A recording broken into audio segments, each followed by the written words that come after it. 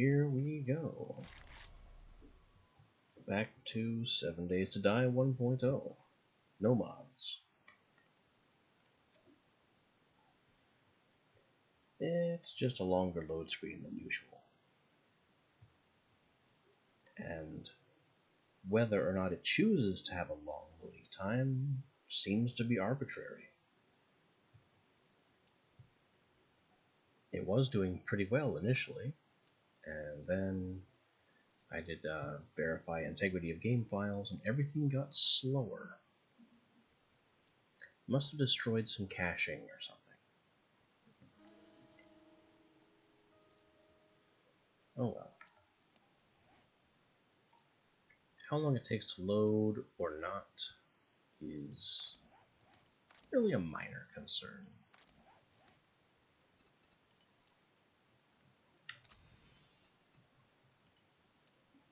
We are here. We are claiming some objectives. Still need to get honey from one honey from tree stumps.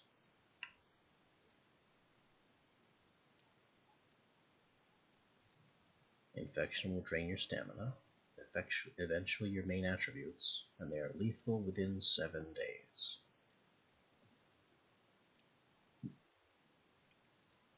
I would imagine they are lethal sooner than that.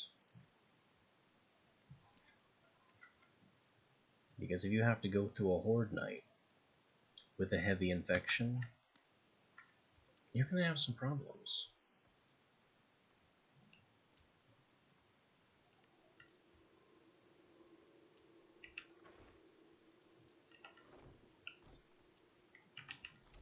Well, we have stuff to sell. We have someone sneaking around.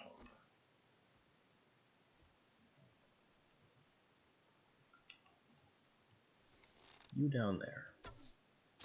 No solicitors.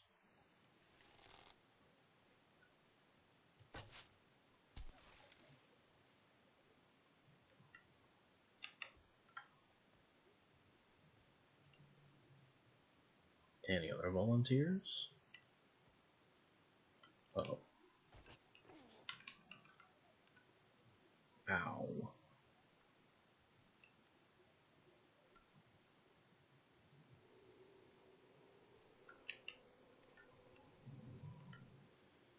I've got to break off that part of the roof because my brain keeps telling me that it's just a ridge, there's a ramp on the other side. That's not the case, and I just walked off of it. Onto my own spikes.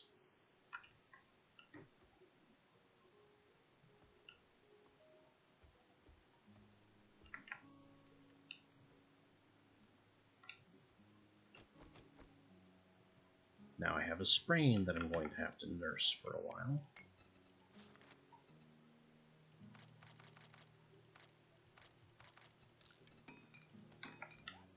Which means no sprinting.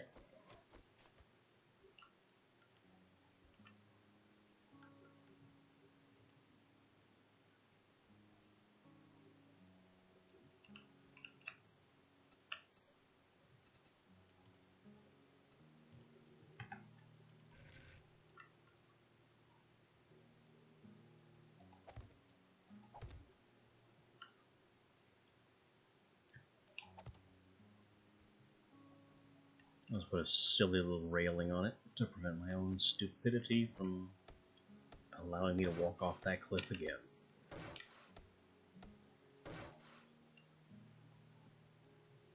Don't do that, you moron.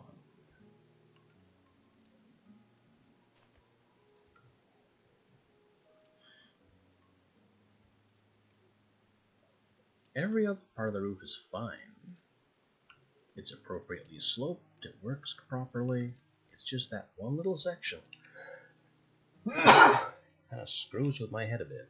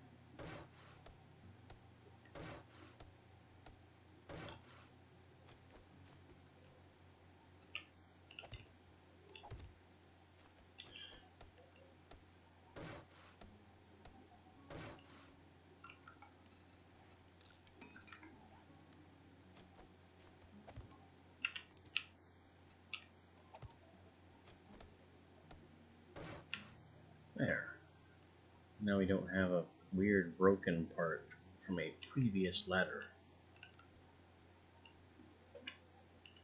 And I can just have a nice roof all the way around.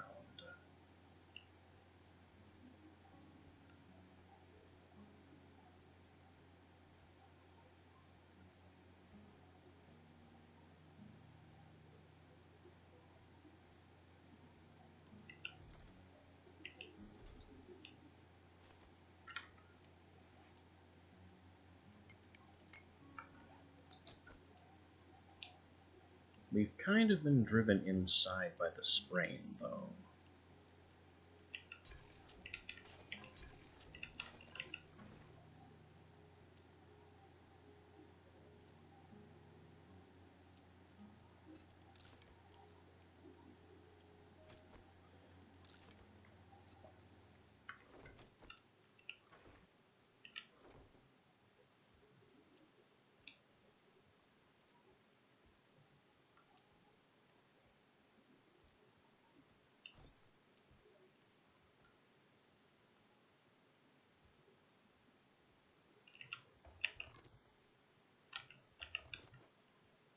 The funny thing about sprains and broken legs is that the sprint prevention, the whole thing where that debuff will continue to remain if I start jumping or sprinting, also applies to vehicles. So I think it's keyed to the actual shift and space keys and not their functions.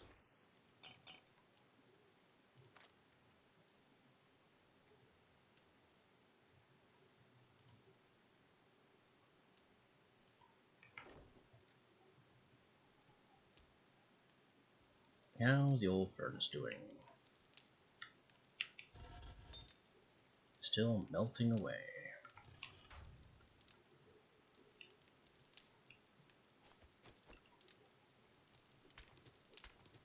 Wait.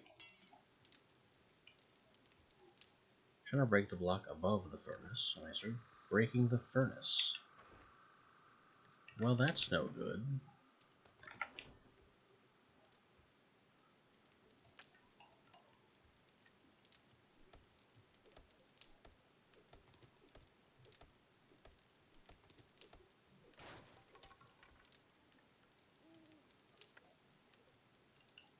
Perfect.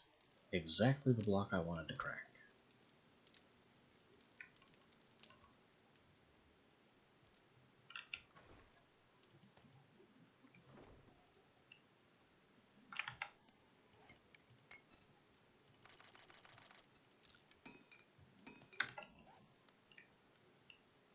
And now I'll go up there and make my own little chimney.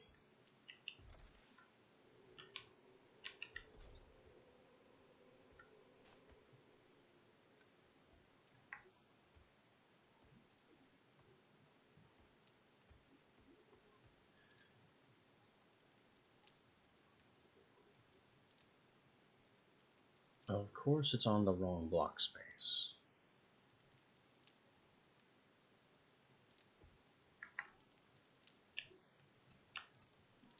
But maybe I can make something work.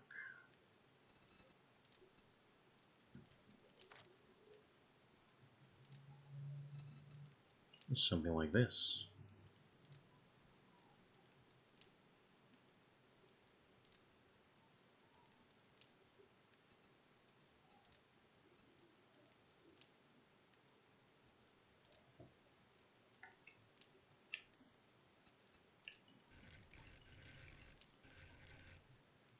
Perfect.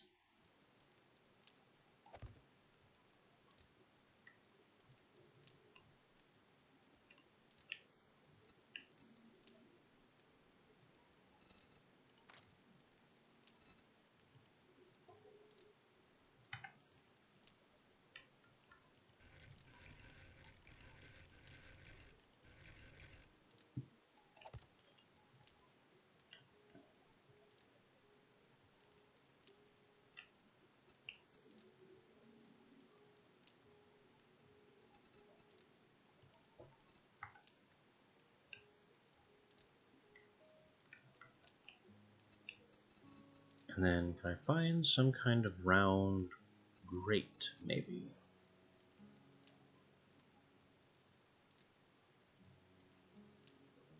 Something to cap this off with so nobody could conceivably fall in.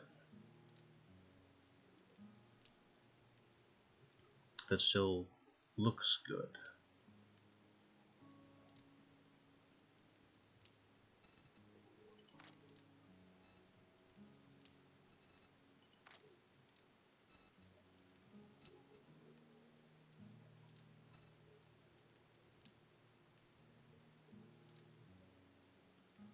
I could have it boarded up. That'd be thematically appropriate.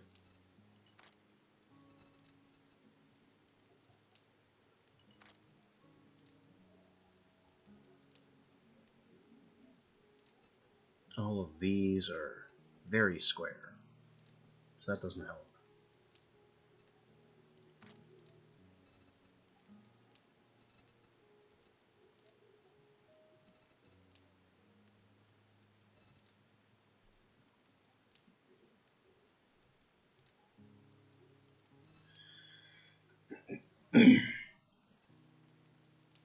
Nothing here is circular. Although I am surprised to learn that the bowling pins are in this section.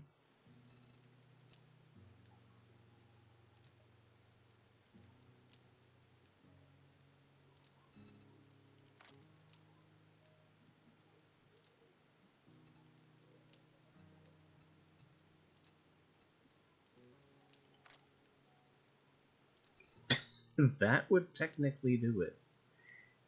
It's a silly way to go about it, but it would work.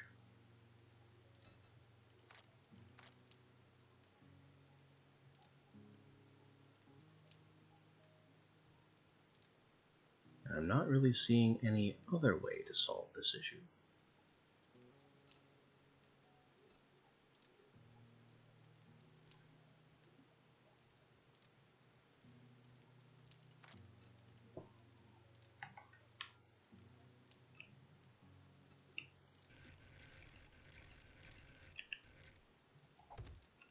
There.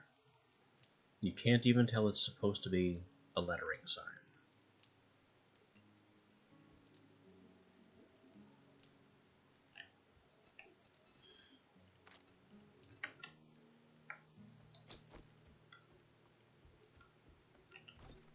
My sprain is now all healed.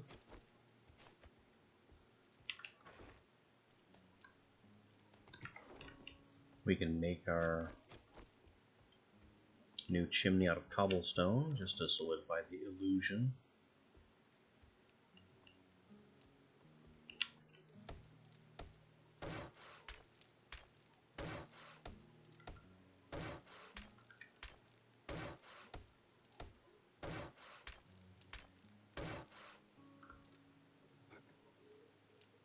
There.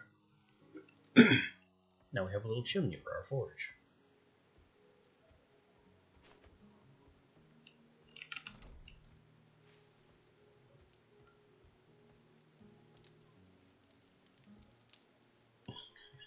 I shouldn't like that as much as I do.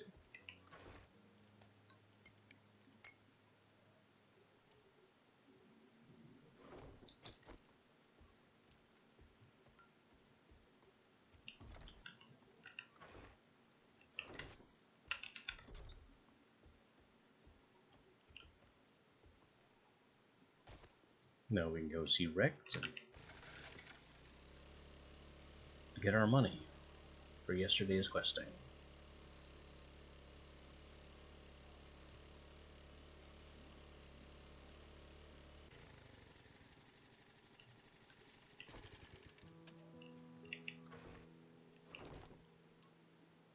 Once he chooses to open anyway.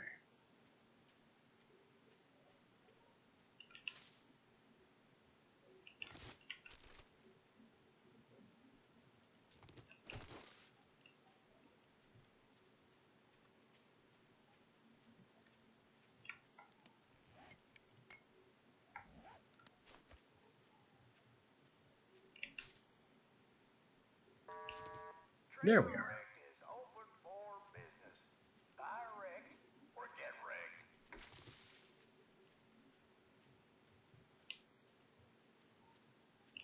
Such a charming fellow.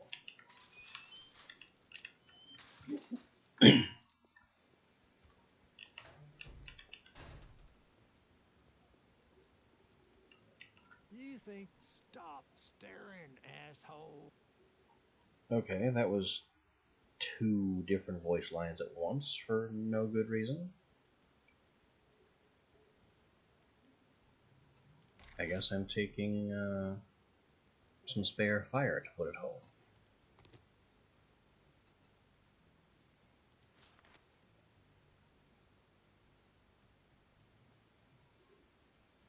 And he has period supplies kind of close by. If you want a job from me, you'll do what you... Word of advice.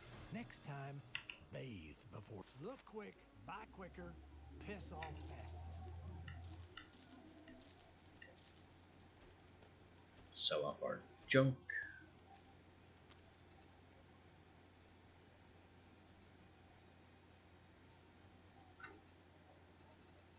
He still has no books worth anything, but I'm gonna keep checking.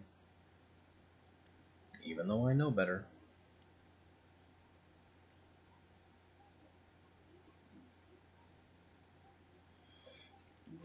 He also has the Forgetting Elixir, which is how you respec your skill points.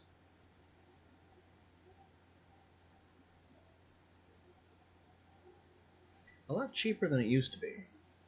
When it was first introduced a few versions ago, it cost like 15,000.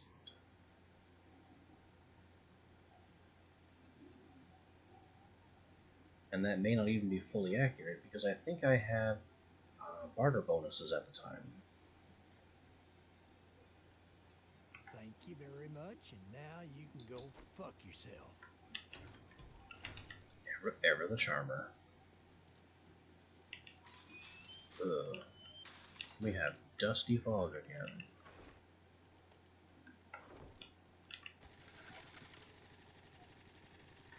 Well, despite having this quest, I'm not interested in going there right now.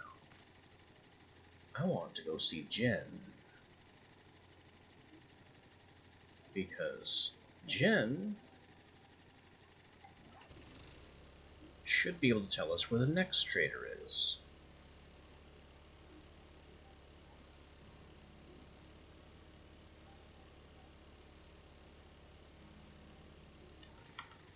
That's all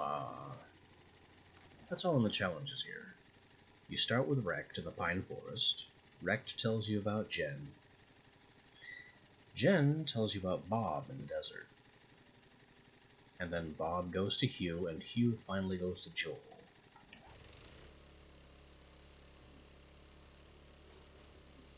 That is the intended progression.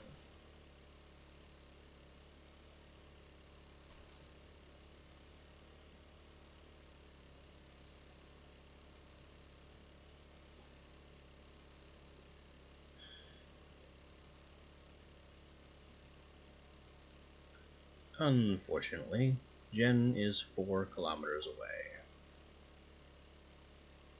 Not a small distance to bridge.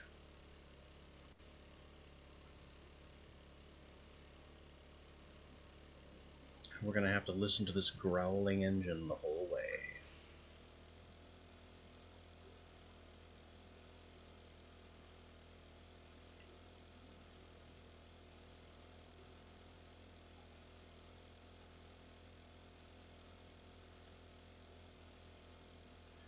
The traders are a bit closer together on the default map.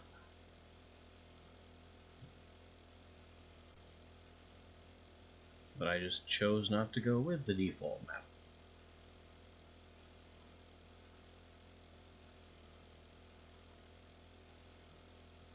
So now we have these huge expanses of grass to look forward to. And, okay, that's a road.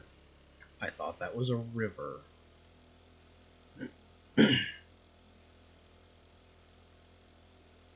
This incredible fog is just awful.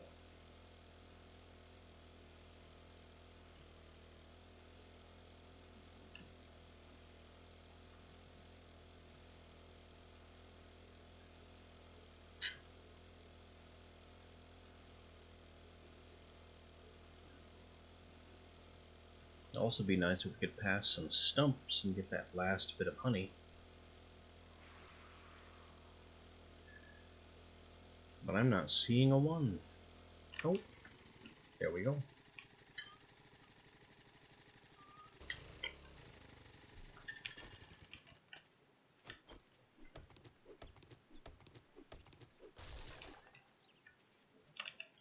Harvest honey is complete.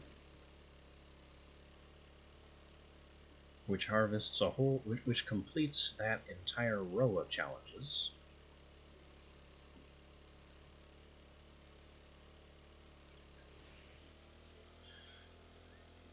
So I could be entitled to a completion reward.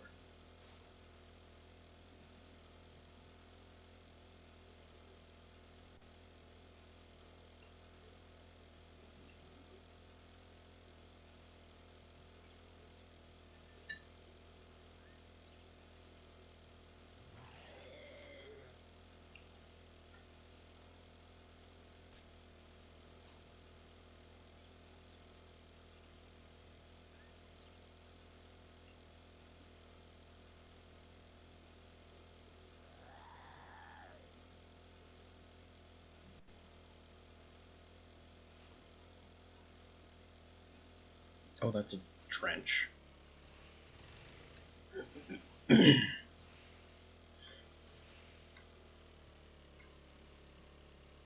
Minibike gets out of it a little faster than the bicycle.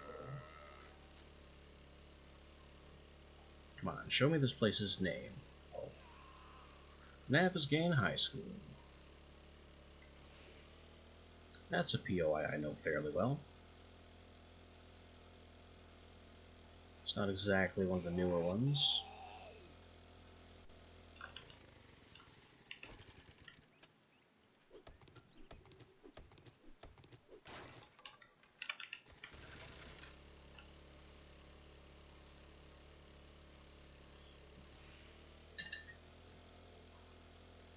One thing to note about vehicles is that they have two control modes, and that may be why you see me turning one way or swiveling the camera around at other times.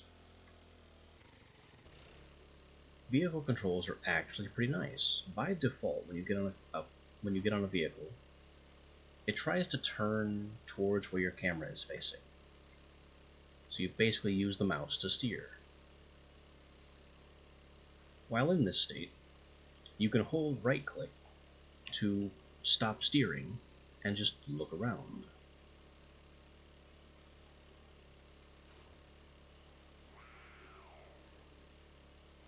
Which is good enough for most purposes. The other option, if you really want, is you can just tap left-click, and that changes your steering mode so that the mouse looks around all the time. And your A and D arrow keys now turn. I find it a less responsive control scheme.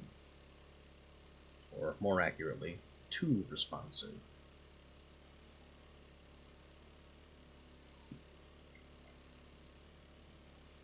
It loses the gentle precision of being able to aim exactly where I'm trying to get to.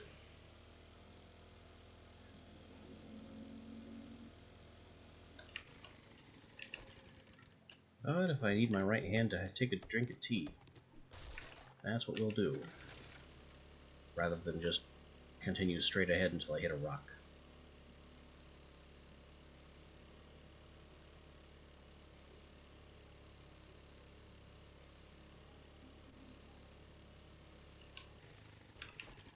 That was a mailbox.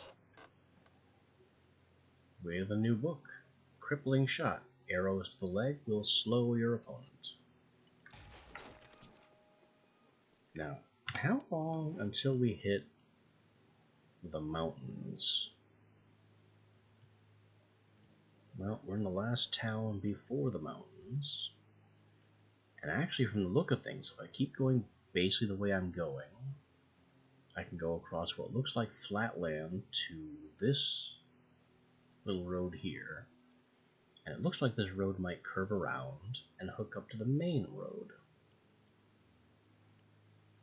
And if that's the case, then we can avoid going over the mountains entirely.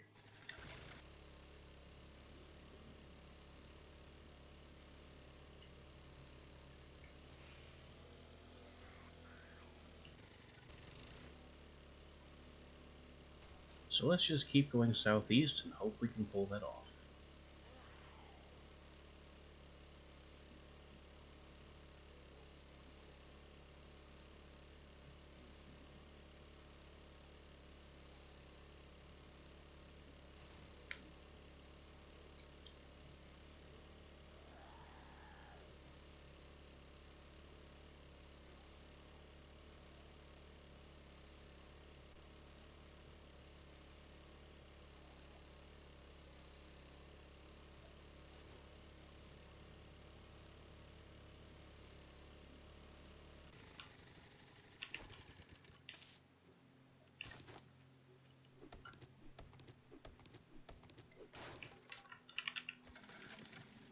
Awfully dark for daylight. Oh, I need to go due south now. I've gone too far.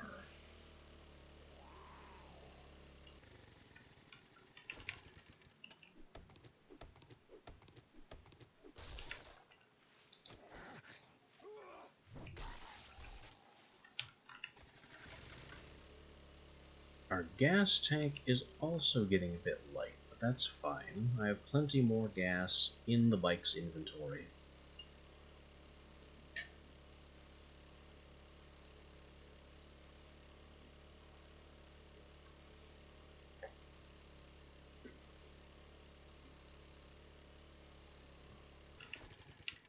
Which is always a good plan.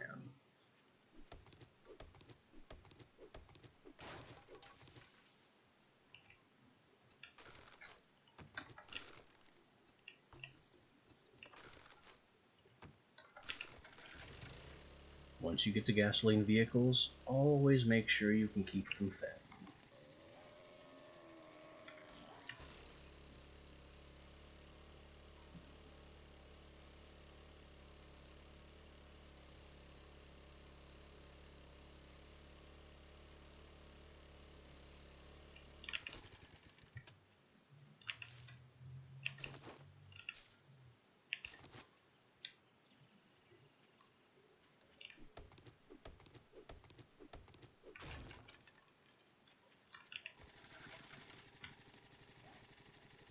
Alright, we go south. Ignore this place, then bend due southwest. Sorry, southeast. I always get those confused.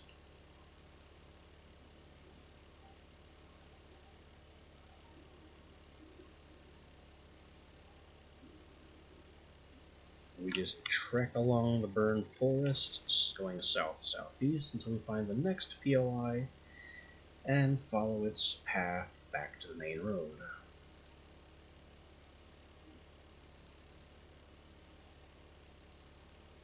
Burned forest, at least, is a fairly safe biome.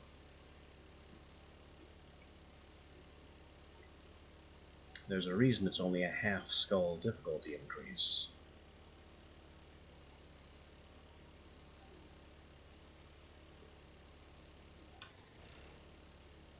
It doesn't have any particularly strong new zombie types. In fact, the types of enemies that appear here more commonly are weaker than conventional zombies.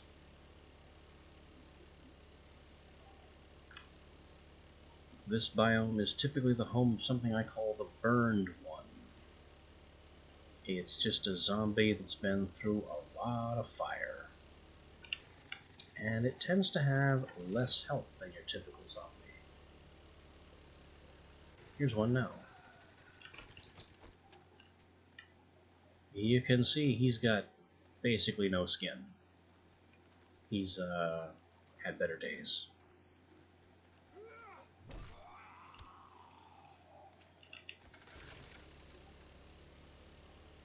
You would think there'd be some added danger to them, like they could set you on fire with their attacks or something, but not really. They're just ugly and flimsy, as close to skeletons as you can get without completely losing all the flesh.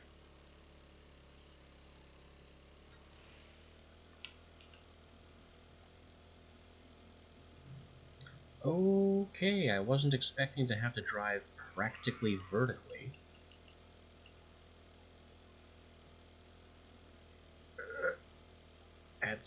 this is not going to happen.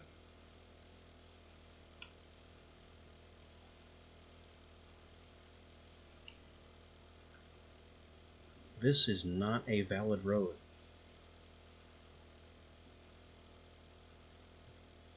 Whose idea was this?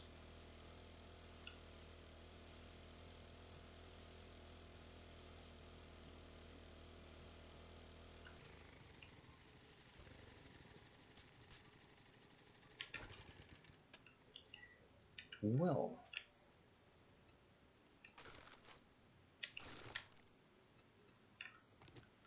we're not getting up here on wheels.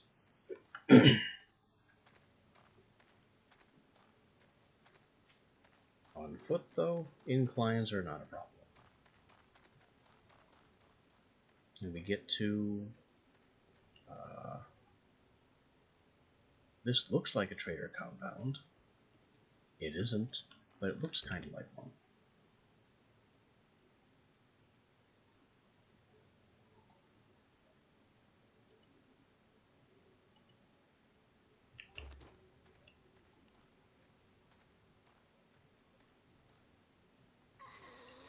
Caravan carousel? Okay. I guess those words mean something to somebody, but they make no sense to me.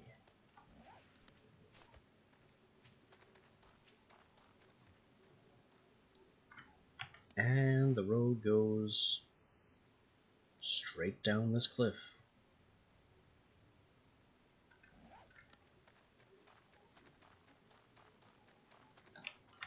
And also this way, which doesn't seem to go anywhere terribly useful.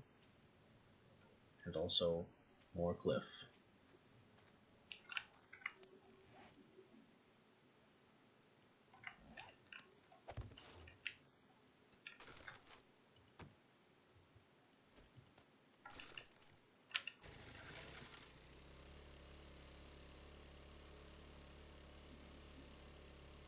Welcome to the wonders of random terrain, where roads are not required to make sense.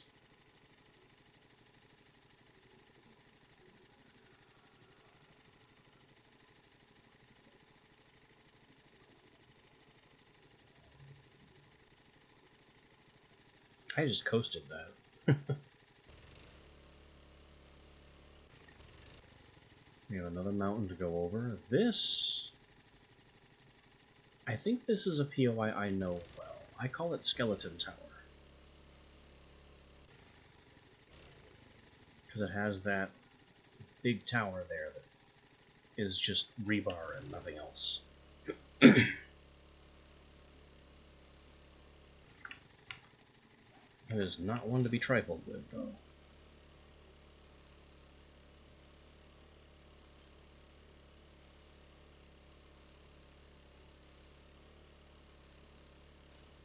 But the good news is we've nearly arrived.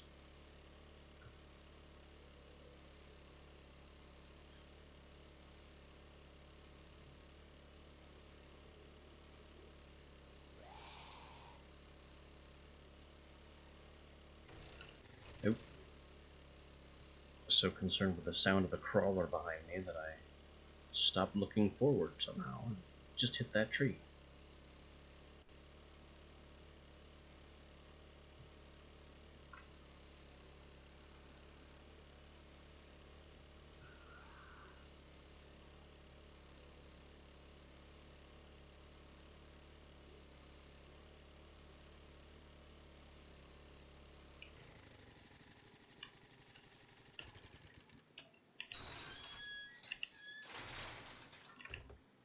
And welcome to Jens. We are here for one reason, and one reason only.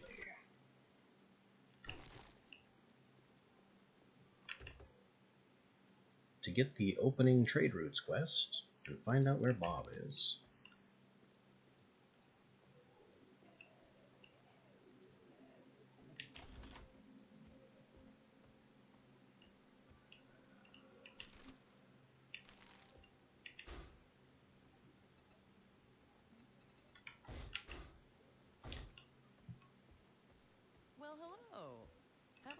around and let me know if you need anything. Special jobs. Trade routes 3 kilometers north. You look like you could handle yourself. Trader Bob. Wanna earn some coin?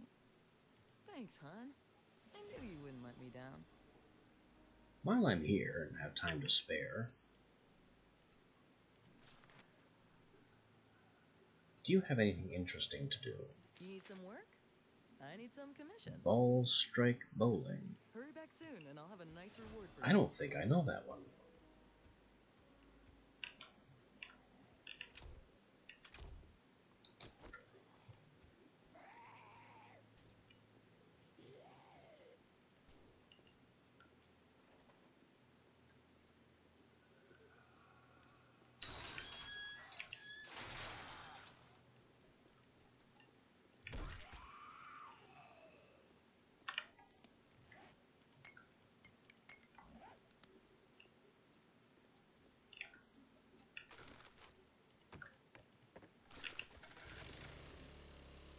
I don't think I've ever seen or heard of this POI before. I don't think it's unique to random maps.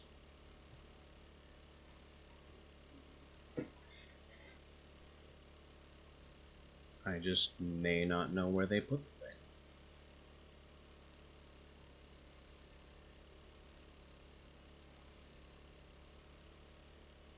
Treehouse Treasures. That is a suggestive name if ever I've heard one. What treasures? Apart from the junk lying everywhere.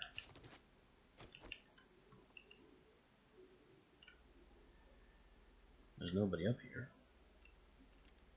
Just this backpack. With 1 aloe cream. Not exactly a treasure.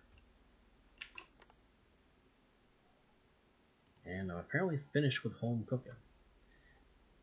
Since it's only worth 20 to sell, we can keep reading it anyway for the experience.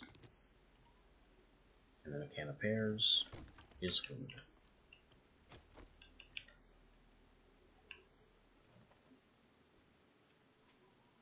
So, Treehouse Treasures is nothing.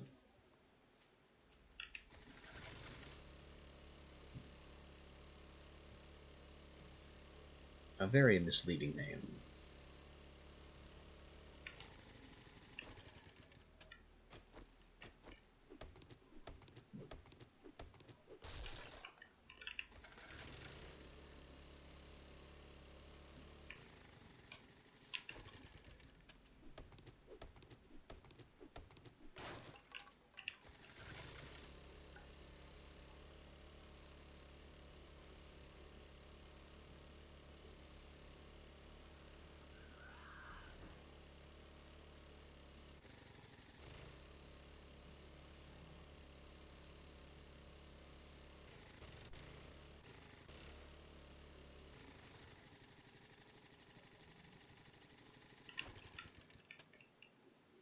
Okay. Bowling. Certainly doesn't look familiar.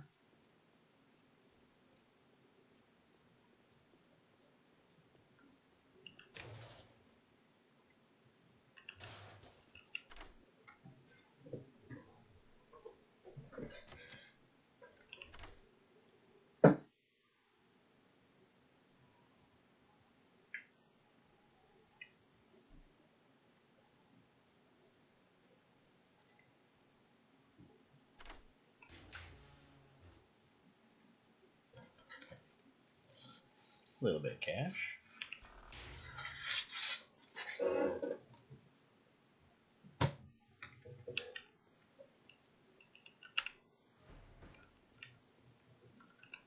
A little bit more cash.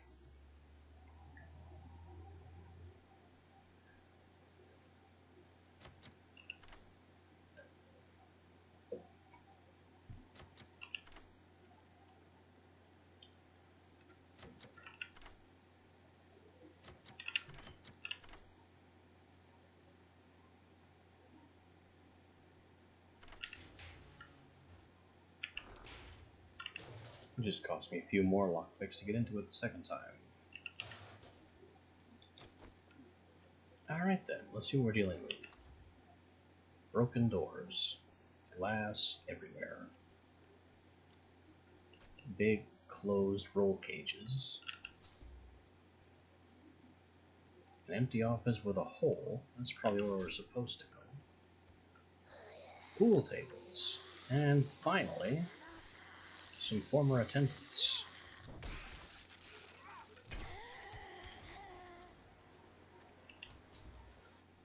Ah, the hole goes here.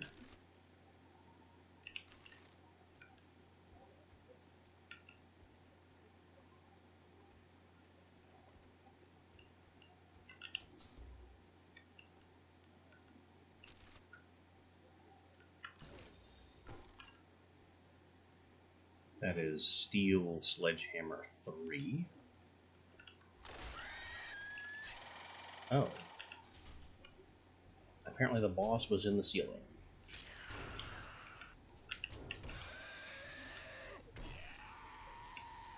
Where's this other dot? Coming up the stairs.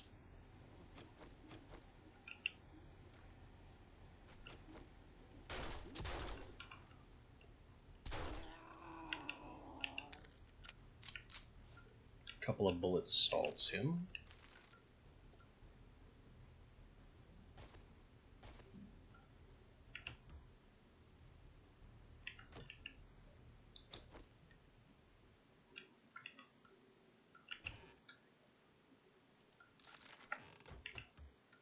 This place is very tightly claustrophobic.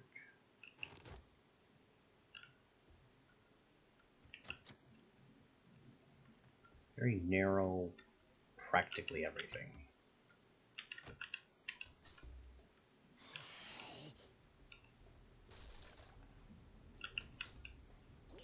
Hi.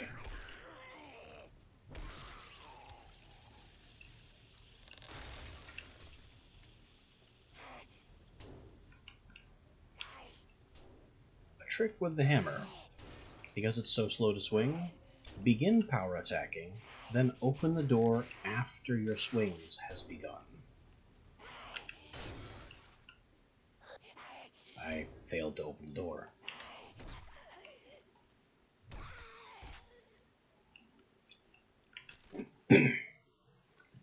That gives them less time to hit you, and you can hit them immediately as the door swings open.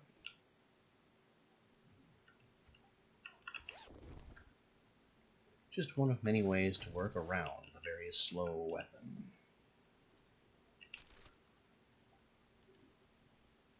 Automatic weapons 6, Ragdoll. Fully automatic mode has an increasing chance of ragdoll with each hit.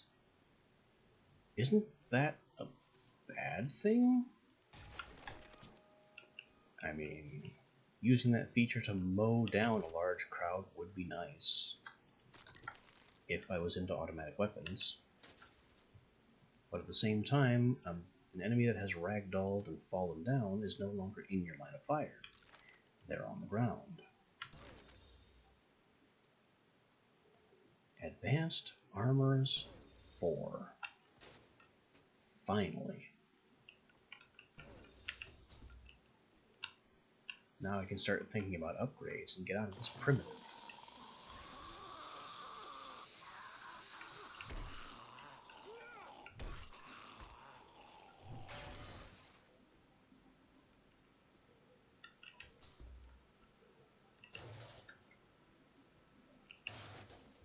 Who just leaves bowling pins lying around back here?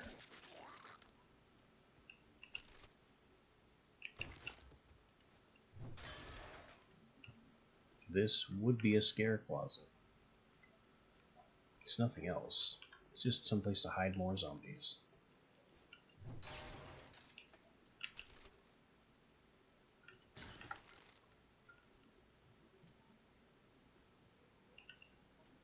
Speaking of scare closets, nobody in that one.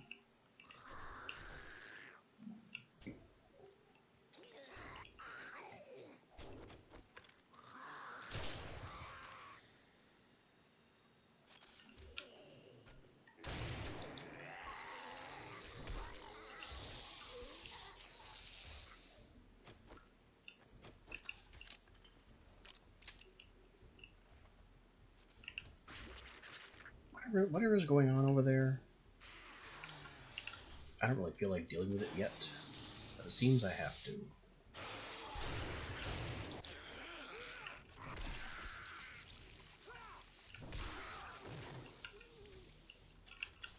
Do these connect? Not really.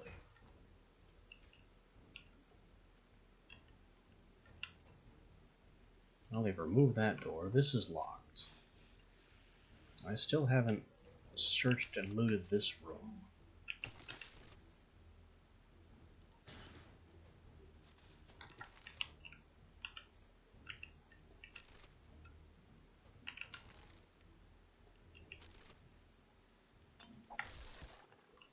I should really ignore the liquor shelves. They can only have water or beer, and I need neither.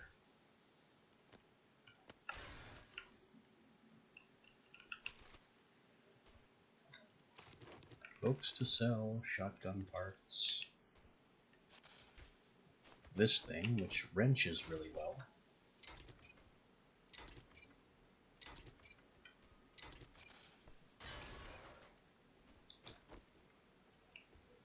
Now we have 2 ways to go.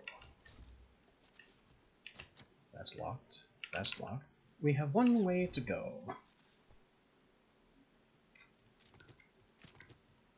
And another pistol. Scrap.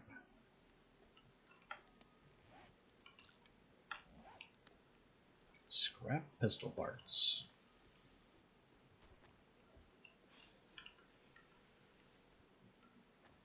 Bathroom. Also a bathroom.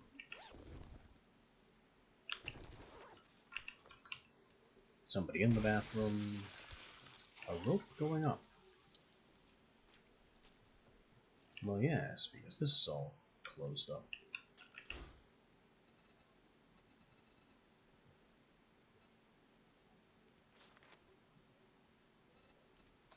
I'll take it on the jailbreakers, because I'm sick of losing lockpicks.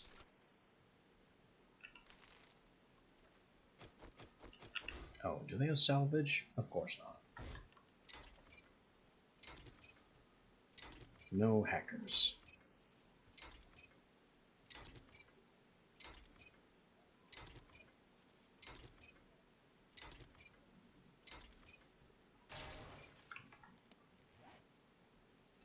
I'm going to scrap these springs, just because I don't have the inventory space. Springs and short pipes you will get from wrenching all the time.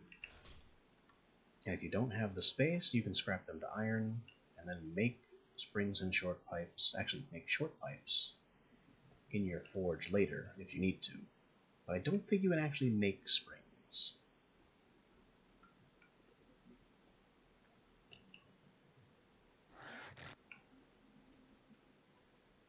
Who goes there? Somebody coming out of the walls.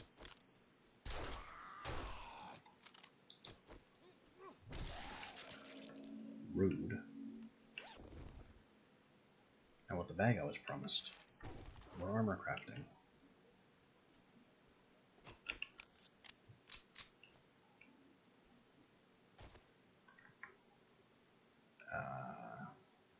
This must be the way, because it looks so damaged.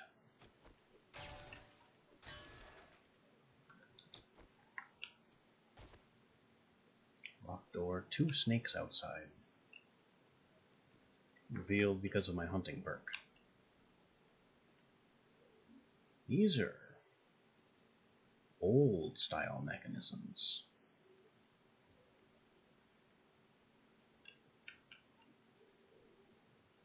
A lot of machinery, the devs just kind of used the shapes available in the building to construct the suggestion of advanced machinery.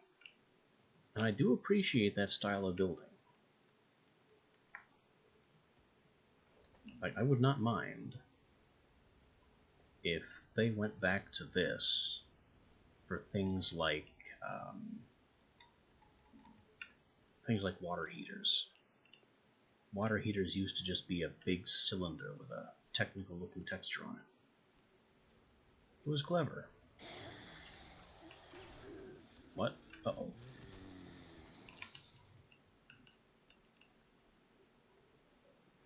They came from above. And then I put them back below. That flame jet, though. I'm gonna have to go there at some point. Which means... yes. That there is a valve to turn the fire off. There we go. No fire. And up this ladder is... basically nothing. 7 whole shells.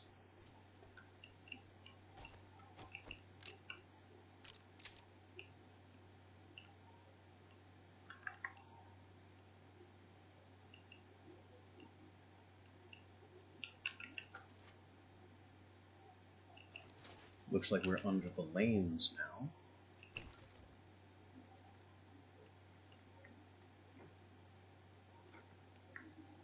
Yep.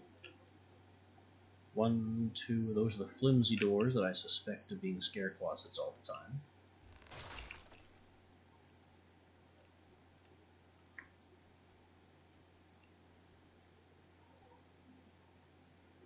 Can you really call it a bowling alley if there are only 4 lanes? Come on now.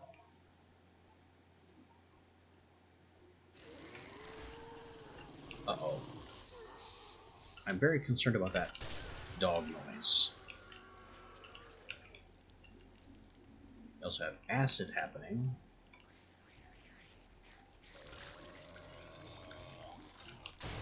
Bad cop.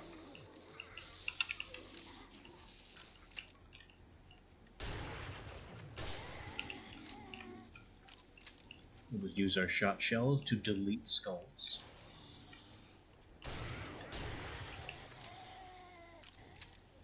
And there's somebody... I can't tell where. They gotta be in the wall or something. Hello? How did you get there?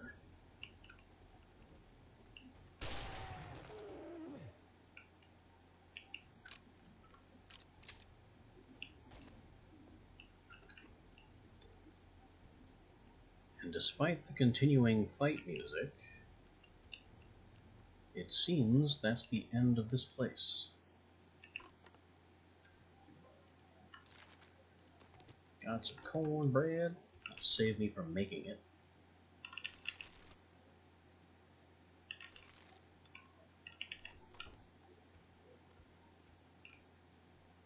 That's nice.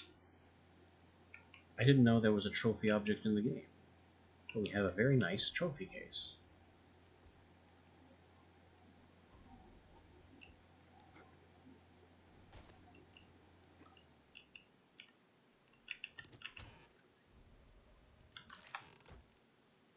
Search bowling shoes.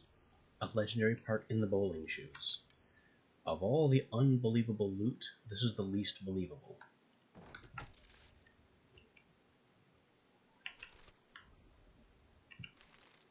We salvaged bowling shoes for a legendary part.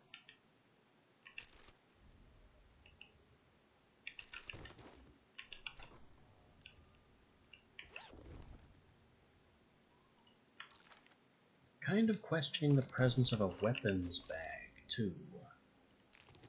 I guess this is a very lively sort of bowling alley.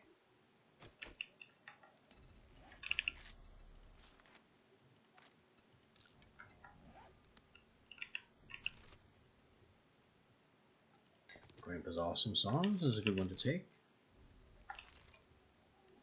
Did not expect to see that in there, but I'm glad it was there. It's very valuable. Grandpa's Awesome Sauce is a 10% bartering buff.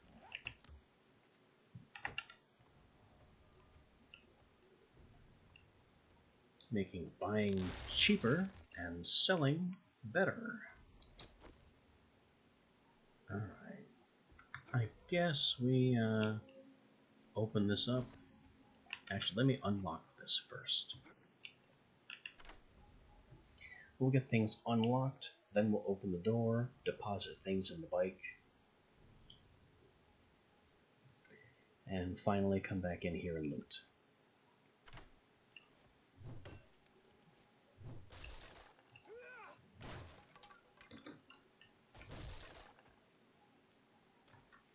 Because I am running out of space.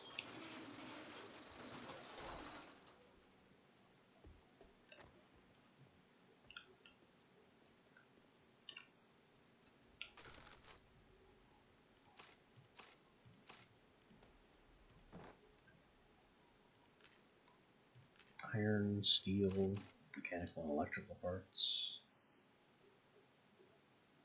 I'll use the awesome sauce. We'll go ahead and use that when we see Jen.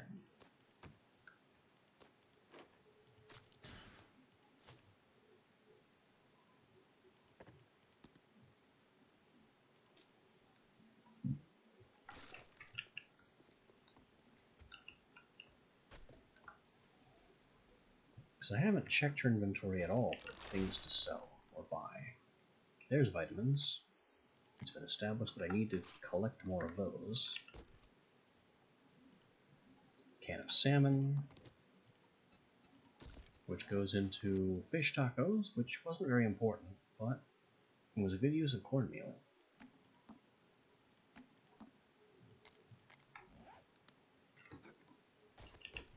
Gun store box, shotgun parts.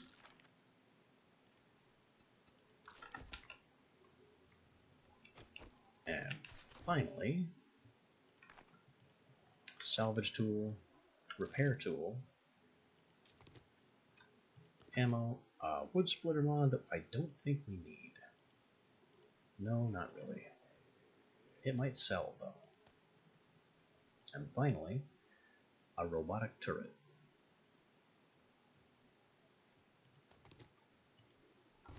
That kind of has me blinking a little bit.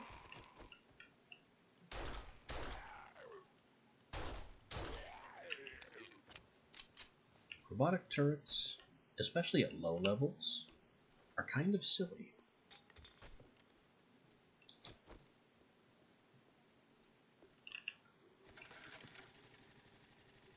At higher levels, they can be very powerful force multipliers, but at level 1, I mean, 11 range damage at a very high rate of fire. At least the ammo is cheap.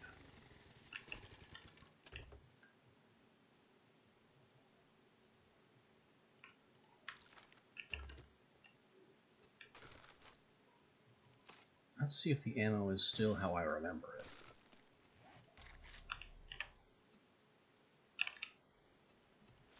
Turret ammo, oh, it's made with lead now. This used to be made with scrap iron. Now it's lead. AP is made with lead and iron. And shot shells, lead and buckshot.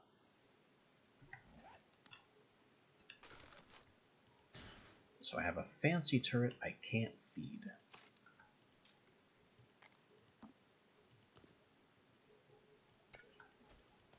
Neat.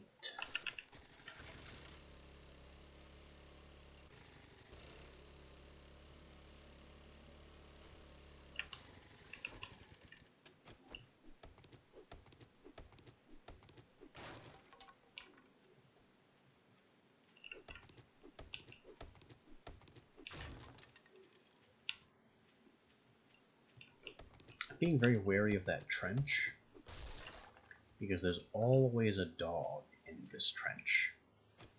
It's basically a property of the POI. There it is.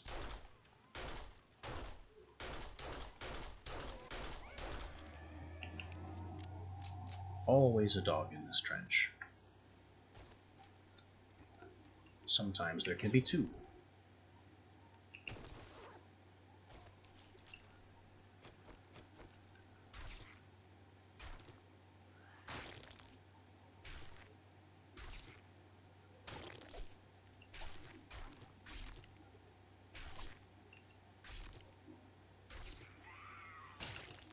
Yeah, I hear you. I've been ignoring you this whole time. Boom.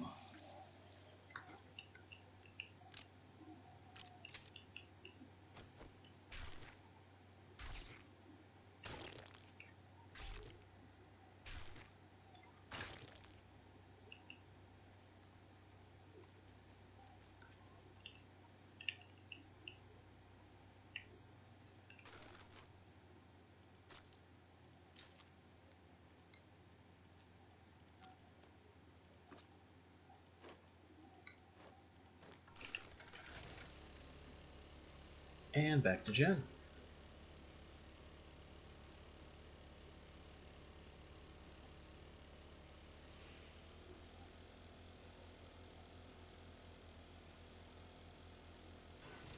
Oh, didn't even see that iron.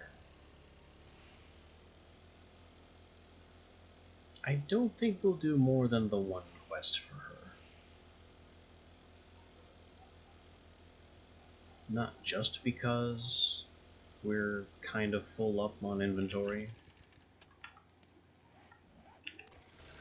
but also because I want to see if I can find Bob. And it's going to take a while to get out of here and get back home. It's a big map.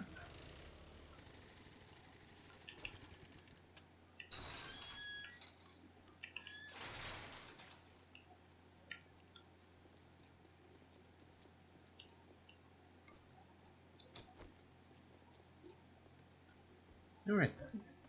What do you have for sale?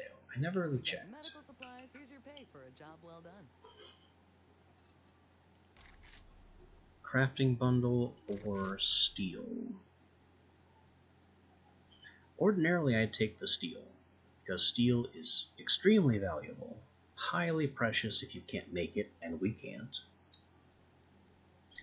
But I just finished that truck stop yesterday and harvested a whole crap load of steel. So I don't exactly feel compelled to take steel right now.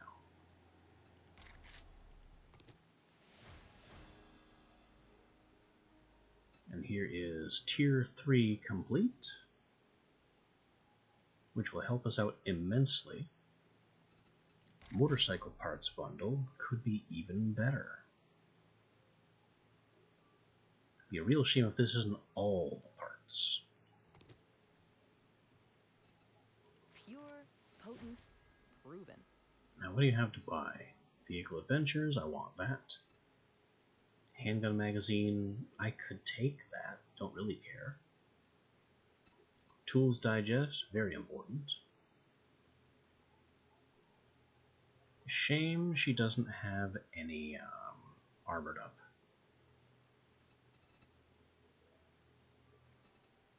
Forged iron.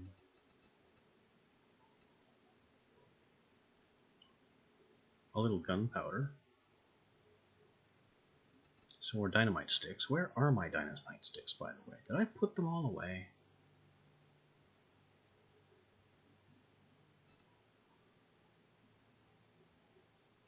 Rocket HE ammo is just a stick of dynamite that you can put over there. If you have a rocket launcher. And then a bunch of mods. I mean, Bipod is one of the better aimed weapon mods. It's excellent for sniper rifles. And maybe it can even go on crossbows, I'm not sure.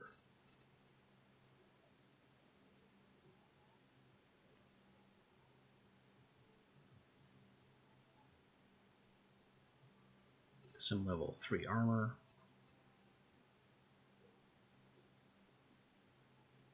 So she doesn't have much of interest for sale, but it's still in my interest to drink down the awesome sauce, sell off our stuff, and then buy her out of books. Because maybe this 300 will go down a bit. It's too bad I couldn't help you. Maybe next time. We can also sell her that home cooking while we're at it. Alright, bottoms up.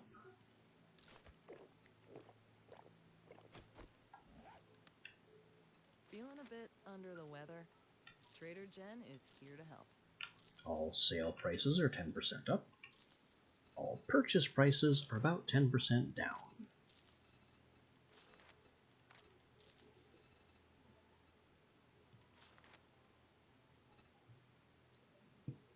Why not? We'll take Tactical Warfare while it's cheap. Tools Digest, important.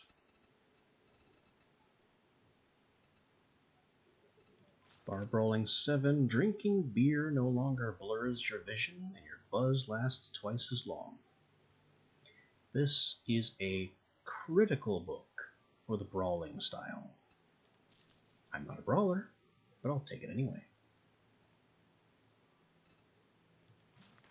Steel is also cheaper, and we can afford all of her steel. So I'll go ahead and take that. I know I could have taken free steel, but when you can buy steel at a bargain, so much the better.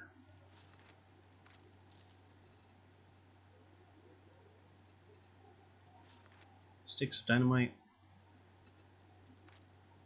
Can't afford the whole lot.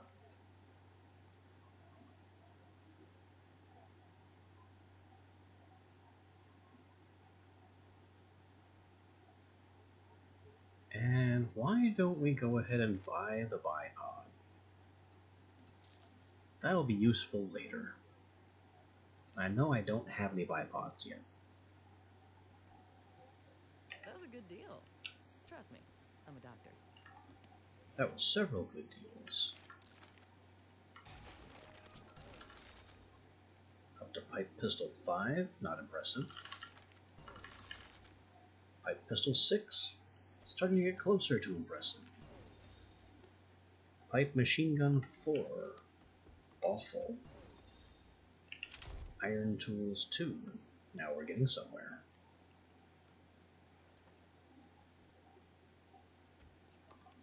I'm going to want to get to at least Iron Tools 3 before I move away from the Stone Axe. I mean, they have to be worth my while. Now, about Trader Bob. He is simply 3 kilometers north. And we have a road that goes that way. Time to learn more about this map we find ourselves in.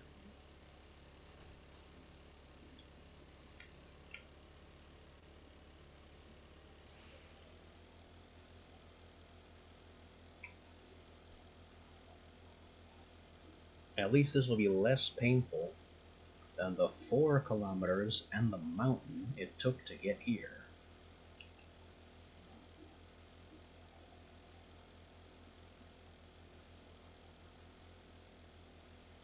And who builds a road that goes straight over a mountain?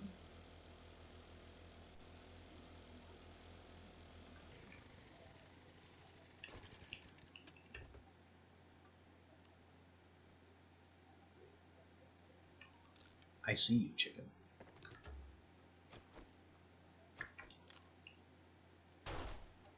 Bagok.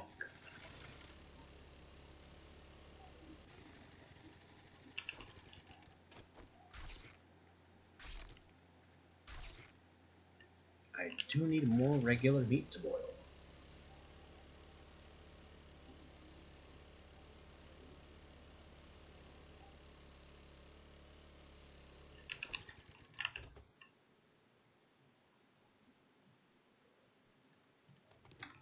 Gunpowder, nice.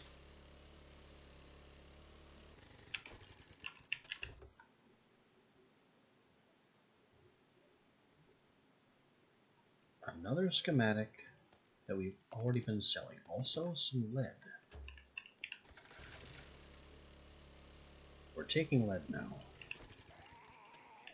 because lead can be used to make turret ammo.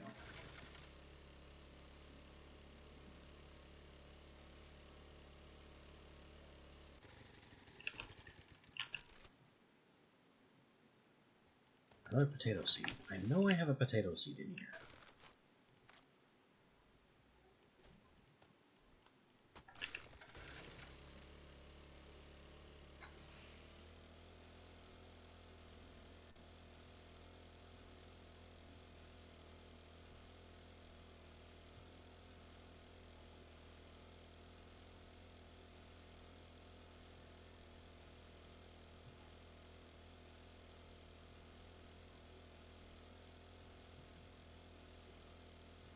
Now I would love to open up that motorcycle crafting box and hope that it allows me to craft an entire motorcycle, but it won't. Not while I'm out here in the field. It can only grant parts. Maybe an entire chassis, maybe an entire accessories, but it won't matter because assembling them requires a workbench, and we only have one of those at home. The devs made sure that you can no longer come across a functioning workbench.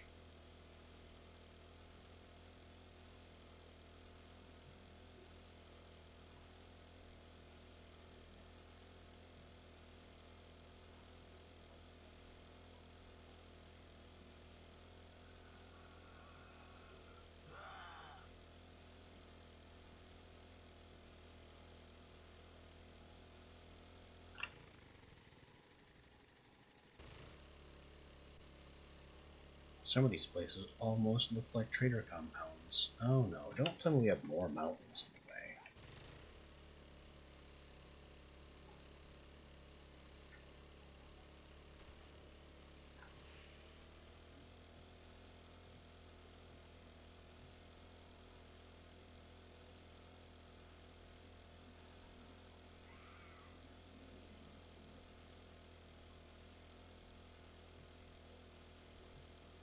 I am just trying to get to Bob.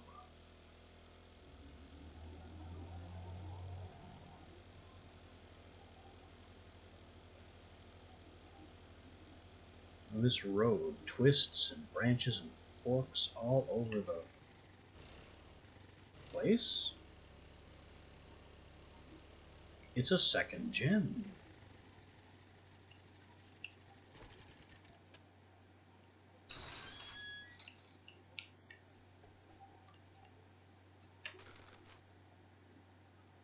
Is there anything else I want to sell?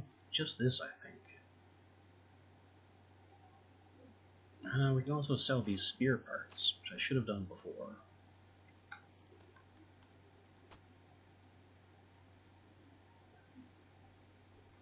Nothing else is for sale.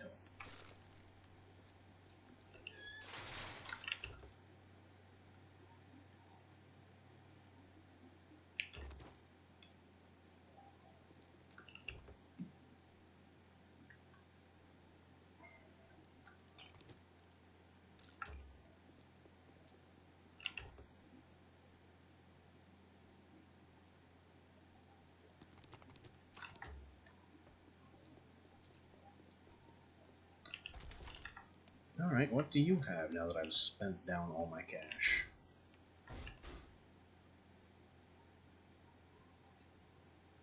Skull Crushers, more Jailbreakers, and oh shits. Welcome to Trader Jen's.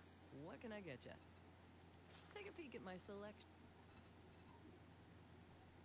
I got $5.90. Well, I gotta sell this stuff. I have $9.50. That's enough for 3 books. And she has 3 copies of Shotgun Weekly. Also, the fuel saver schematic for a lot more than I have right now.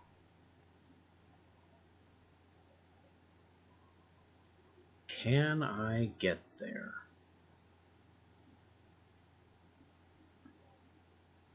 What would I have to sell to get to 2,400? Well, you just brightened my day. I'm glad I could help you. Could I get to 2,400?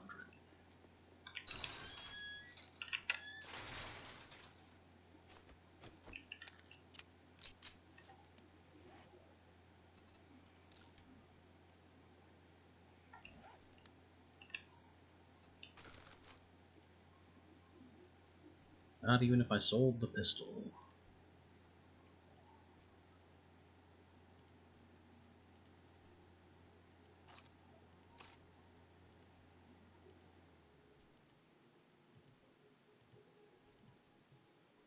I don't even think if I sold everything I'd get there.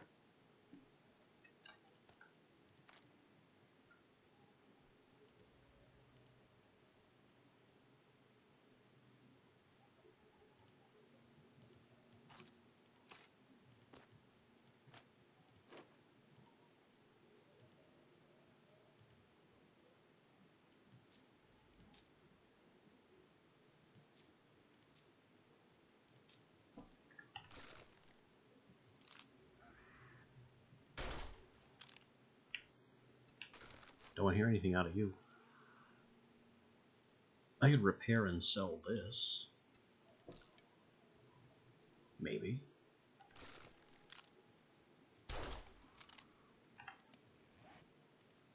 $400. Sure. The stack of 9mm is $540. The pistol is $445.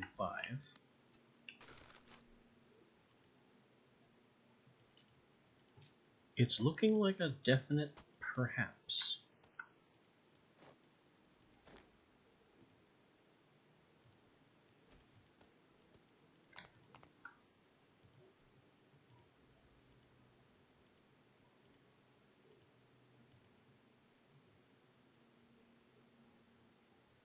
How about this bundle? This is a bad idea to open, but I'm going to do it anyway.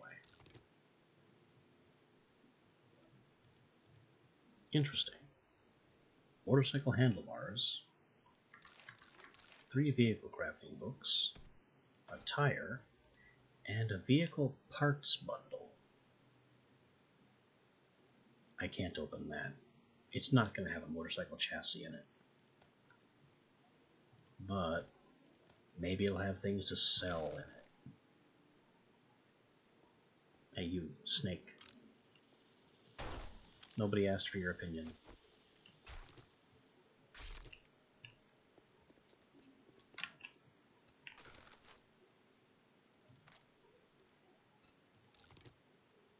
An engine. Well, that's another 200. The handlebars will be 600.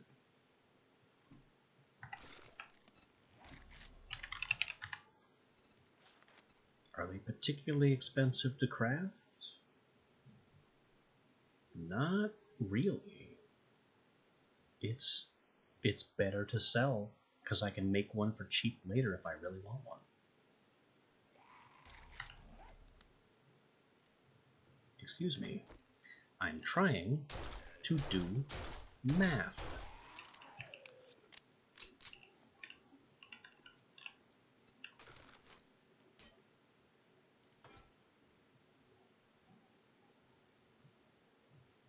So all of this stuff is on the for sale chopping block, including the engine. And the pistol in my hands could be as well.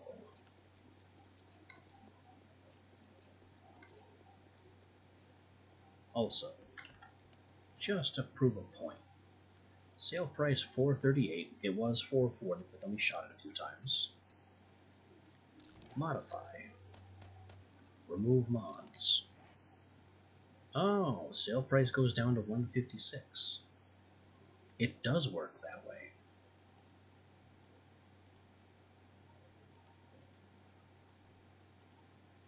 It used to be a lot more dramatic how much sale prices would go up with mods.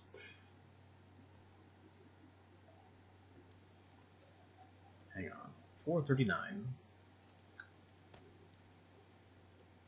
$345. $400.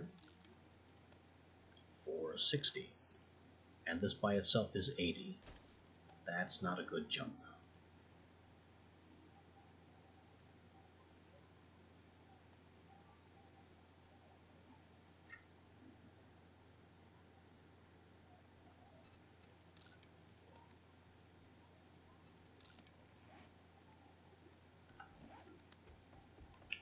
Alright, so I'm considering selling the pistol. You might want to get some antibiotics for that. Hey there, First, we sell everything I know I'm selling. 21, 22, 23, 24. We've reached it. I get to keep the pistol.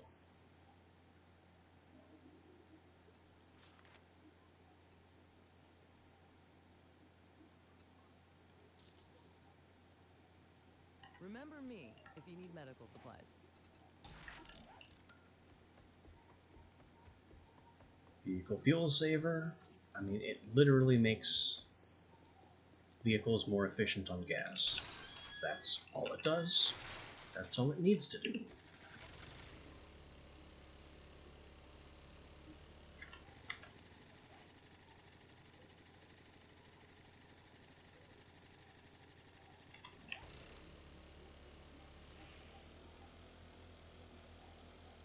will pay for itself in the long run.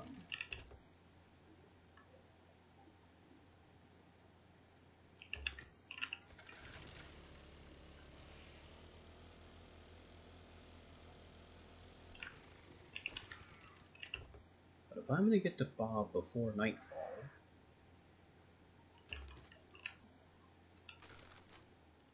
I'm going to need to stop stopping at every lootable container on the way.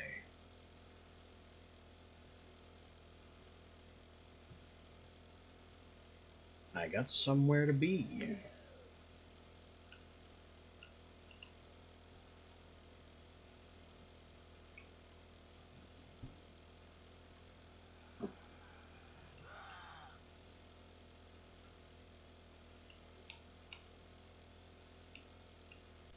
There's another roadway going straight up the mountain.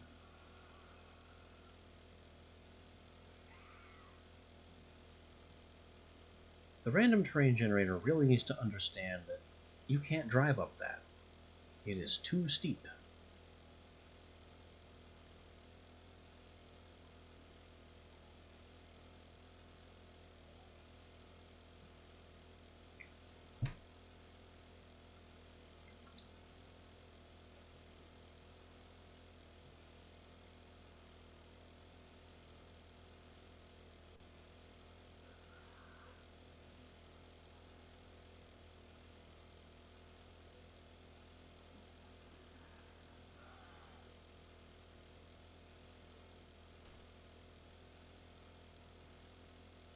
Now, was it a good call to sell the motorcycle handlebars?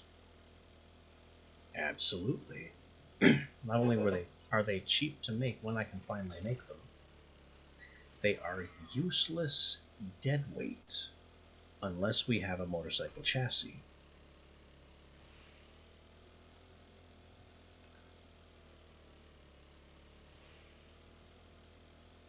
And a motorcycle chassis requires a bit more investment in vehicle adventures than we currently have.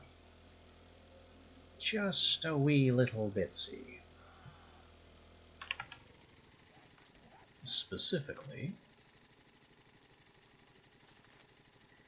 we need to be at 45, and we're at almost 30, so that's another 16 books. Magazines. Whatever.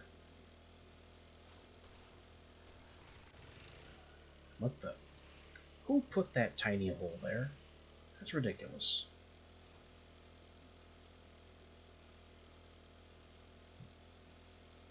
"16 more copies of Vehicle Adventures and we can make a motorcycle.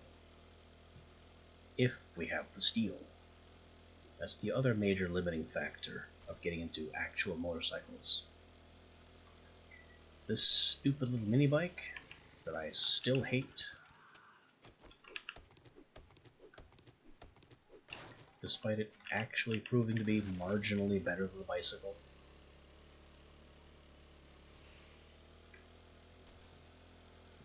is made of iron. Iron is easy.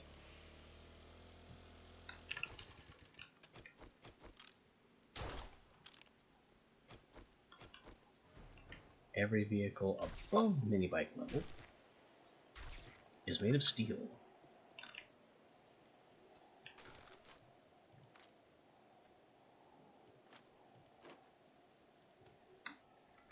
Which you either have to painstakingly harvest from, all the things we harvested from yesterday.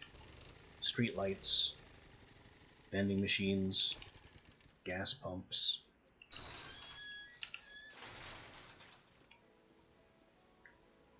transformers.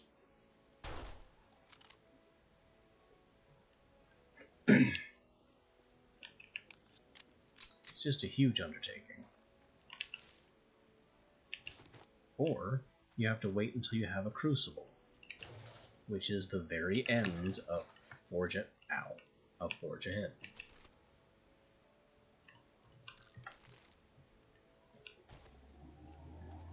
Unless you can find a trader willing to sell a crucible,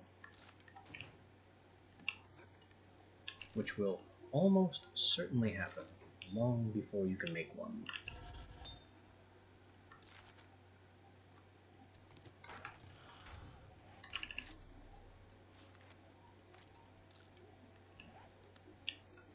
And the last option is to find and loot an entire crucible. Which, while the least likely scenario, can happen.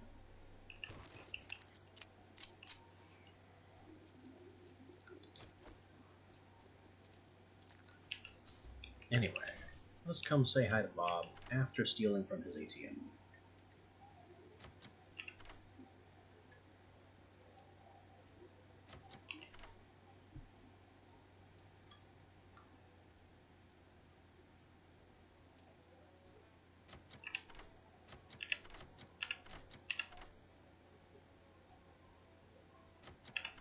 Come on, don't make me use the jailbreakers on this, because I will.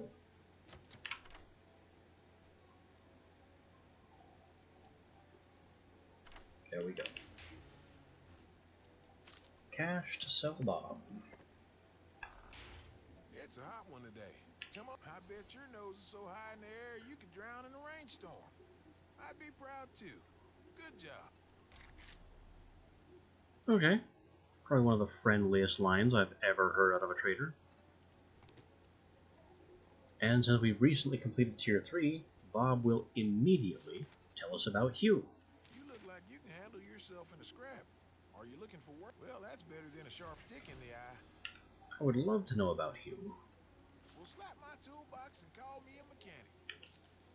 You are a mechanic. That's literally your job description. Bob specializes in vehicles. Not seeing a whole lot of vehicle specialty in his inventory yet. And he doesn't seem to have even any crafting magazines that I really care about. But he's always got gas. You can count on Bob to have plenty of gas.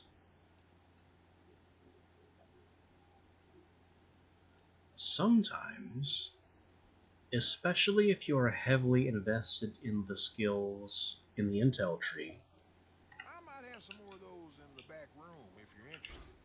that improves trader's inventory. Sometimes Bob can even have entire vehicles for sale. Although, maybe I shouldn't say that. Because I don't know if that's a vanilla thing or if that's a mods thing. Hello.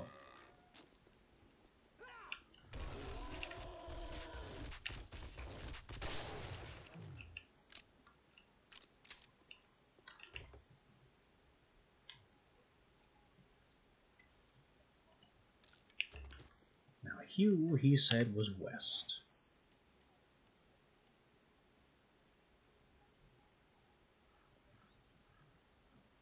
Hugh is basically a stone's throw from home.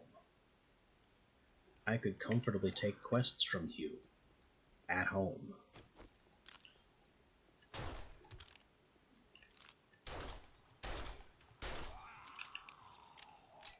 Hugh is also a good trader to have, just to have in your back pocket, because his specialty is weapons.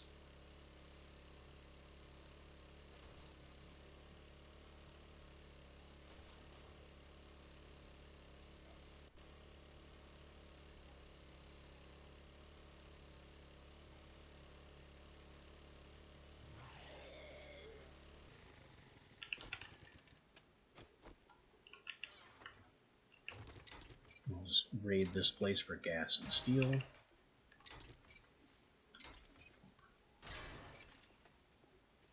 And then there's this guy.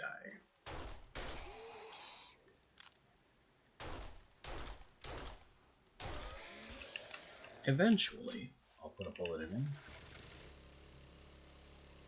Eventually, I have enough bullets. And the 9mm isn't exactly high priority for me. I can afford to waste it.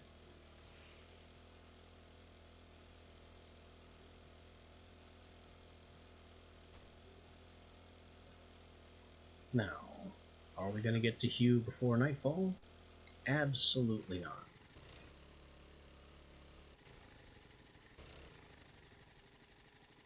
I don't even think we can get home before nightfall.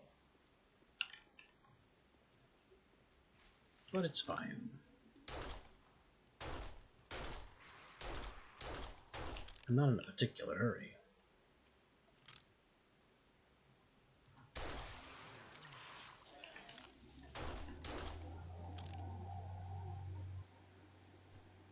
That was strange.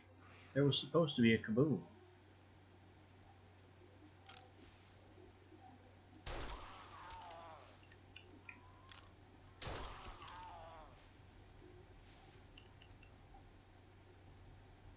Also, why is there fight music? There's like one more guy here.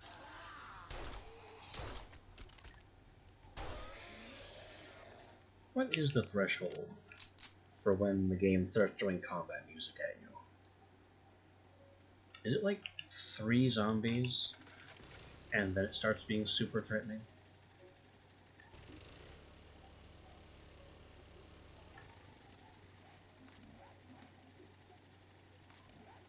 Also, I should turn off that check mark so I don't accidentally turn that way and assume it's where I should be. Hello. Wolves are made of meat. Come back here, you.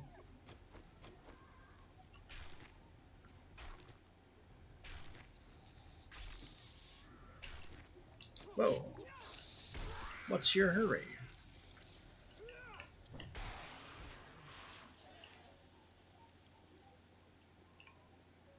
Working Stiff Superstore.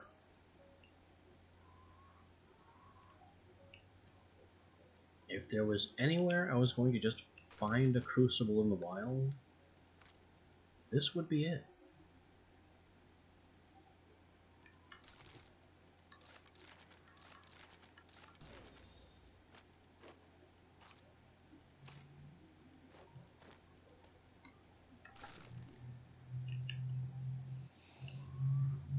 Let's have a look.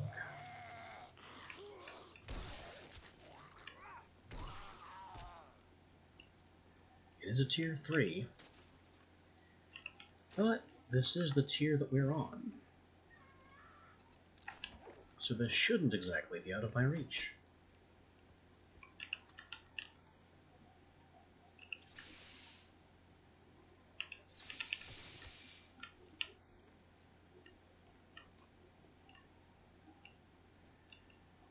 Alright boys, I'm coming in. Come and get me. We're doing it loud.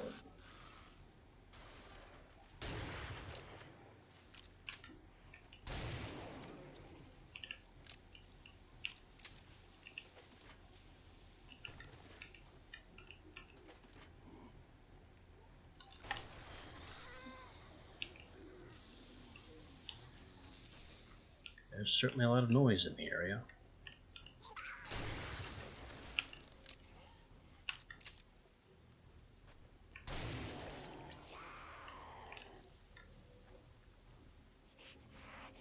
An outdoors flank?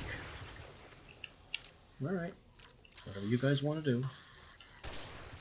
I have shells for everyone.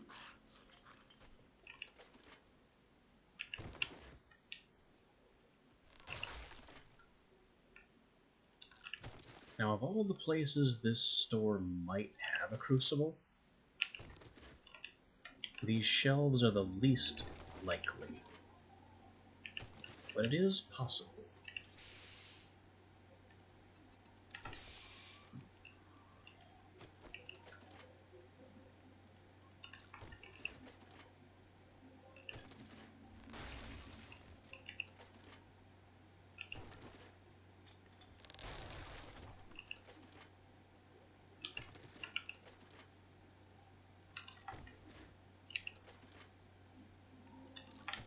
The tool parts are certainly welcome anyway.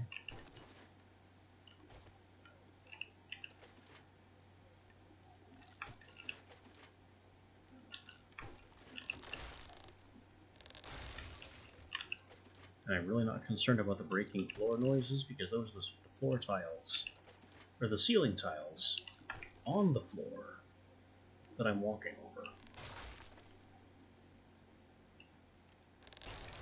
They're just noise.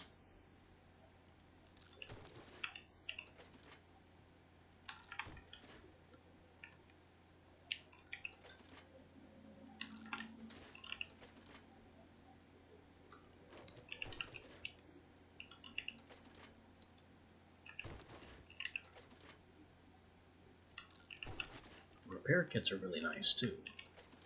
I'm glad to just find a ton of these. Even if there is no crucible, all these repair kits make visiting here worthwhile.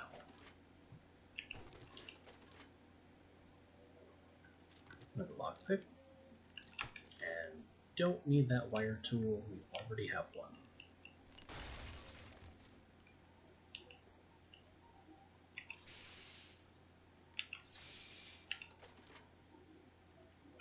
Another lockpick.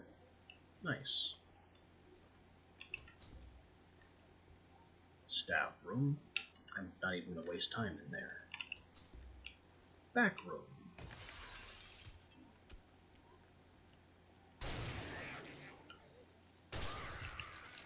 Glad you could join us, ceiling person.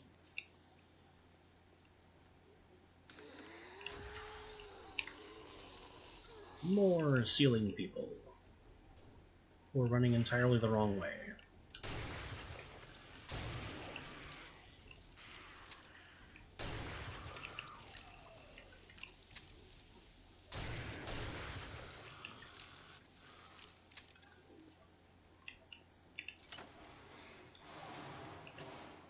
This goes outside. That doesn't help me.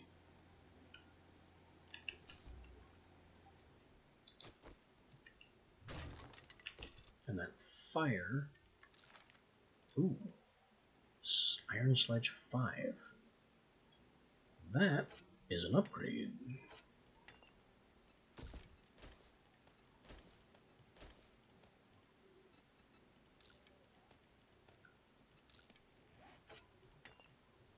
A significant upgrade, too.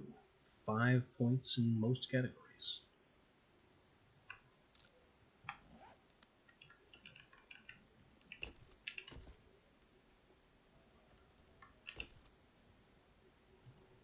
Red dye.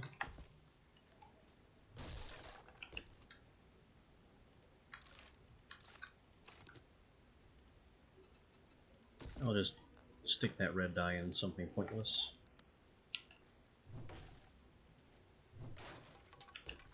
Also hearing a lot of very faint slapping in the distance. Somebody is beating on metal.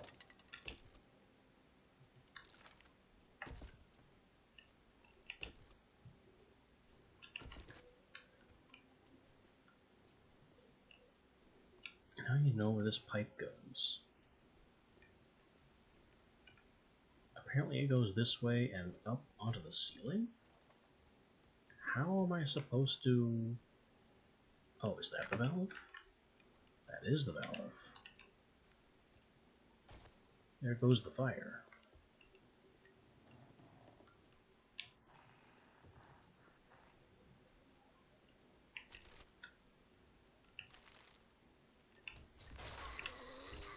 I knew there was someone in this room. Somewhere.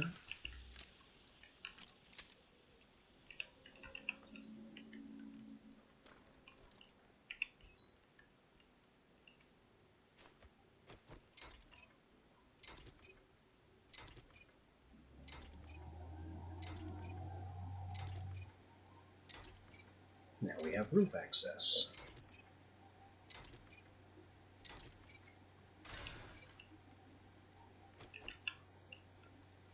So let's head up and bring the way of the shotgun to the roof.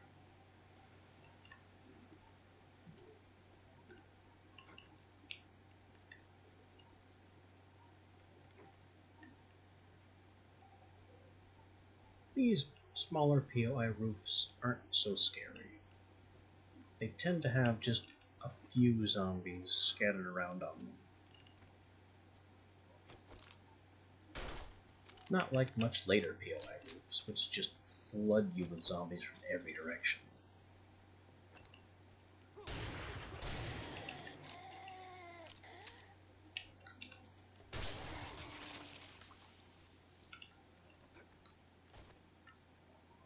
military tent.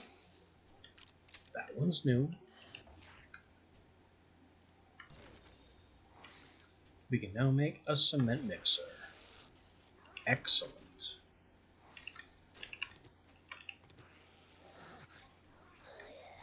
And this looks like the end loot, but we have a soldier to worry about. Also, that crawler is fast. And there's a dog. Dogs are bad.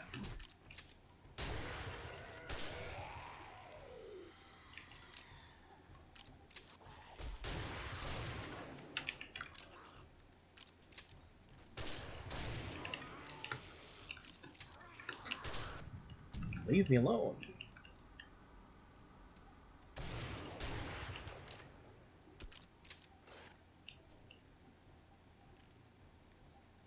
And you down there, leave my... Ow!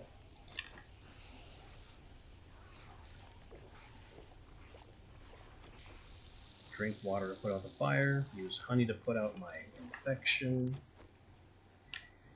How did I flub that grenade throw? Let's try it from a little further away. There. Be toasted. And leave my building alone.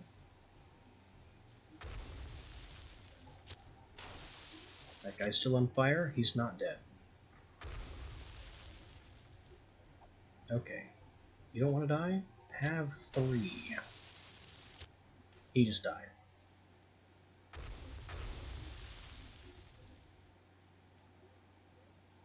No. There's no kill like overkill.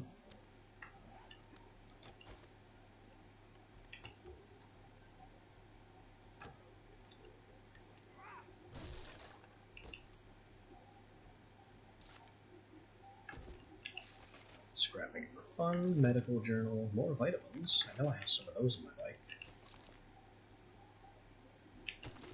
762 and press.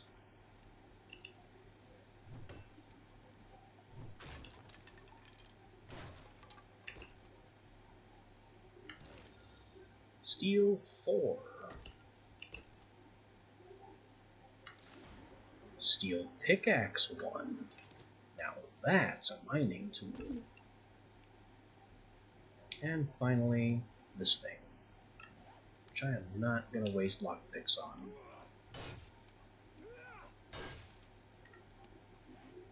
Let's see. Block damage 86. Block damage 83. Stamina cost 26. Stamina cost 33.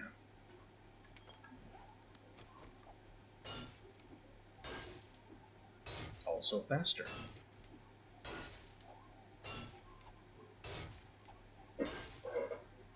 Yeah. A lot worse on stamina, though.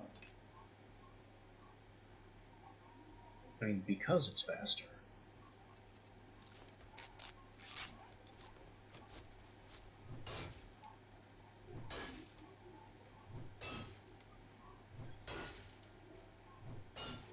Also, I don't think those numbers take into account my perks.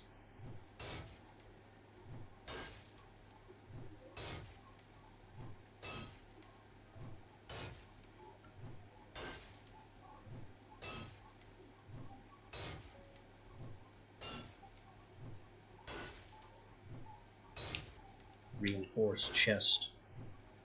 Bah. It just looks like a toolbox with signs welded to it. Iron Sledge 3, no good. A replacement for one of the bandages I just used, and an extra. Night Vision. Helmet Light Schematic, Scrapping Schematic, up to Wrench 4. Well, this has been a very good POI to loot. It wasn't worth the Crucible, but it was still worth going and showing up. Also, it may have some secrets yet hiding in the ceiling.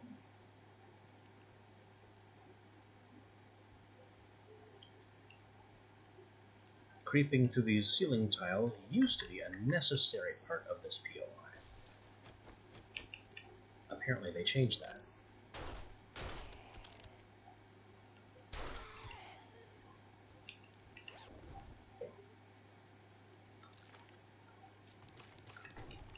If I remember right, originally the end loop was in this section right here. Don't know why it's on the roof now, or when they changed that.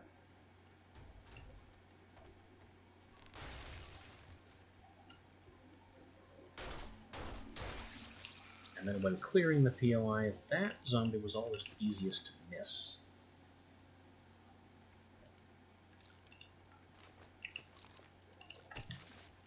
Because it doesn't seem like you need to go around this way.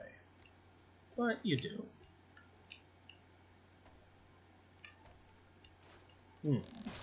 Whoa! Anyway, that drop-down area just gets you to these doors. Which I'm happy to go through the hard way.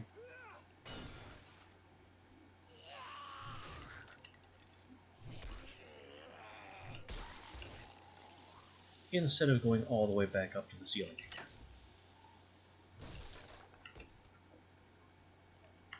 For another Get Hammered book. Worth it.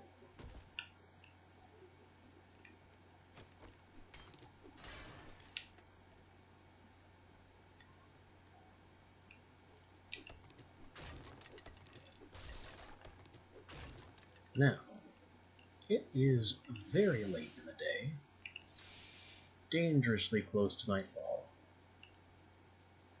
I need to get out of here.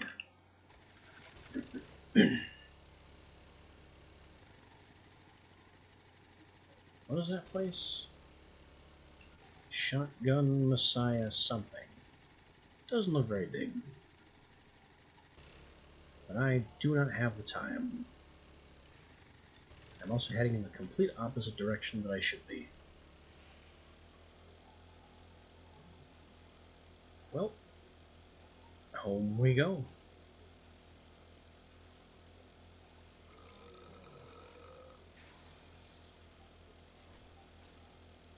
We can also redeem the Visited the Desert challenge once we get somewhere we can settle down.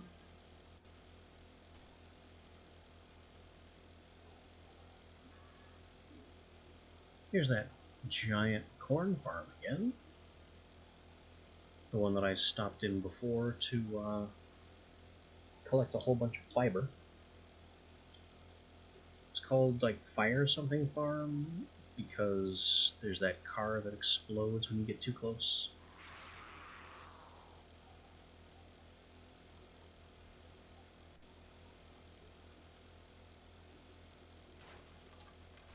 What is this bridge? This bridge is completely unnecessary.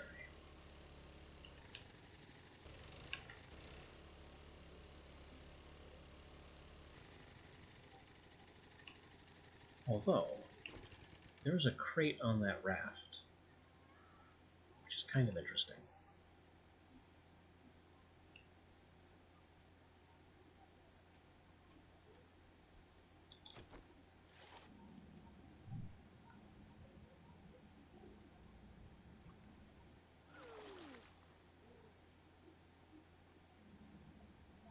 There's a ladder on the other side of the raft.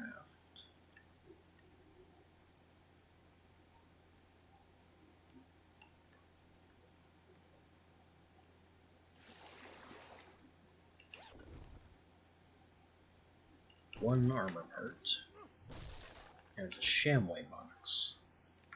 If I could have known it was a Shamway box before I got here, I would never have come here.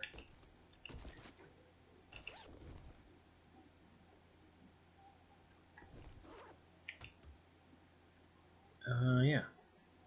Nothing here was worth the trip. So let me just be very clear about my displeasure.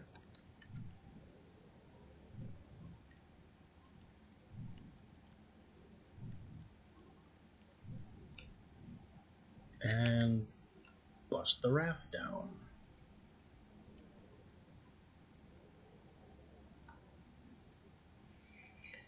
Now I have to get out of here without drowning, which I have enough oxygen to do, but stamina is going to be an issue. Swimming is very, very tough on stamina.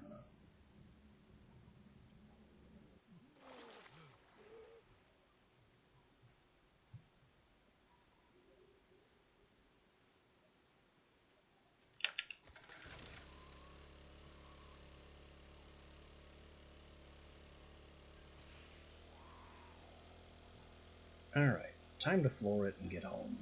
No more distractions. Even though it's almost 4 kilometers of no more distractions. At least there's a road.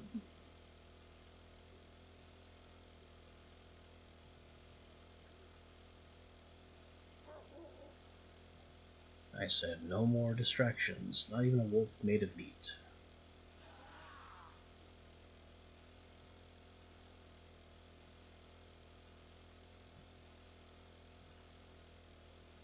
The desert is a very interesting biome.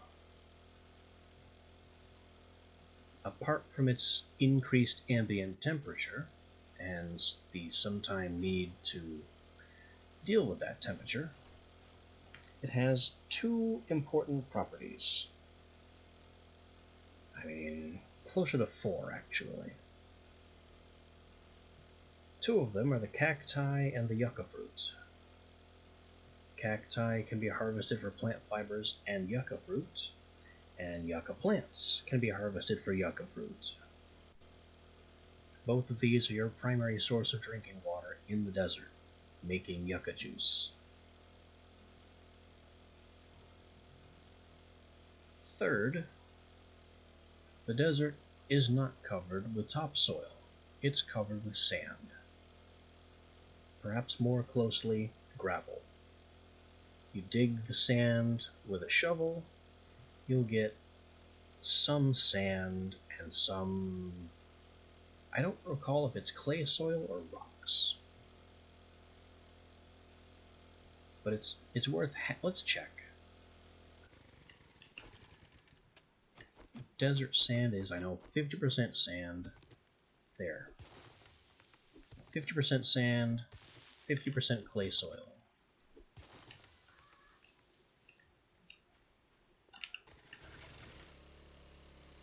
Which makes mining in the desert more dangerous because it's a weaker type of dirt.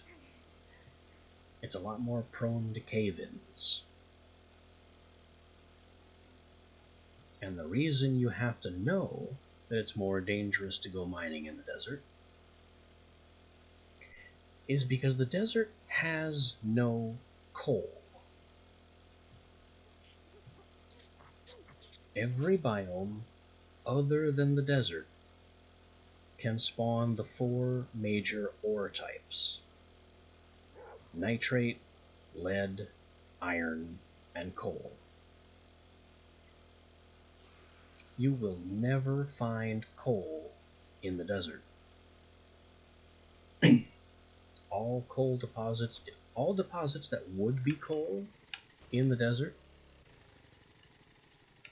are replaced with this oil shale, this amusing rainbow rock.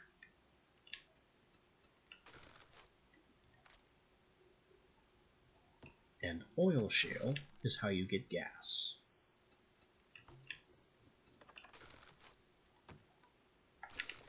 So when it comes time to have to feed vehicles, mining in the desert is going to have to happen at least once.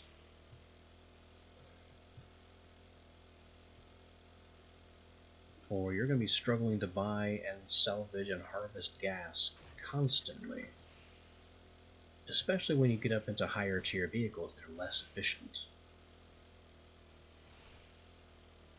I know I keep saying that this thing is pretty efficient on gas, and it is. Even though you can clearly see that its gas tank value goes down pretty rapidly.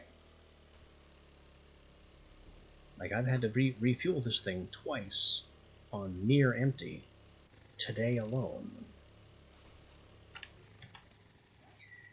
But I will still maintain that it's very good on gas for one hidden reason. And that's because I've been watching the numbers every time I refill it. And its entire gas tank is only 1,000 gas. Why is there a mountain lion in the desert? That should not be here. He is in the wrongest habitat.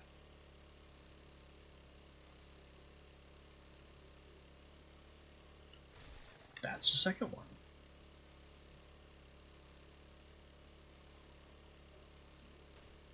And I'm trying to struggle up this cliff.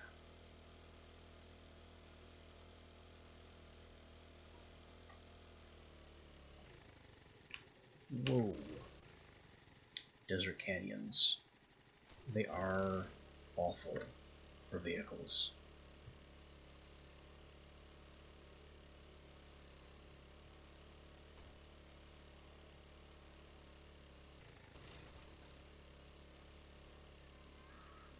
So yeah, deserts are a critical part of vehicle infrastructure because you're going to need oil shales someday if you intend to keep driving.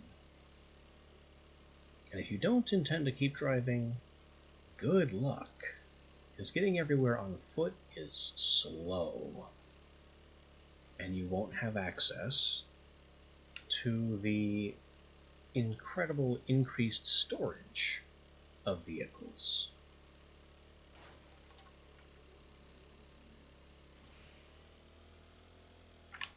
That was a pig. Wild boar. Could have been more meat. But I don't care. I just want to get home.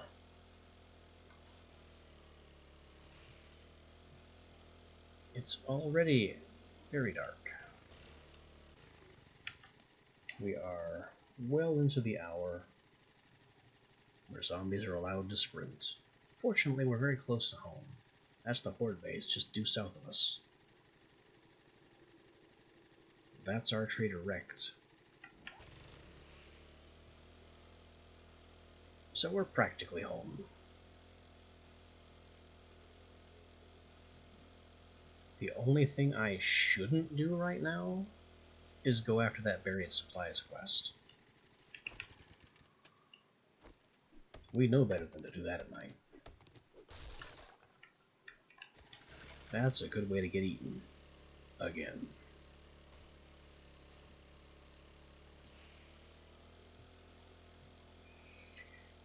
But what I can do is go home and start crafting some armor.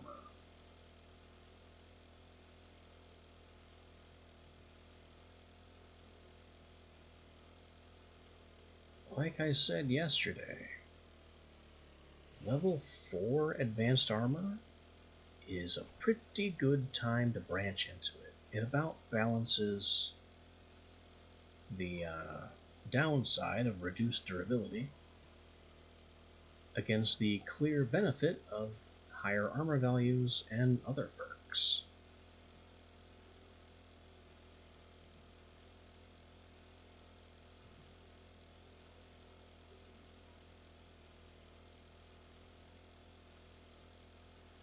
Which also means it's time to make some decisions about what kind of armor I want to wear.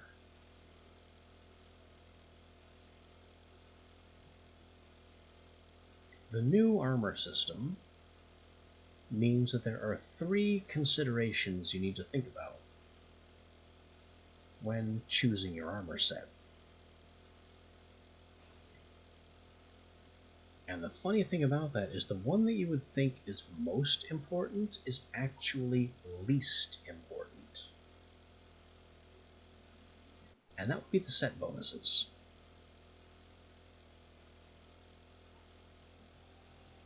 Don't get me wrong, the armor set bonuses are pretty good. Or at least can be pretty good. But you can easily outclass them by mixing and matching your perfect armor from multiple sets.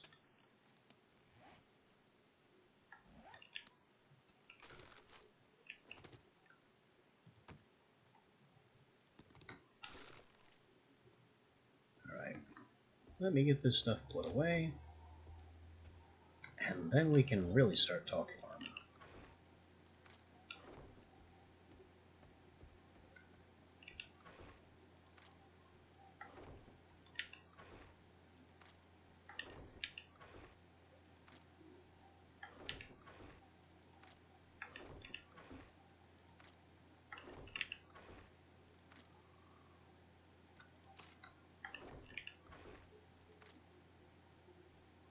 What was that? That was my pipe bombs. Don't do that. But do that. Also, apparently I don't have dynamite. I thought I did. Maybe I used it all.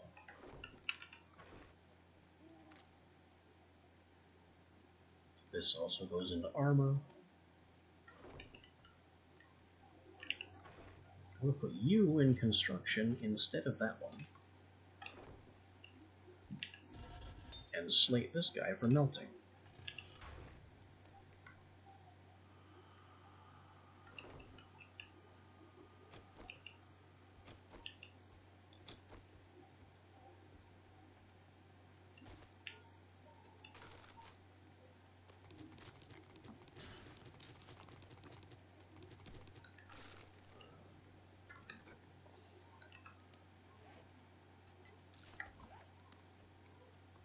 Hungry again. Good time to come back home then. This means we can trade our cheesecake, or pumpkin pies, sorry, for some steak and potato meals. Same great value, bigger stack size.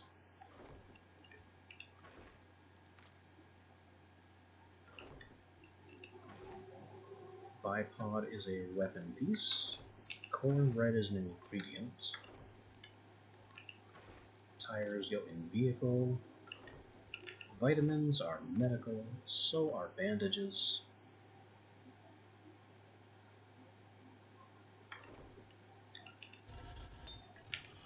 Iron goes in here. And our last new mushroom seed gets stuck in there. Now,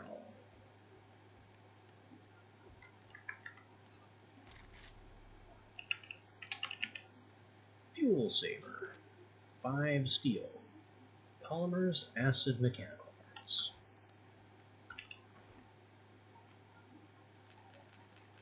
That is priority above everything else.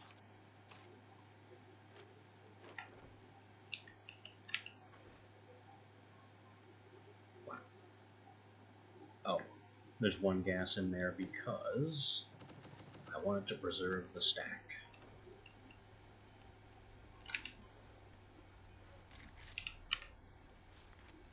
So we get that.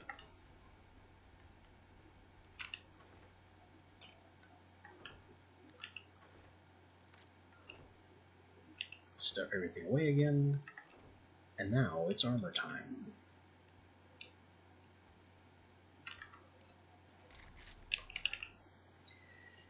We can make level 4 armor, which is made with, crafting kits, leather, iron, or cloth. Leather if it's medium. Cloth if it's light. And where's some heavy I can check? Minor is heavy. Minor is also leather and iron, but I think that's more leather than medium. No.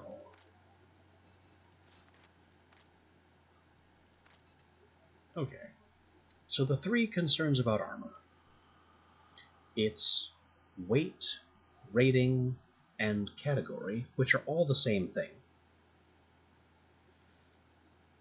The perks of each individual piece, and whatever set bonus you might be going for. and they should be considered in that order. First and foremost should be armor category. The heavier the armor, the more protective it is, but the more it slows your movement and consumes stamina. Which essentially means that heavy armor is a trap, almost universally. Because if you wear a full suit of heavy armor, walking anywhere is going to be ridiculously slow. Even in a POI, you will not be able to, like a couple days ago, that problem we had at the new military base POI, where I kept getting swarmed by soldier zombies. The only reason we survived that is because our armor is classed as light and does not reduce our mobility at all. That's the only reason we didn't survive that, to be fair. But that's the only reason we survived as long as we did.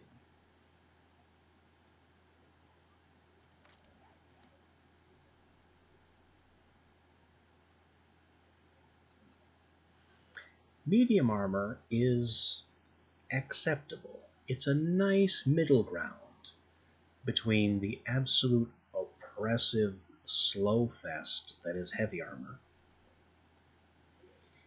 and the weak protective values of light. What's also a little bit funny about armor is that there's a heavy armor perk that reduces the heavy armor movement and stamina penalty and makes it last longer. That's the reduced durability use. Less durability is consumed by taking damage. Even way up here at 25% reduced penalties, that's not a whole lot. Then over here in agility, we have the medium armor tree, which does not the exact same thing. Let's look at the numbers again. Maxed out reduces the movement and stamina penalty by 25% and reduces durability use by 60%.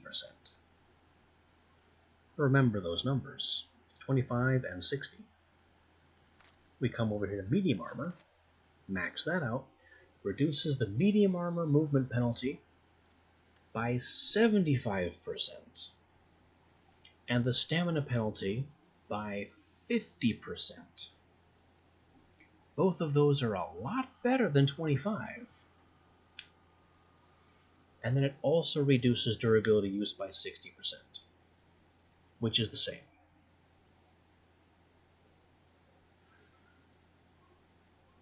Just saying, heavy armor is a trap.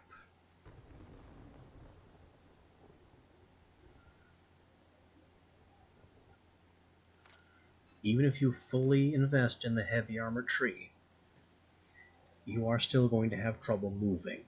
Just moving. Period.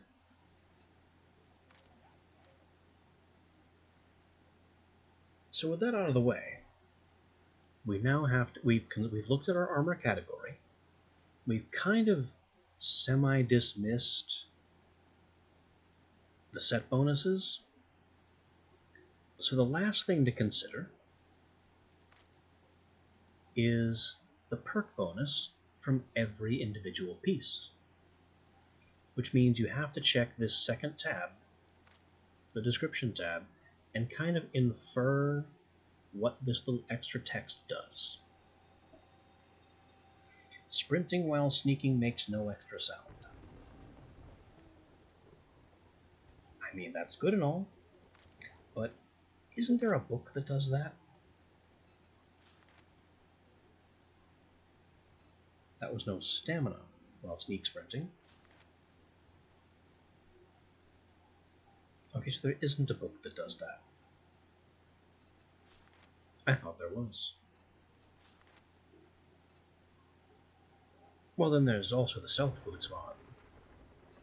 But I'm getting away from things.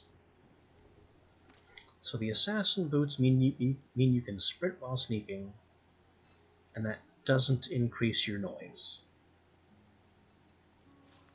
Assassin gloves increases attack speed with all weapons governed by agility.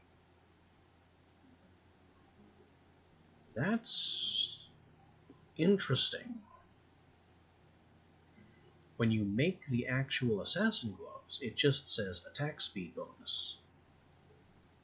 It doesn't say anything about that bonus being restricted to agility weapons.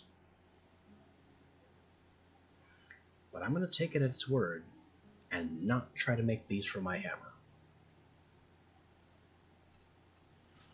Assassin hood. Deal more damage when sneaking.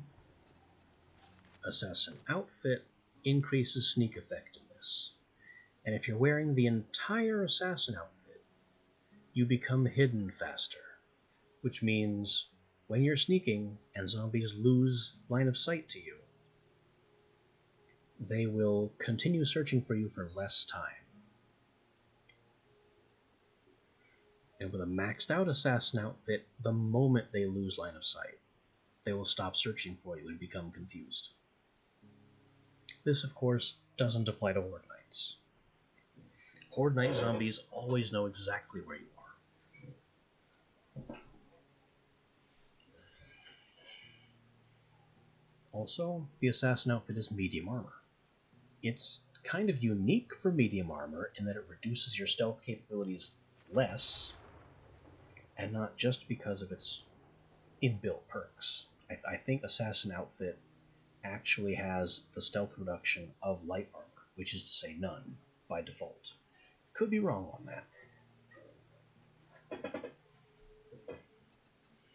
Then we have the athletic set, which is light armor, increases your max stamina with the gloves,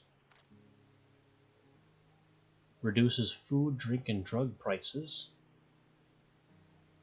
with the hat, which is honestly not a good perk, because there are other armor parts that simply give you a flat barter bonus. The outfit increases max health, and the shoes increase your run speed. The full set, you use less food and water.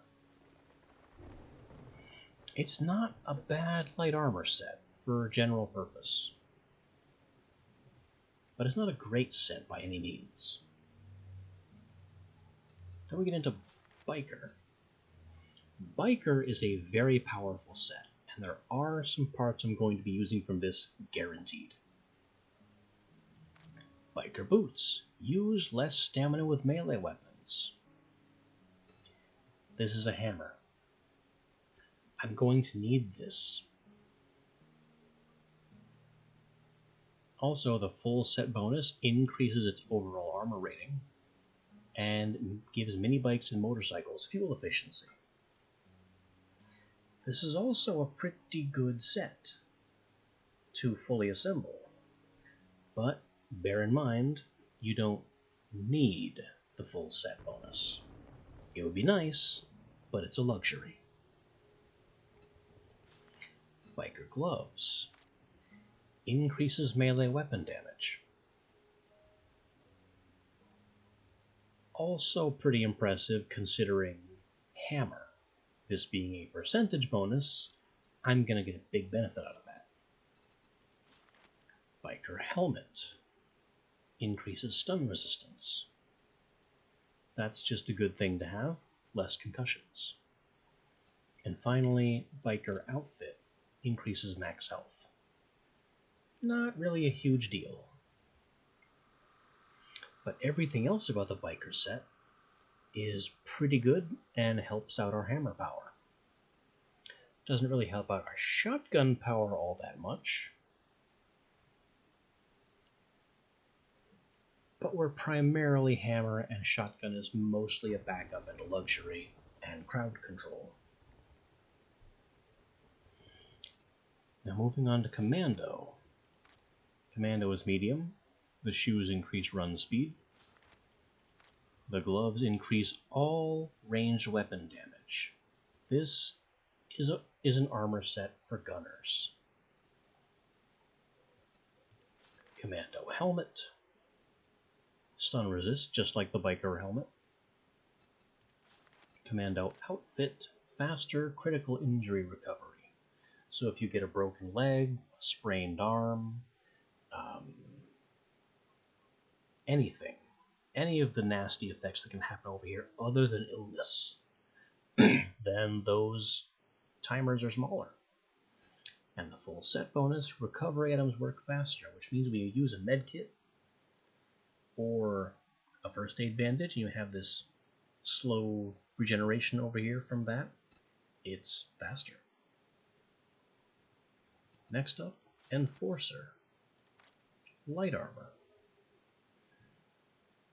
The gloves improve 44 ammo damage, and the two guns that use 44 ammo reload fast. Oh, that's the set bonus. I'm going to get ahead of myself. Vehicles use less fuel with the Enforcer gloves. That is the biker set bonus for all vehicles, not just the two gas-based bikes. Outfit increases critical injury resistance. On paper, this means you will get critical hits and nasty effects like broken arms from zombie attacks less often. On paper, because the percentages of these are hidden in the first place, it's kind of hard to confirm whether or not this is actually true. The shoes increase run speed, and the sunglasses just give you a flat barter bonus to everything, not like specifically drugs and food like the athletic set. And then you have the set bonus of 44 ammo being stronger and the 44 guns reloading faster. This is the outfit of the Pistolier. 44 Magnum is my personal favorite weapon. It used to do more damage than the Desert Vulture, and now the Vulture does more damage, making it a worthy upgrade, and moving you away from the revolver. Kind of a shame, honestly. Back when it was a choice between clip size or higher damage output, I preferred the revolver. Anyway, Farmer Boots. We already have one of these. Increases seed chance. The gloves increase rifle damage, specifically rifles. Farmer Hat increases chance to find seeds in loot. I don't think we need that. We're already finding enough. And the outfit adds a chance to harvest an extra crop. This gets really scary when you max out Armored Up, and you can make tier 6. Because at level 6, legendary part, that chance becomes 100%.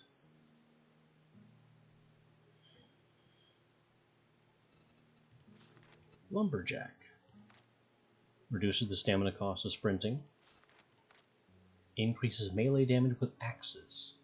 This is kind of a silly perk, honestly.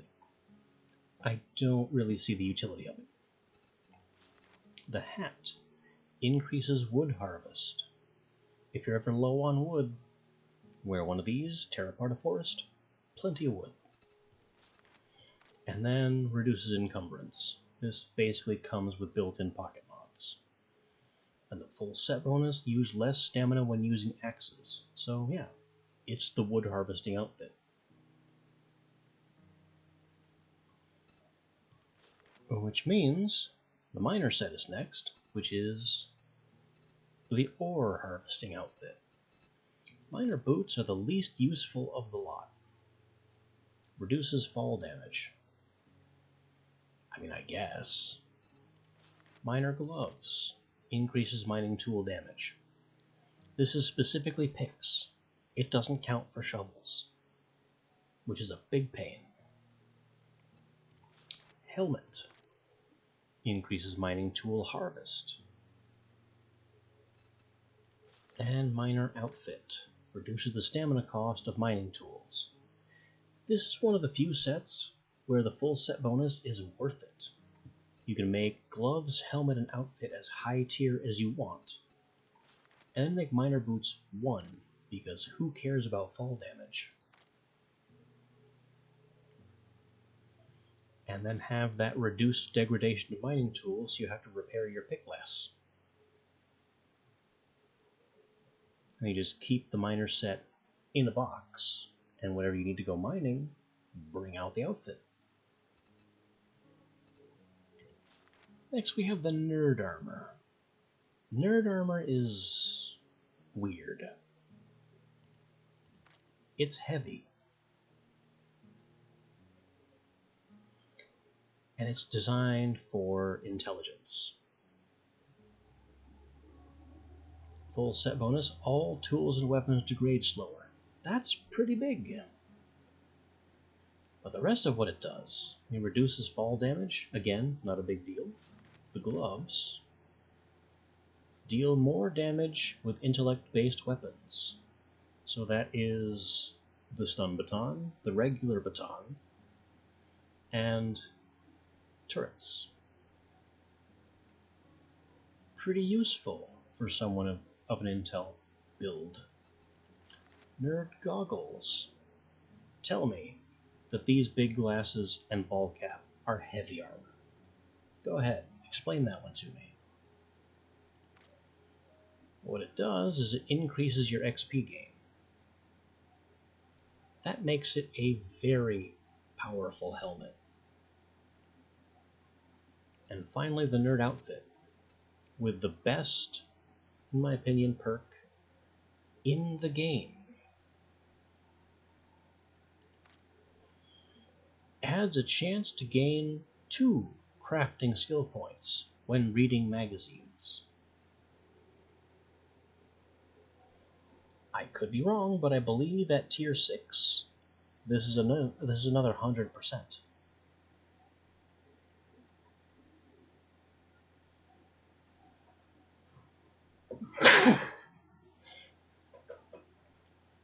If you have the inventory space to bring home your magazines instead of reading them on the spot, this is the armor for you. Keep one of these at home, and maybe you'll need fewer magazines to get to where you're going.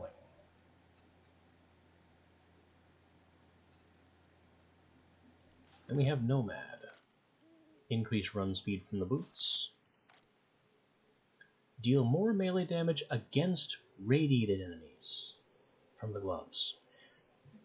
That's oddly specific. And you're probably a lot better with a set of gloves that gives you increased damage all the time. Headgear reduces food and water use. And the outfit reduces encumbrance. The full set bonus reduces stamina recovery cost, which means as you're recovering stamina, it consumes less food and water. Pair that with the headgear that already reduces food and water use, and that's a double dip.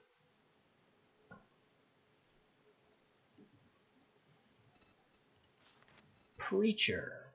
This is another really strong set. It's only light.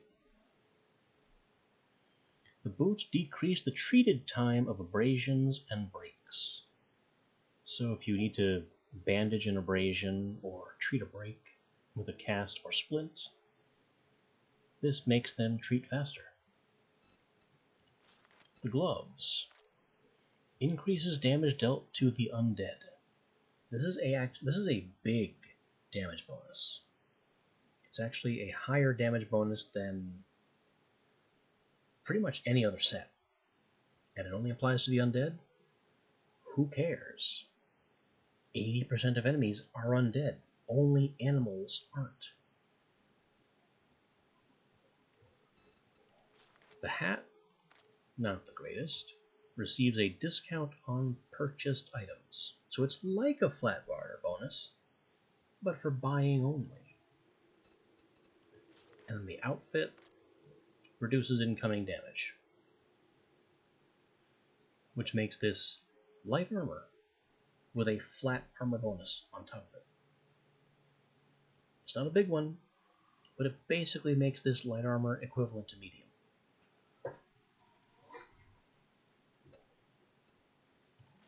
Then we have a Raider. Reduce fall damage from the boots.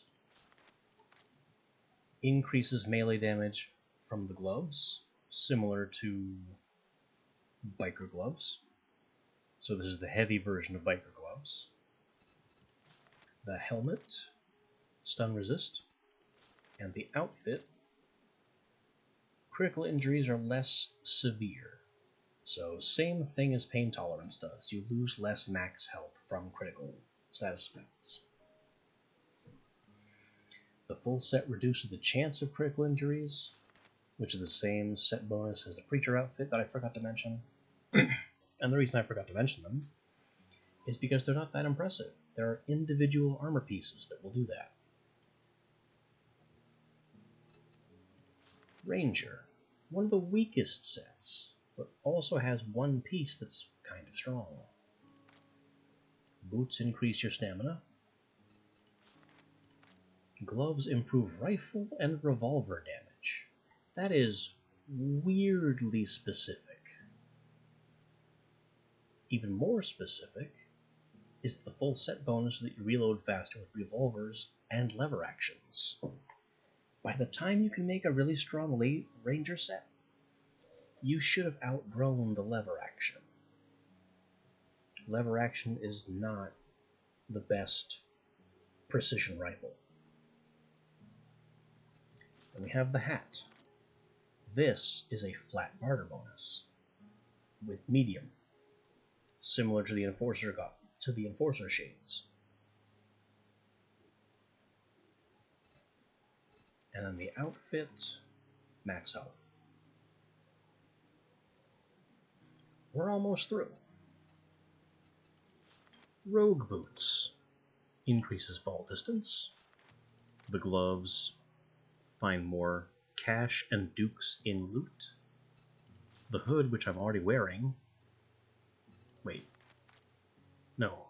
The rogue gloves are increased lockpick speed and success rate. Might want that, honestly. The hood, which we're already wearing, increases loot stage. And the outfit increases sneak power. The full set bonus is more cash and dukes in loot, so you gain more money faster. And then Scavenger is specifically a wrenching set. Reduces stamina usage while salvaging, that's using a wrench on cars and things. Gloves increase resources when salvaging, so the yield improves. The hat gains more XP when salvaging. And the outfit reduces encumbrance, baked in pocket mods.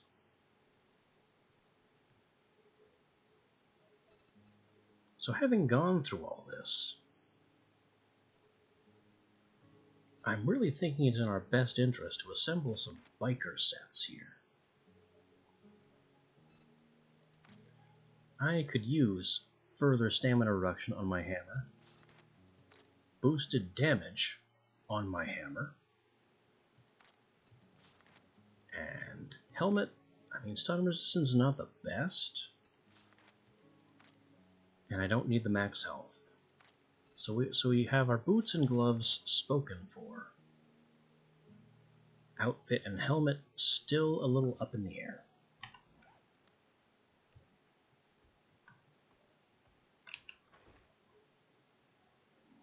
That whole lecture has taken us very nearly through to morning.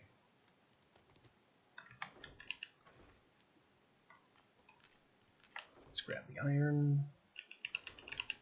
I need armor kits. I need more armor kits than that. Let's get some more armor kits cooking.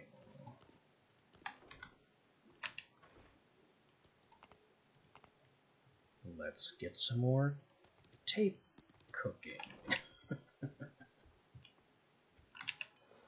And there's our mod for the mini bike.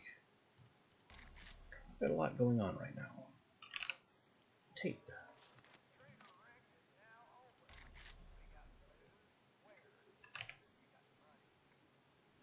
Let's only do 25. I can't use up all my glue, because if we use up all the glue, we lose the ability to make mods and things that require glue specifically. Tape on the whole is more useful than glue.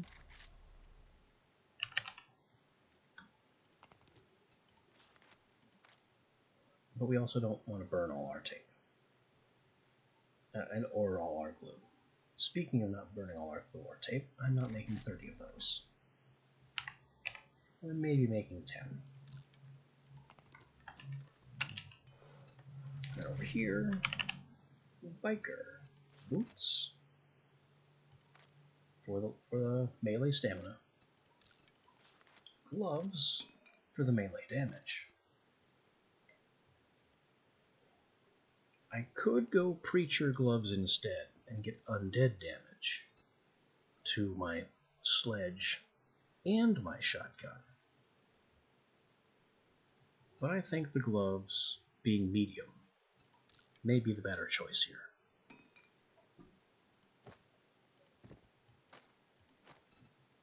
Next up, we need to pick a helmet.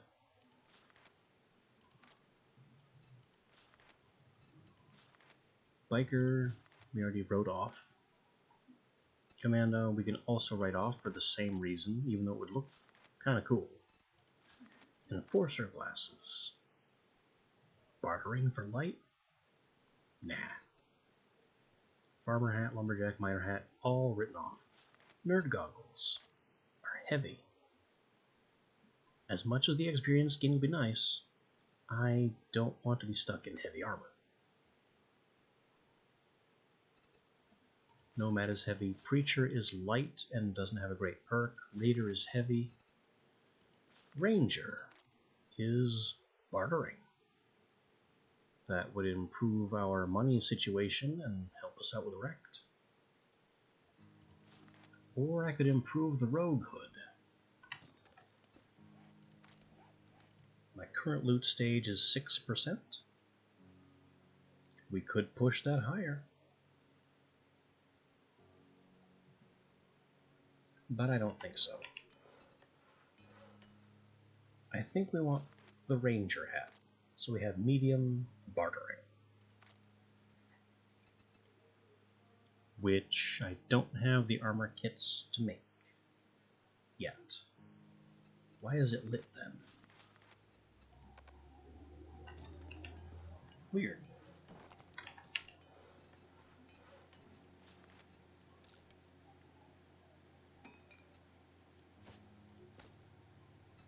And that leaves outfit.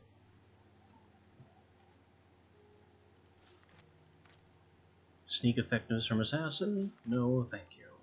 We've also written off set bonuses because we're already mixing two different sets. So the set bonuses are no longer a concern. Max health, max health. Faster critical recovery. That's tempting. I certainly take a lot of those. Increases critical resistance.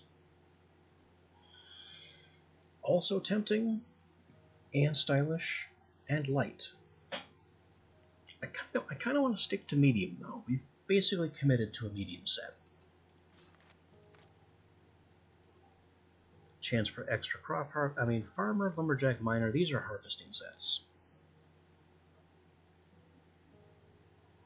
Nerd is heavy, Nomad is heavy, Preacher is light, Raider is heavy, Ranger is max health, Rogue is sneak, Scavenger is pockets.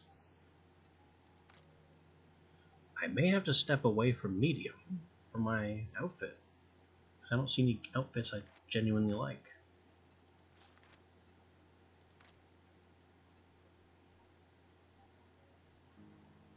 Maybe I could go for that critical recovery.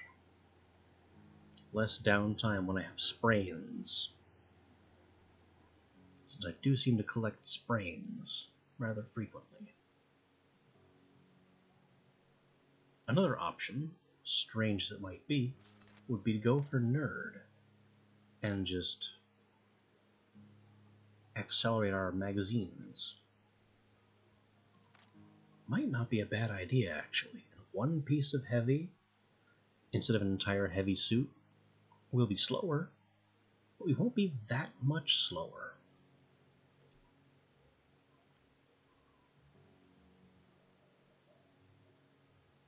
Yeah, let's do it.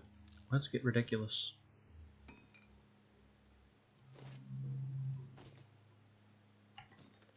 Alright, time to put everything away. And go see Rect and get the rest of our nonsense taken care of.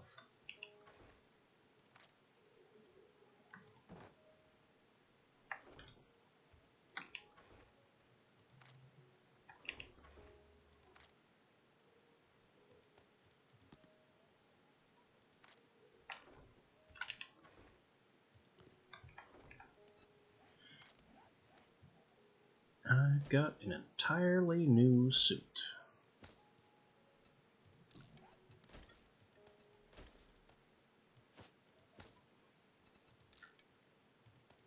Which means, among other things, that we also now have an extra mod slot in these 3 pieces.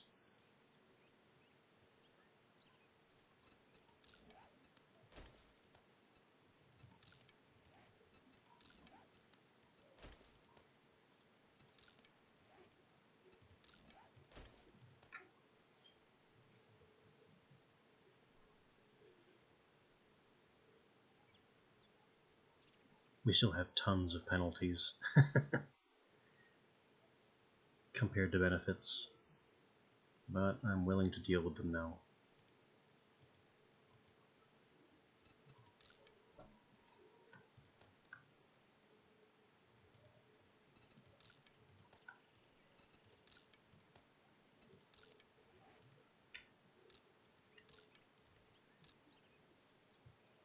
I look ridiculous.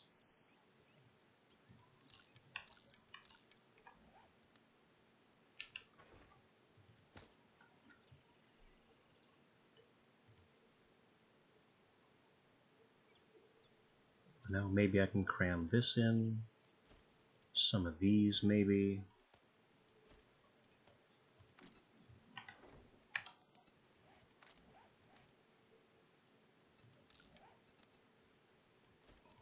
I can get the strength mod in,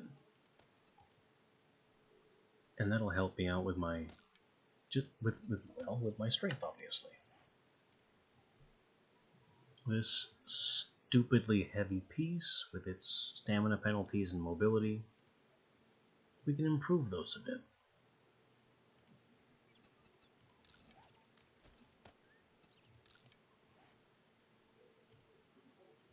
And my gloves, we can increase our armor rating a little further. And then our boots, we can eliminate the noise increase. That 10% goes away. We shall have this 10, and that 20, and that 10. So maybe I shouldn't bother.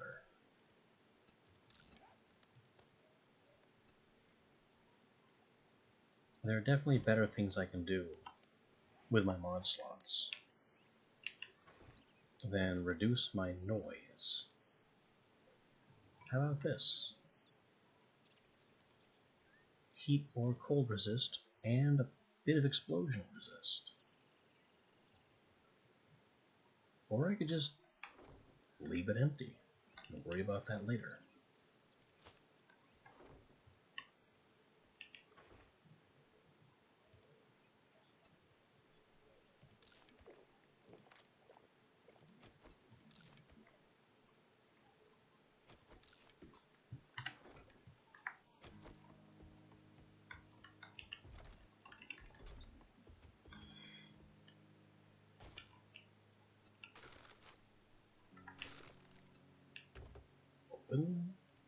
fuel saver.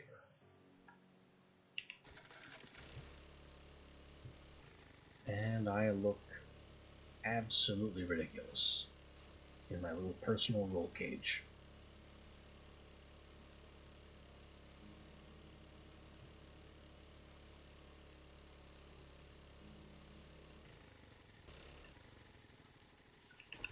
I don't have anything to sell wrecked today,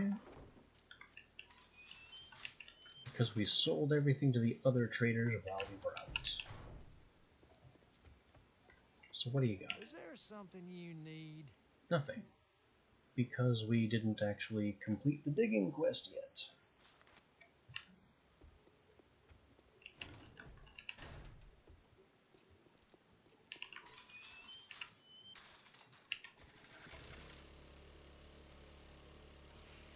So never mind.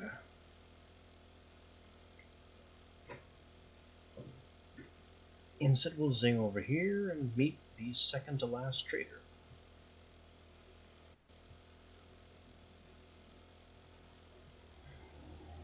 Thereby making this a very productive day. What? Oh, we just narrowly passed a bear.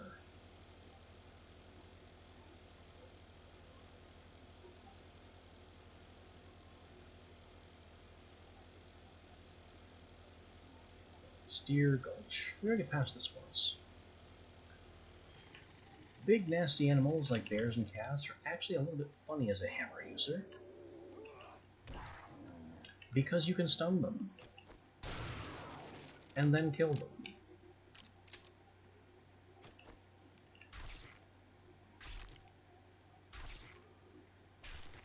That would have been a lot smarter if I had higher perks in Sledgehammer to, you know, guarantee the stun. Which is why I did it with a cat and not a bear. But it works just as well on bears, and it makes a complete mockery of them.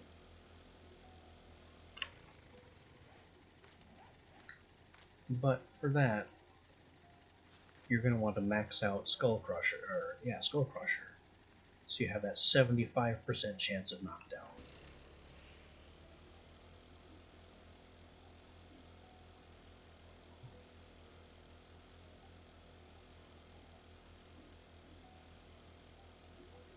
Because knocking over a bear makes it a joke. It's free meat at that point. And they just stop being dangerous if they can't attack you.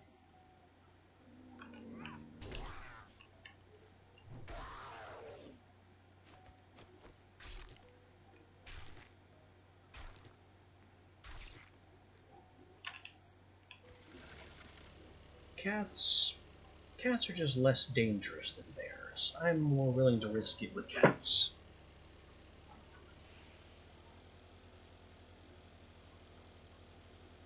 Especially with our fantastically new and improved armor rating.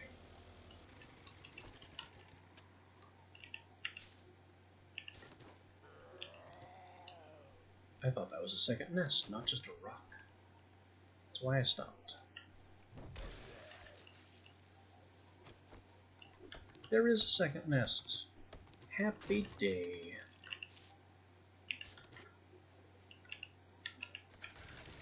The egg train must go on.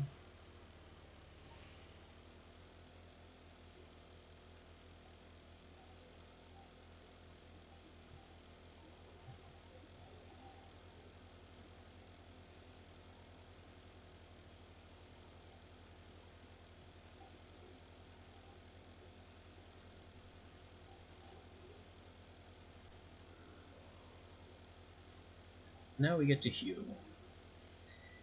Hugh is my favorite trader, personality-wise. Wrecked is a jerk. Jen used to be flirty. I don't think she still is. And Bob is pretty upbeat and congenial. Hugh is very practical. He can be on the rude side, but he's not egregious about it. He just comes across to me as kind of a cool dude.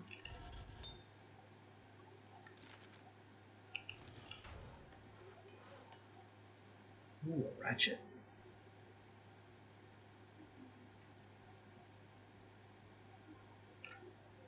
That is much better at wrenching than my wrench. I'll take it.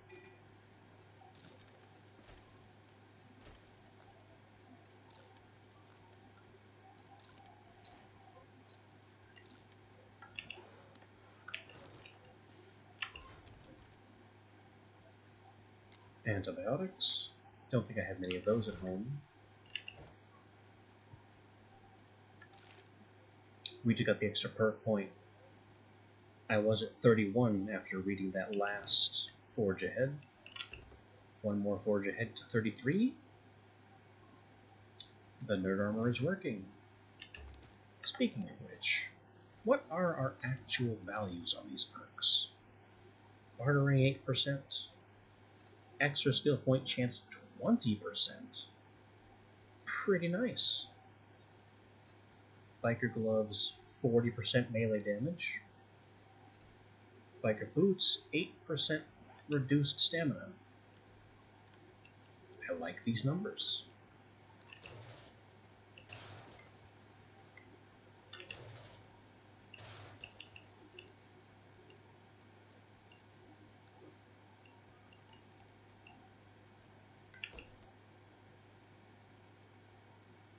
Pumpkin seeds I will take.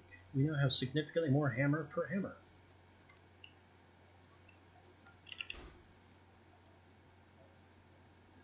Still no hackers candy.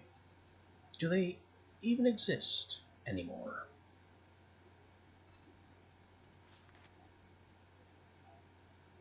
I could buy out chili for more chili dogs, but I don't think it's worth it. If I found free chili, fine. But buying chili for a type of food that I don't even use very commonly, I don't much see the point.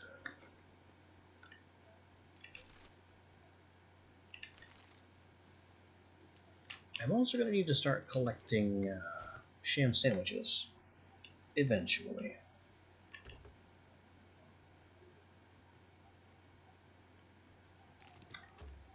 Because I think I can or could make... No, we're not there yet. I can make herbals, though, from blueberries, mushrooms, and chrysanthemum.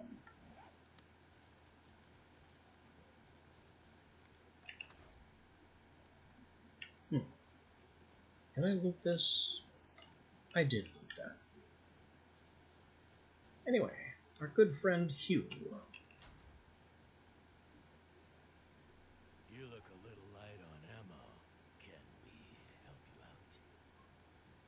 See? He's not a huge jerk. And yes, you can help us out for being light on ammo. Also, that's a bear noise outside. Gonna have to deal with that.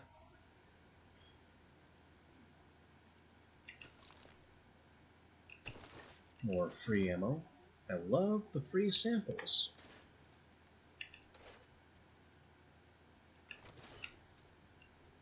I will sell him his own knife parts.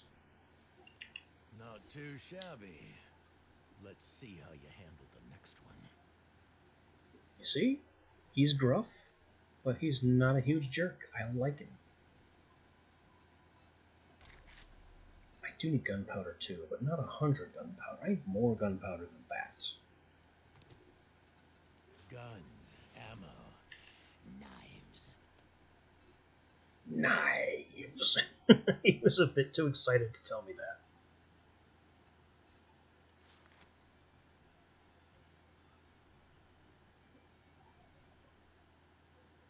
Forge ahead, get hammered. We need these. We need these a lot.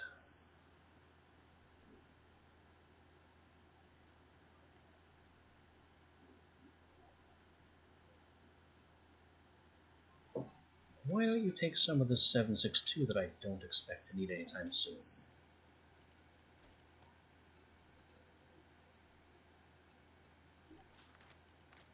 Then I can get my Forge Ahead, and my Get Hammered, and I can't afford Vehicle Adventures, but that's fine.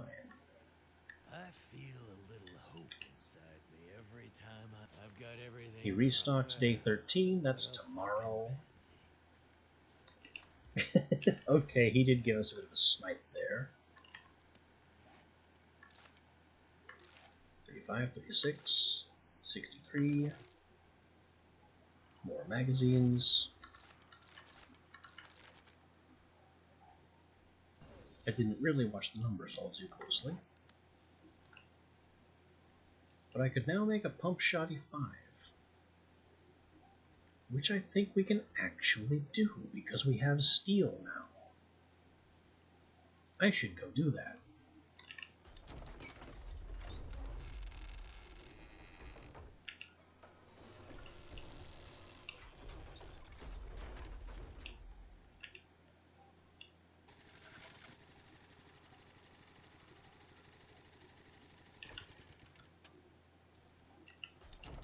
I should also take work from you. So this is what we'll do. We'll get a job from Hugh. Oh boy, Tier 4 infested, but it's close. Shit, man, making money to kill stuff? I hope to see you soon. And, don't get yourself killed. Let's give this one a shot.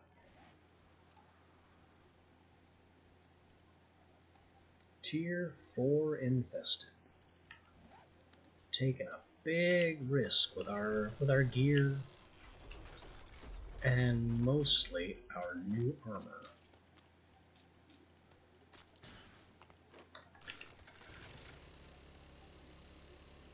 But if this works out, we can buy the last few books that I wanted without having to go home. So we'll do this job for Hugh, turn it in, then do Rect's digging job, turn that in,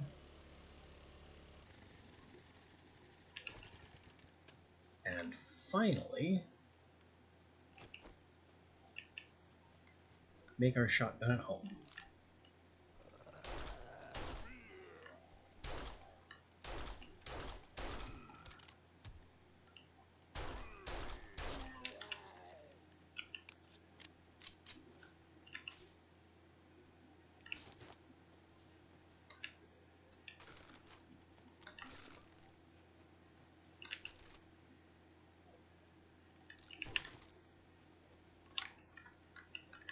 Now, this place I know very well.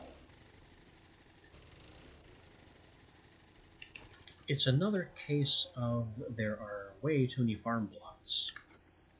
This entire 3x3 under the tree is made of farm plots. So this is another good building to take over for your base if you like farming.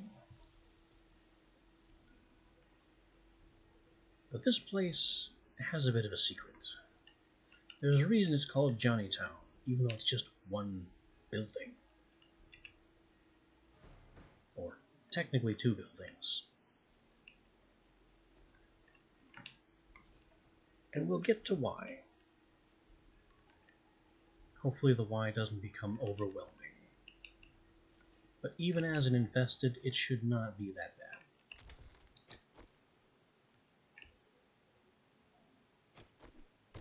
Nobody behind the curtain? Surprising.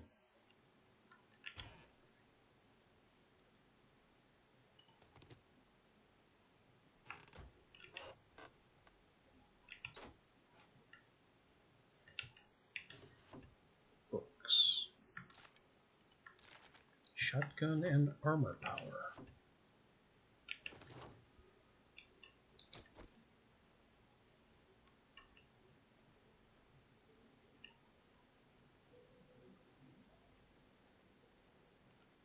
Cross the bridge into the house proper.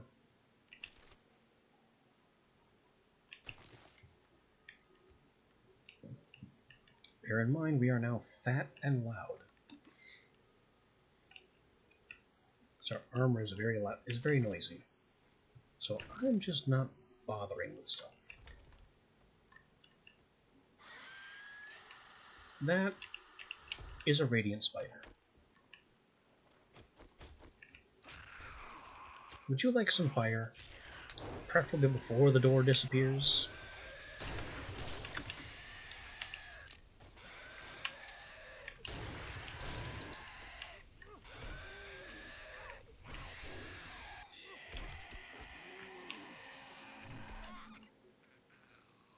Okay.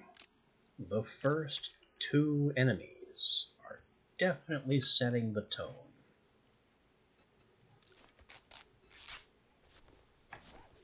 That was rough, and we've only begun.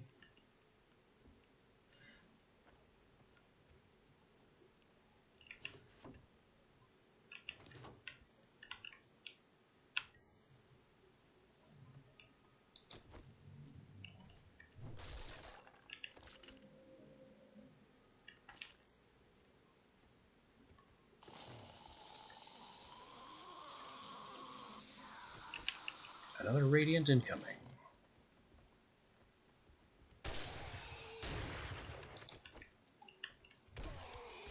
Go down that hole. Shotgun. It is truly a unique playstyle.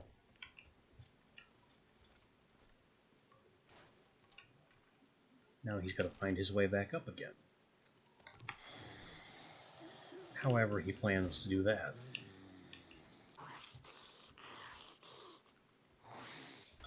Apparently by coming through that door. How about you don't?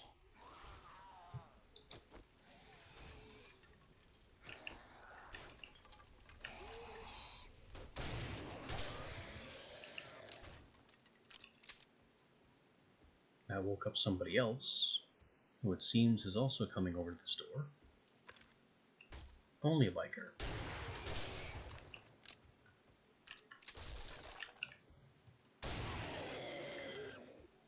Pow.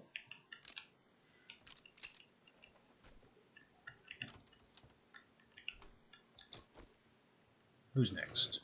Somebody in the closet. No, they were behind the closet. Let's keep pounding him in the gut until he gets up. And then we get him in the head again.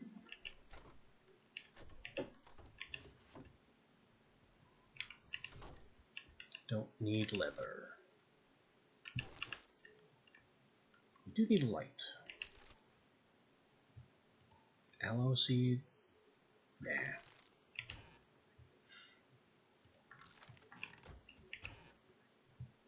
Home cooking for XP.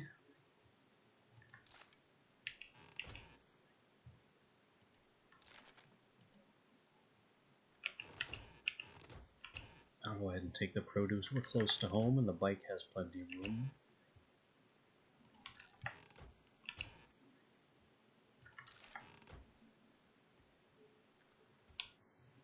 I think this floor break? No, this floor can't break. It has trash on it.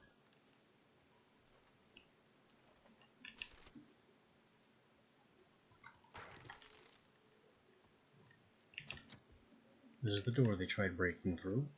And they also tried breaking through this wall section for some reason. We won't question it.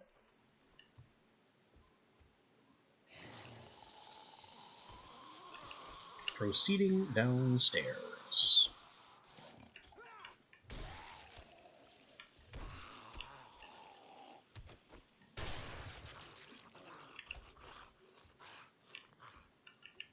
If I'm committing to be this loud, maybe I should put the bow away. Or get rid of it entirely. Because the possibility of a sneak kill is going down and down and down.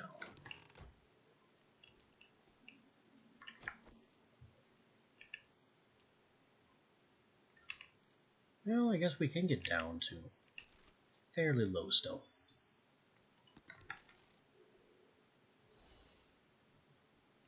Challenge Survivor Short complete. That must be and survive X amount of time.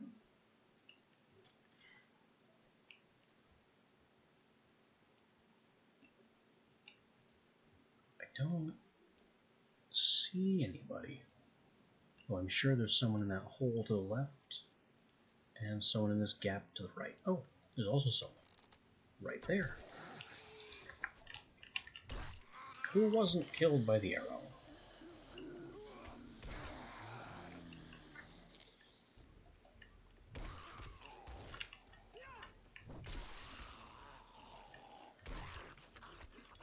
Yeah, stealth, bit of a lost cause.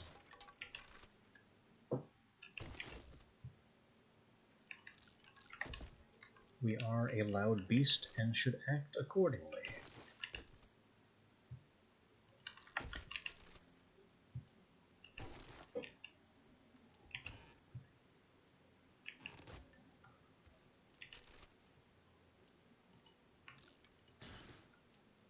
Goldenrod seed, not valuable enough. Potatoes are better. Also, black dye. That just makes the hammer gray, and you can still see the red.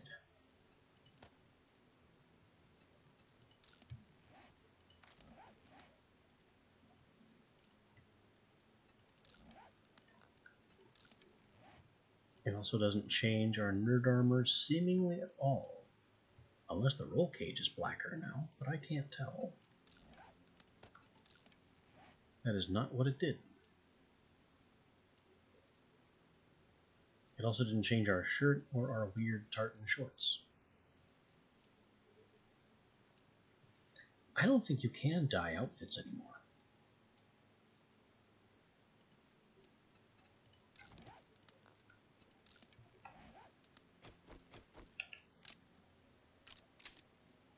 This just makes the shotgun's wood darker. The update to the dye system, making it so you only dye certain parts of gear, it's just a step down. I was happier when it tinted the entire piece of gear, because then I could put pink dye in the dark leather trench coat, and the end result was a nice deep purple color.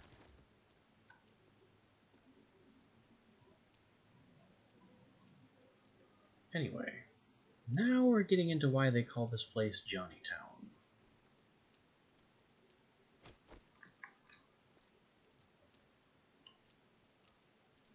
There is a whole hobo village down here, and it's a busy place.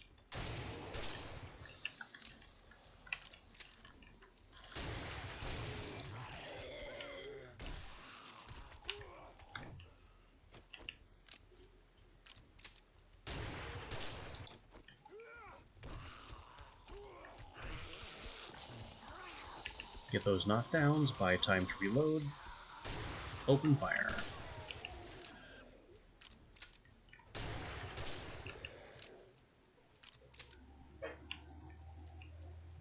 Easy. You wouldn't think having a hammer and shotgun would require so much strategy.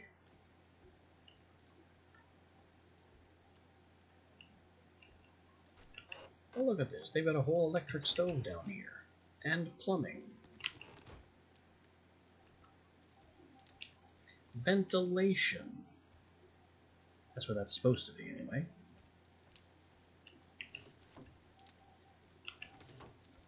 Ignore the fact that the ground is snow. It's just a property of what biome we're currently in. In the normal game, this building typically appears in, well, not snow biomes.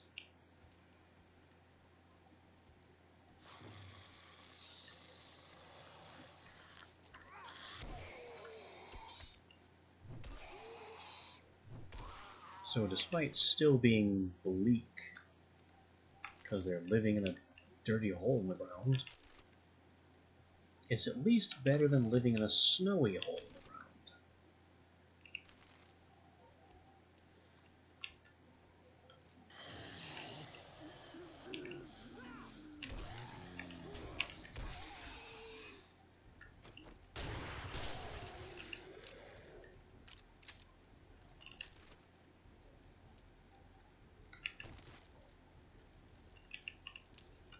Little tiny scare closet hole, basically.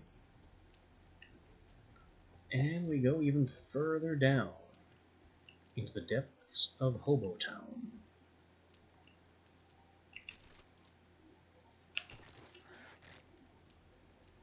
More incoming. Any ferals? One feral. Wait for the feral. And swing with the knockdown. Execute the lesser ones. Beat the crap out of the feral guy. Stamina usage is now no problem. We already have that book.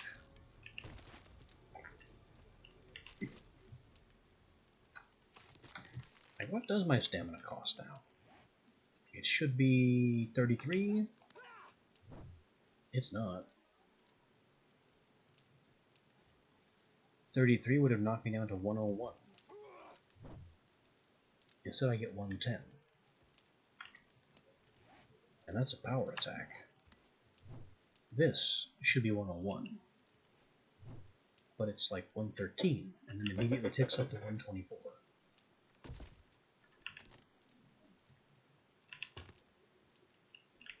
Stamina savings.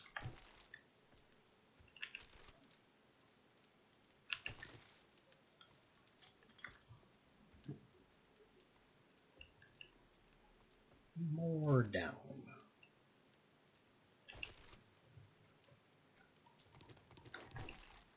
As Johnnytown goes from an underground shanty village to a strange concrete bunker.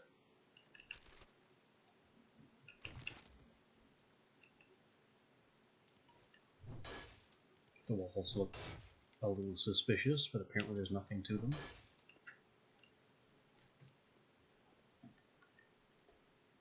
We've got big generators, I guess. And incoming. Bonk 'em. Come on, boys. Single file.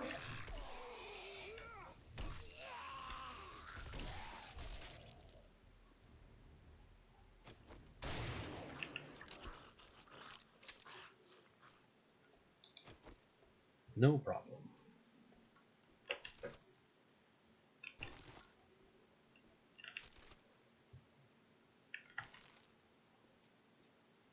Water heaters. Several water heaters in parallel. Neat. Oh, and a whole elevator.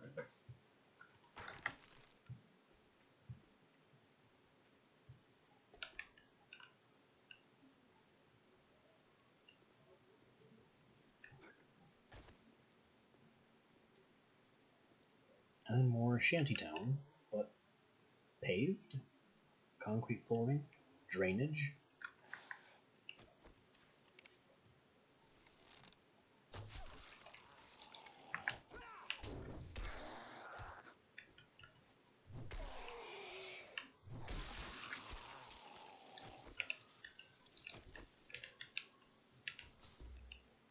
Hello.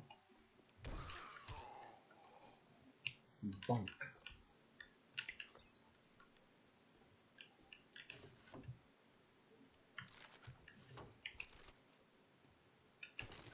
When a problem comes along, you must bunk it.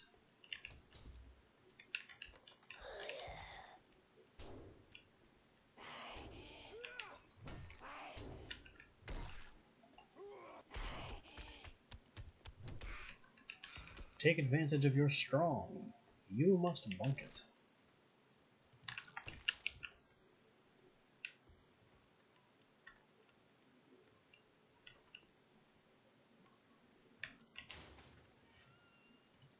Rogue Outfit 4. We already chose not to make that.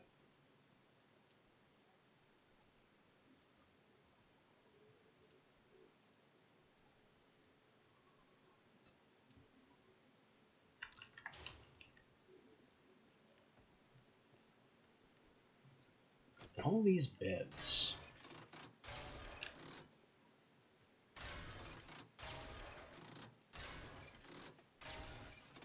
Cloth and pipes and springs. These are a few very wonderful things.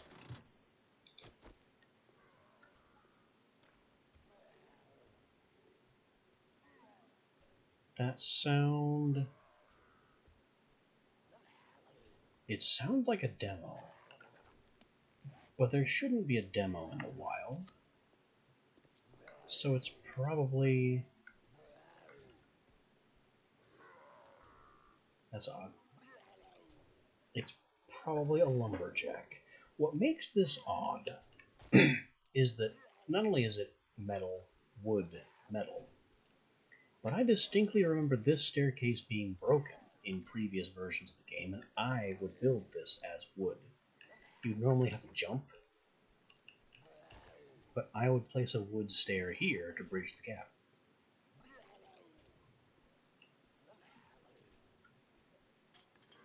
So it feels a little bit like I've already been here, even though that is clearly untrue.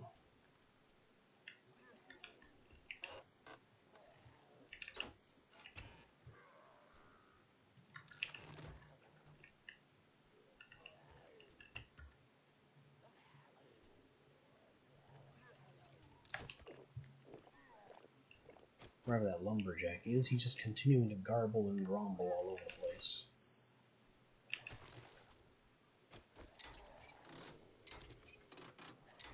This is a broken one. We'll take the steel.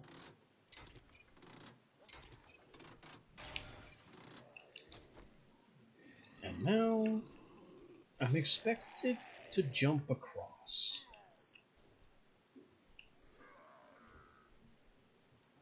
And I know there's a bunch of zombies over there. So, let's meet them. Whoa! On second thought, let's fail every part of that. Do a lag spike. Now they have to chase me up these stairs, which works for me.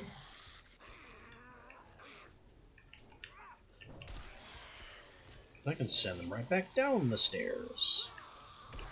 Including you. You annoying soldier.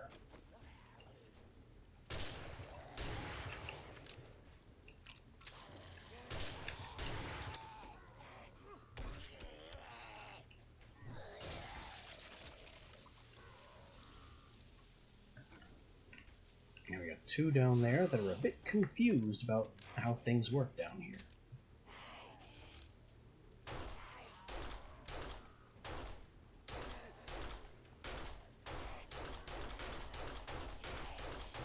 I do not care how many bullets this takes. And we're done. Aside from whoever's banging around upstairs.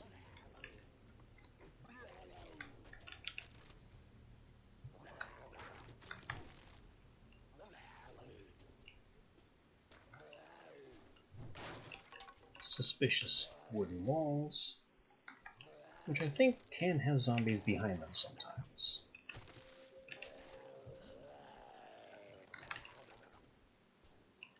More lead. I don't know if you can tell, but maybe you can notice how much slower we're moving while encumbered now. The slowdown of the medium suit is hardly nothing.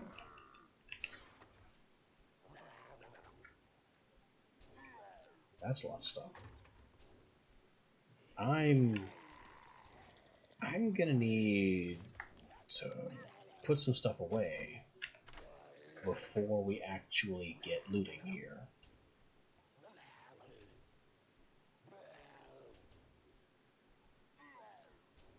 Which means I gotta go deal with that noise.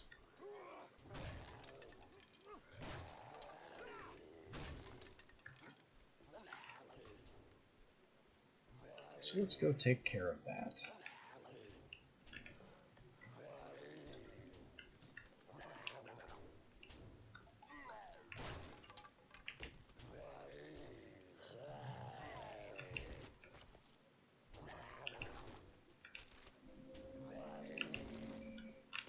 And that means either using this key to open this door, or the button to open these garage doors.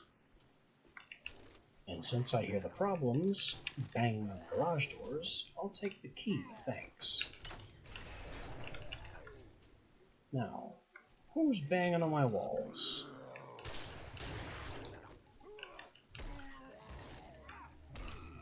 Stop it.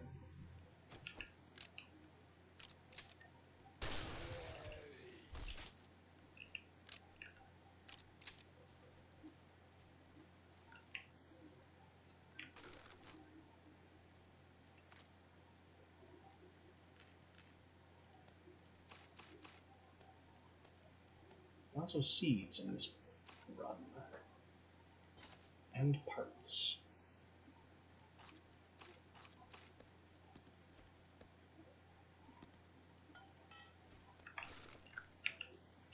But we're done. Tier 3 infested, completed with very little trouble. I shouldn't have trusted that. Sometimes when you hit buttons to open a garage door like this, zombies will spawn in and come around the corner to attack you. I've had it happen. Ooh, just when I was thinking that I should give up on my bow. It skips the iron crossbow entirely and gives me a 1 compound, which is better than my bow in every regard.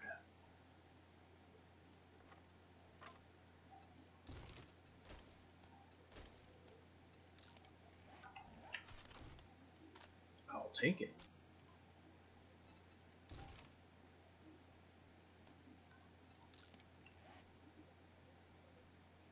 This means that the bow is garbage, our iron arrows are garbage, and I need to start transitioning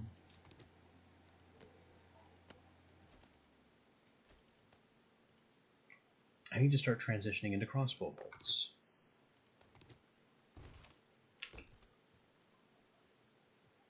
Like these, for example.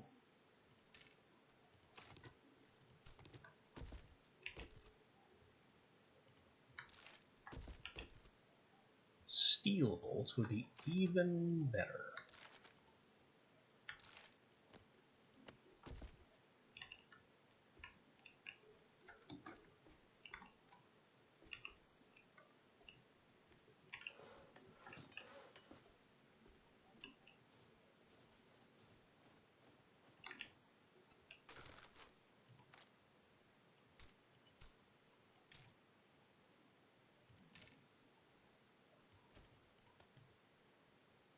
Can I trigger semi this thing? No.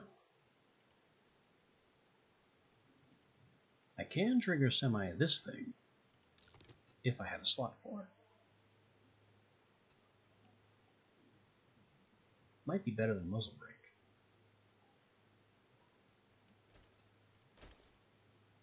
Because then I can shoot faster. I could also trigger burst this thing, which would be funny. Let's trigger burst and muzzle brake it, which allows me to put the sight on the crossbow, but the trigger burst, or the trigger semi, doesn't go anywhere yet.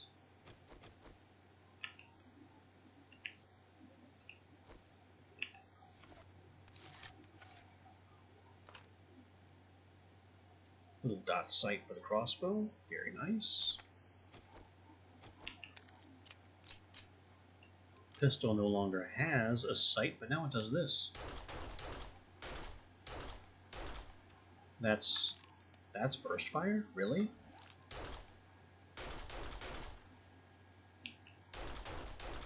I could do that without a burst fire mod.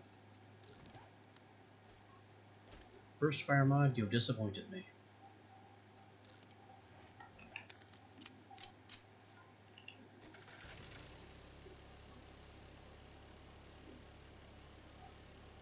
I expect those bullets to come out a lot faster.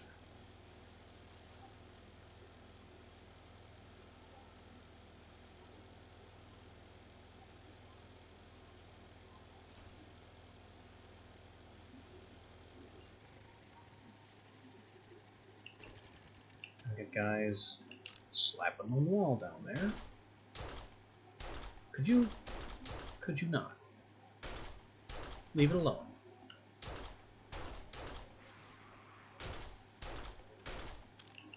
Just leave the walls alone.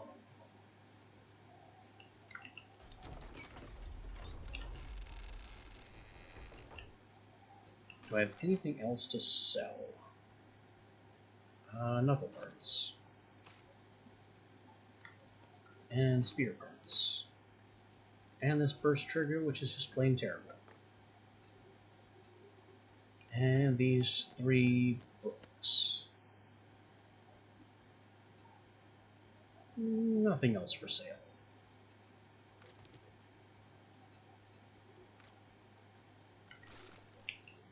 Hello.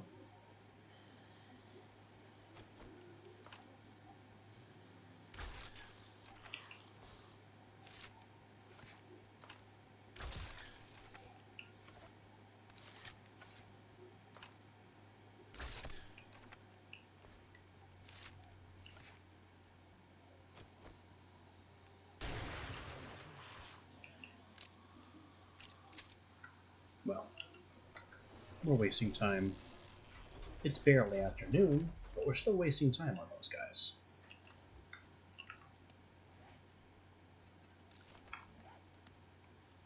We're open from see, working pays the bills and keeps your pockets full of ammo. Sure does. 3,000 dukes just for completing the tasks. And more books. All of which we can use. 17 to 19, 55, 56, 68, 69. So, the bonus perks triggered at least once. Courtesy of my ammo.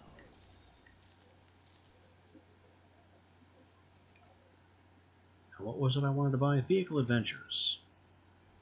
And some armored ups. Definitely.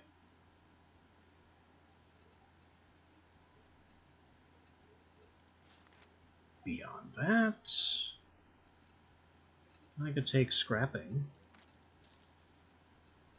Tactical warfare, not that important. I don't use machine guns.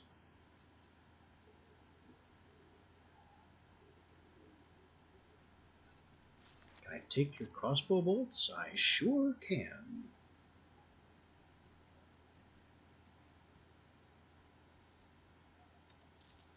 That'll be a fantastic head start on potent ammo.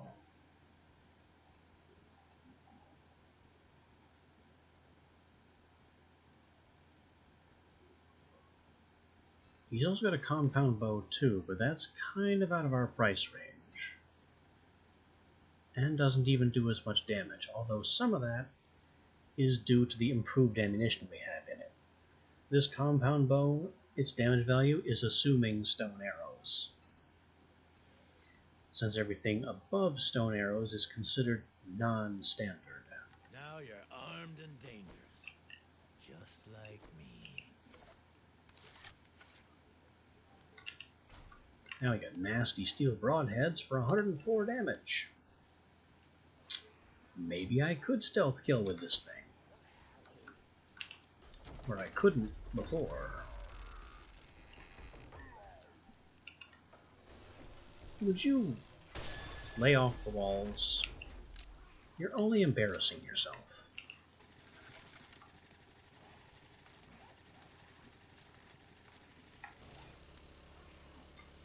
Next up, Rect's Buried Supplies, which I think is still in this snow biome.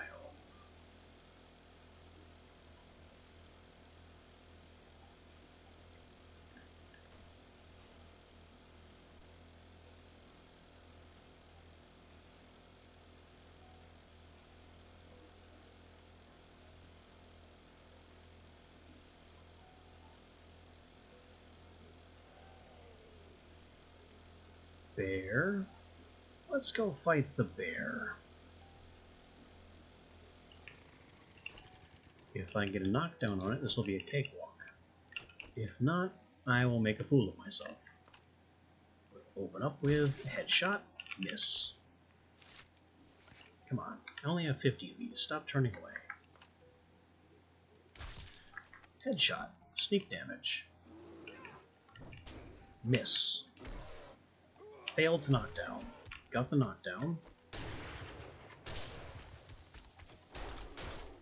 Keep applying bullets until it dies. It died.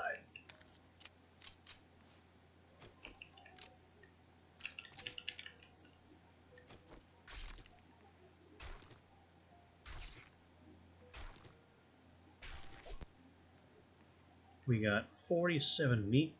I put in a few shots too many, which damaged it beyond eating.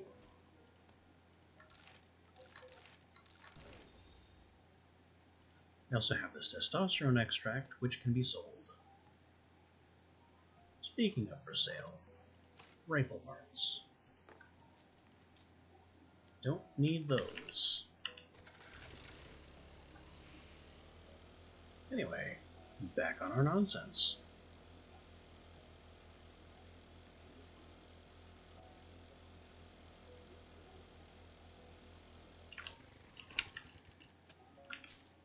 And the world stops for potential eggs.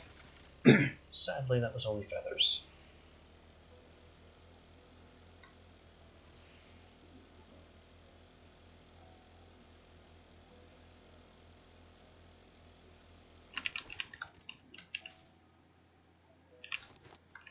I should really focus more on getting to where I'm going and not stopping for potential eggs. Because while it is only 1400, there's plenty of time and we surely can finish a dig objective by now. It still could take a while.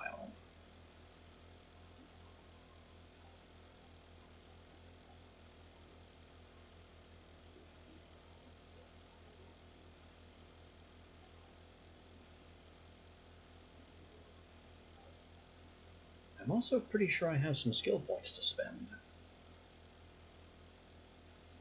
which might be good to look at.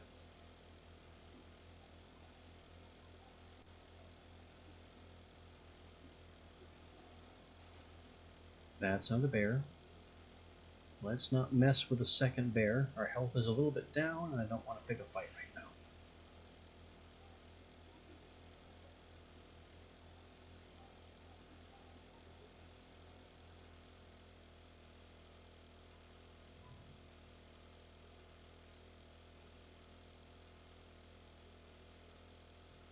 Wait, this isn't the way to the west.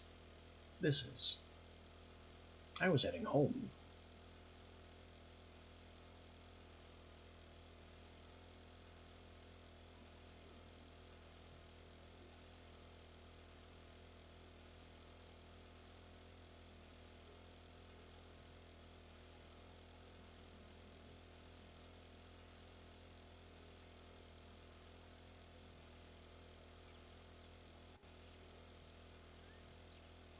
Now we're back in the cold and very close to... What kind of place is that? With a bear. And more lag stuttering than I've seen in a long time. I don't know this place, but it looks like a really cool snow lodge.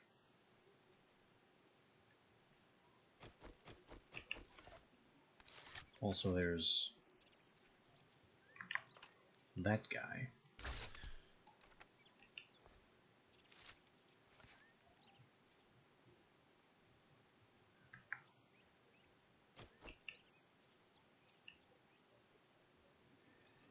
Come on, man. Let's go. I need you out of the area.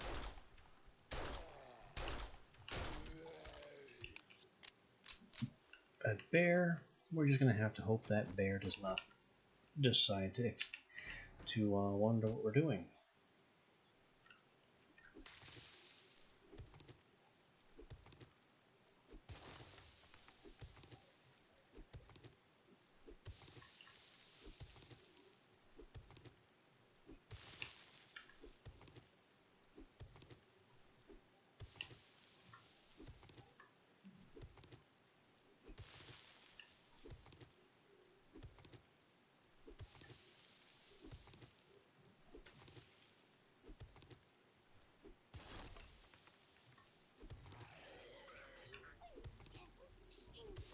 Yeah, I forgot that part.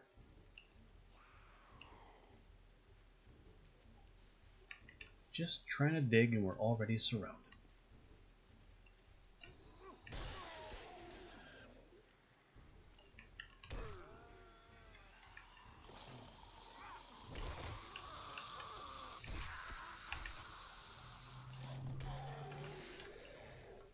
No, you guys wanted to mess with me. Now you're part of the landscape. 2 copies of Armored Up. I'm now much less annoyed by their interference.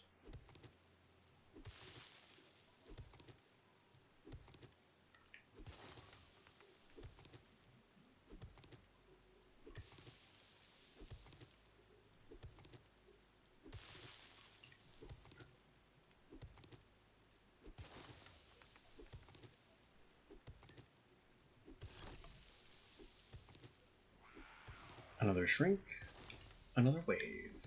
Here they come.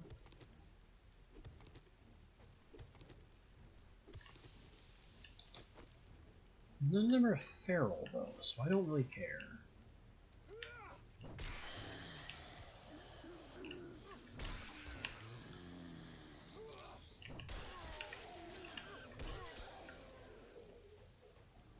Back down they go, and back into the dirt I go.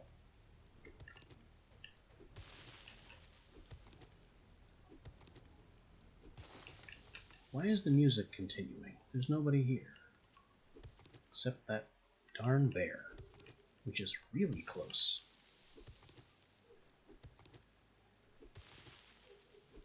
I may have to deal with that bear.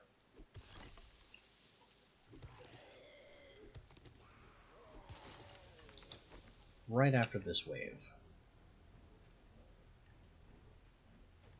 of 3 whole zombies.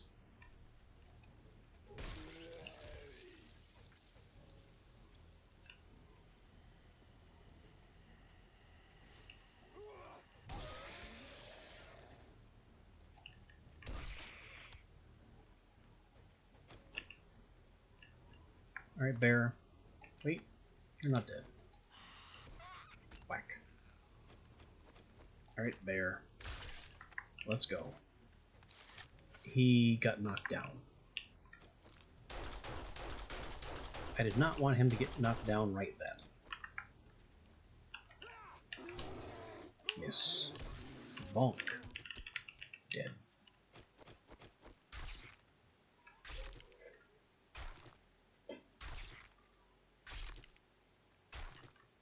I can take 1 hit of bear just fine.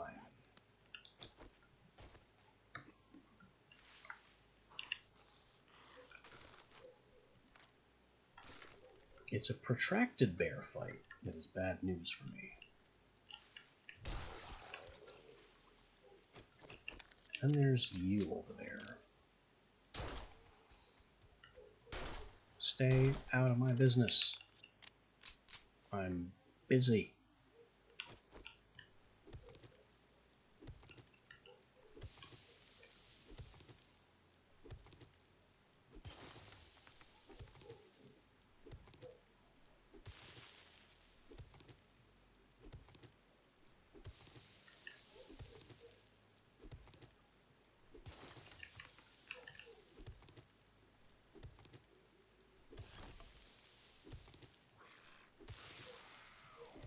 Another wave. Is it really only 2? No, it's 3.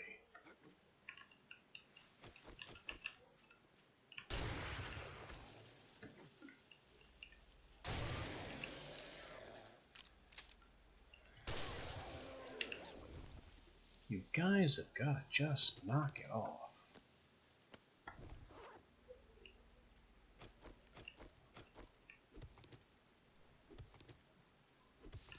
Or I'm never gonna finish.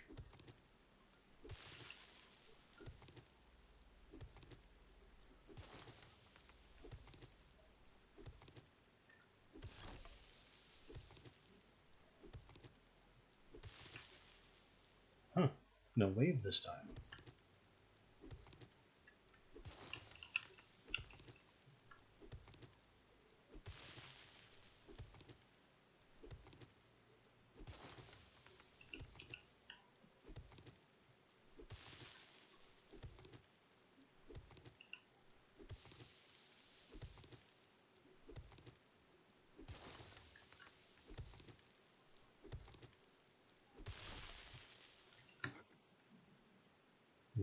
arrived that time either, but the hole has completely shrunk to be outside of where I was digging.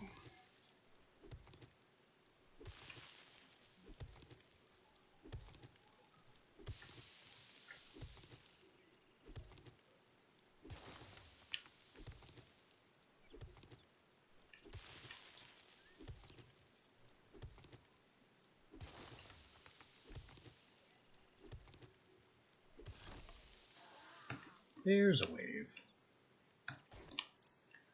Now let me out of the hole. I see 3.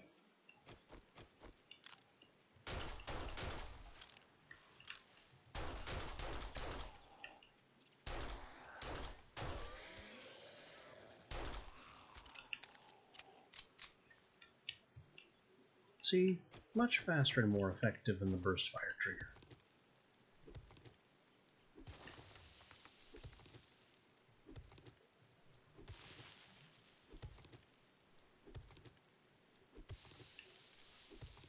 Also, I seem to hit a gravel pocket, which is something that happens underground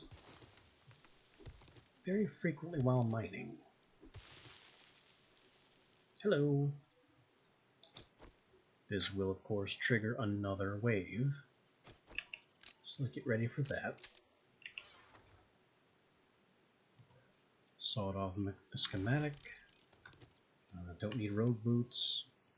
We have this schematic, and this will trigger it. Let's go.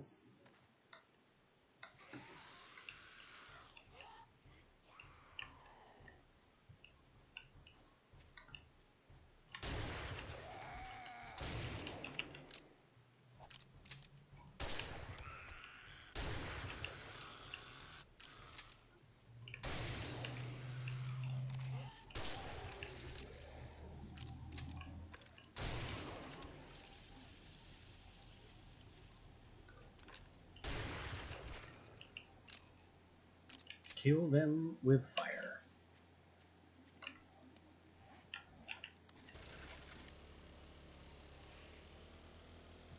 Now we get back to Rekt. Finish out the rest of the plan.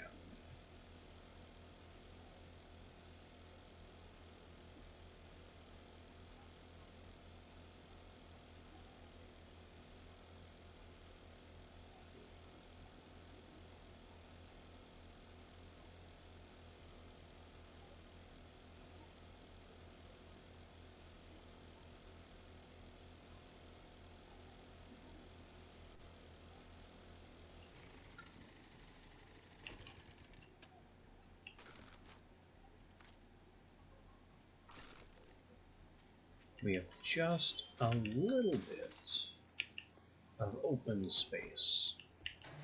Also, this needs to be repaired, and I am apparently hungry. Let's fix that. Now that you did the job, I guess you ain't that damn bad after all. This is nothing. 1,000 tokens. Lockpicks. Some ammo I can't use. 1 meat stew. Come on, man. Hugh pays better than this. I'll sell you food, but don't expect me to cook it for you. You can have my garbage, including this. All this does is create steroids, which I've been avoiding using because they cost water. He still has nothing I want to buy. That has never changed. Shit, man. I treat you that good, and you don't even fucking tip me. Tier 4 fetch and clear. Very close by. Name's not important. What is important At is Judy if Witch. you have the balls to help me with a problem. It's a deal. Disappoint me, and you'll Alright find then. yourself on the wrong end of a rope. I know exactly where and what Judy Witch is. It's basically the property across the street from us. A big old tier 4 that I've been avoiding setting foot in. But maybe we could hit that one twice, since it's so close by. But before we do that, I have other concerns.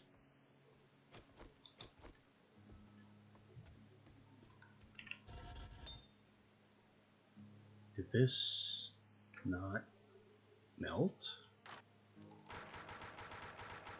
Isn't that supposed to melt? It is, and it will.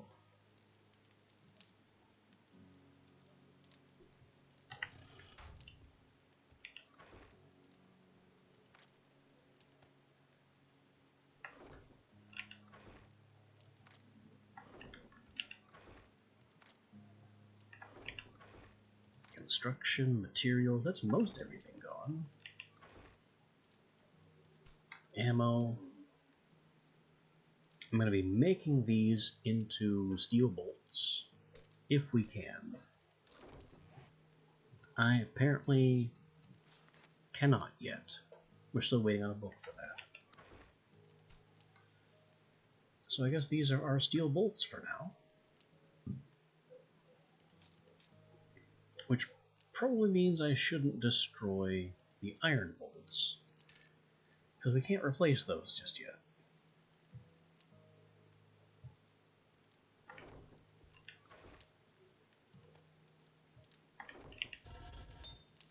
But I am destroying the iron arrows anyway. Crossbow is, in my opinion, flat out better.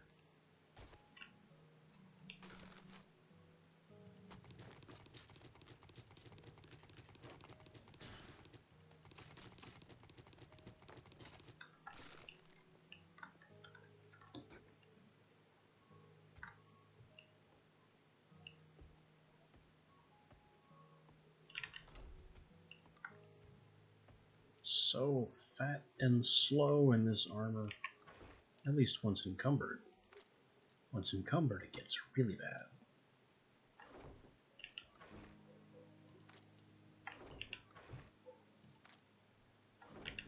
Construction, materials. Nothing in the vehicle department. Weapon parts. This is considered weapons. One of the best. I mean, decreases melee stamina use by 10. That's probably the best thing I could put on a hammer. And it's no slouch for other. It's no slouch for other melee weapons either. Now we're taking out a bipod and a scope.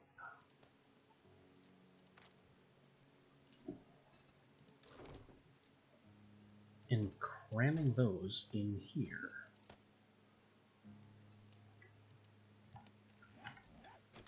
Now, our little crossbow looks more like this.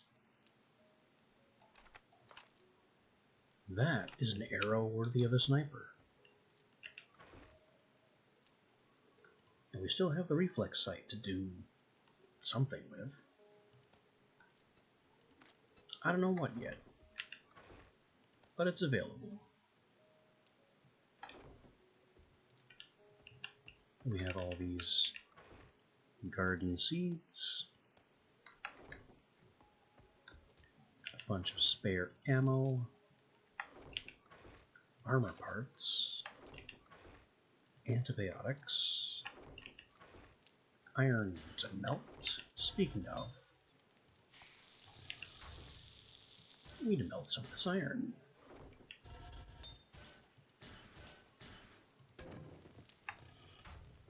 And a beaker for our other cook fire.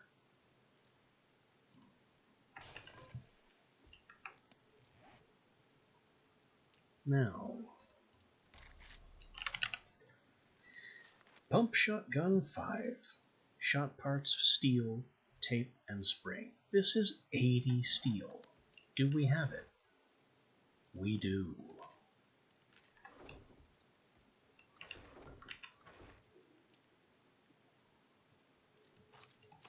We even have the parts. Get our tape. Get our springs.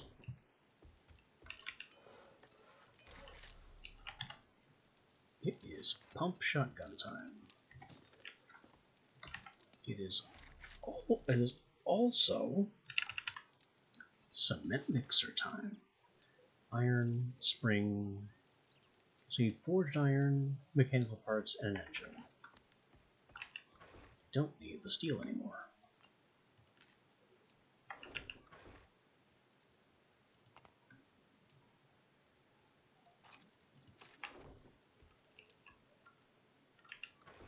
We certainly have plenty of engines.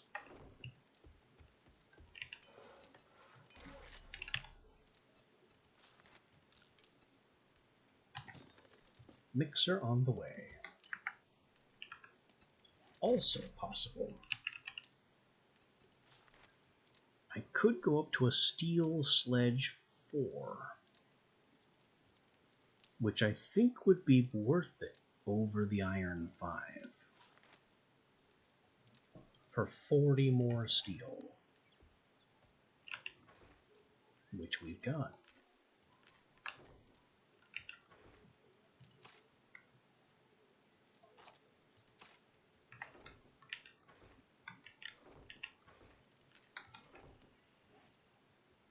Wood tape.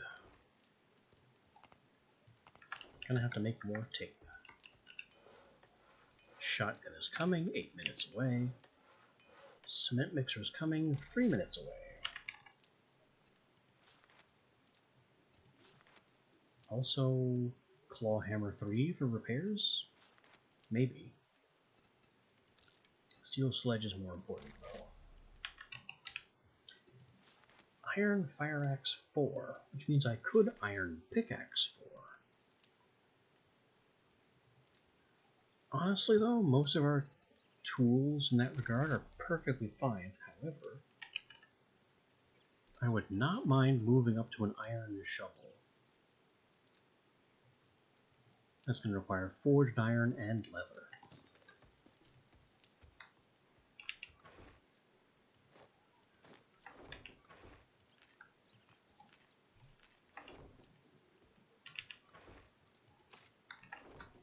It is an upgrade-a-palooza here.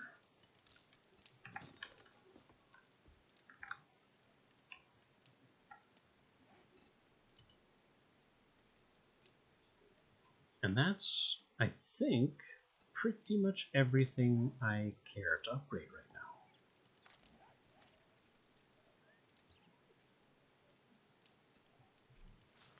I could put 3 points in strength, and then get my 5th in any of these, really. Which would be useful. I could also start investing in heavy and in light, because I'm wearing both. Honestly, I would rather invest in medium. Because if we invest in medium, then our medium armor gets easier to move in. And our heavy armor piece is temporary. Once we have all the books we need, I'm getting out of this nerd armor. But in the meantime,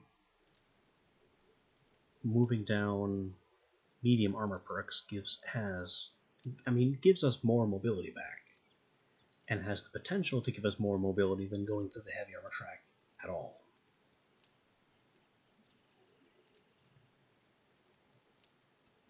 And we need agility anyway to get further into run and gun.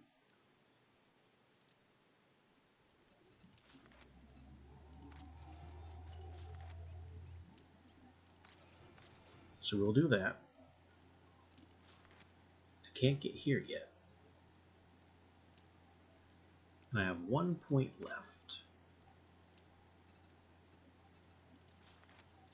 which I can't do all that much with, and a 5% reduction in my heavy armor penalties is not worth the perk investment.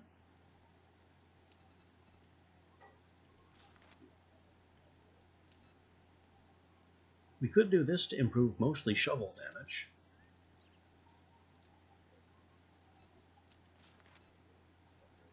Or I could do this as an investment in the future, but I don't think so. think our investment is to improve agility, or maybe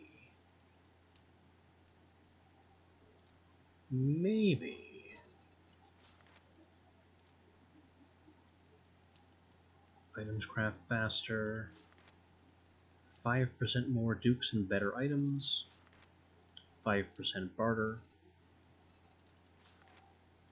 There are a lot of great options, but I think I'm going to commit. We need to improve our agility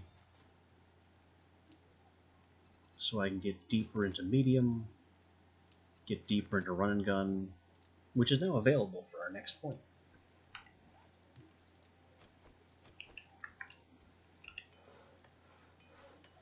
Our wonderful new shotgun, once this gets finished, is going to have a slower reload than our current one.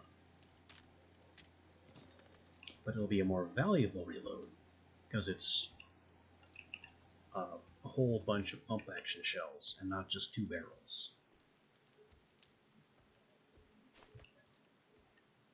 And now we also have this magical cement mixer to go somewhere.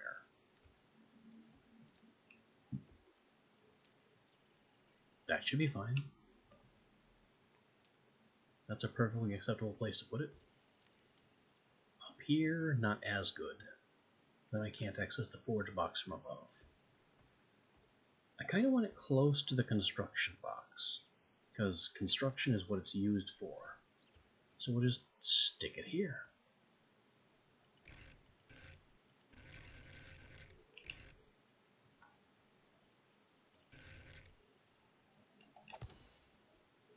There you go. We placed a cement mixer. What the mixer does is that. This is its entire list. It turns sand, stone, and cement into concrete mix, which is the next upgrade level above cobblestone. It creates sand for this process from small stone.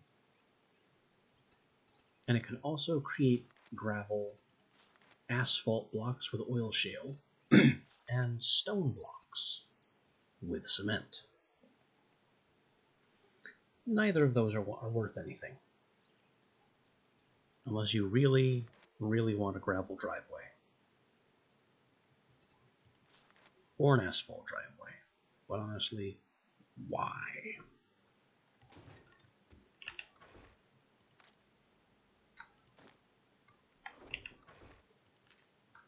So we've got sand. We've got some cement. I've got stone, which I have never put in this box at any time.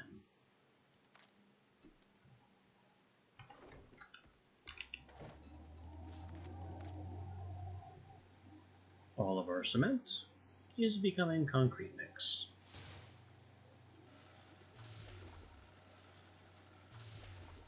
And when that's done,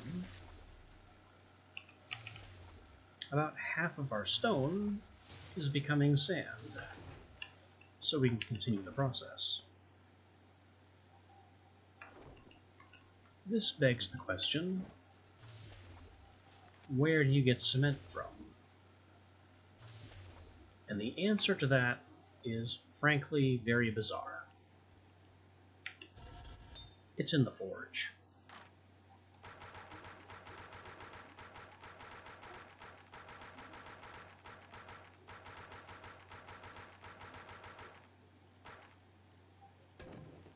The forge can produce cement by melting stone in the forge.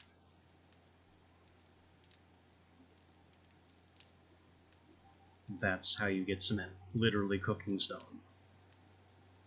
It's a little strange, but that's how you do it.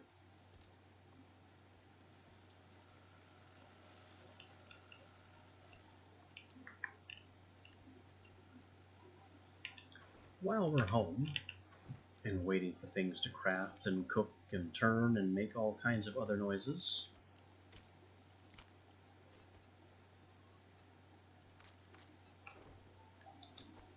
maybe we could also do some cooking. I've got meat and water and wait. before we do some cooking, I need to do some harvesting and planting and maybe some more farm plots. So let's get this underway. And it is honestly not worth making a farmer outfit for maybe 5-10% more crop harvest. It's a thought, but it's not something I want to do.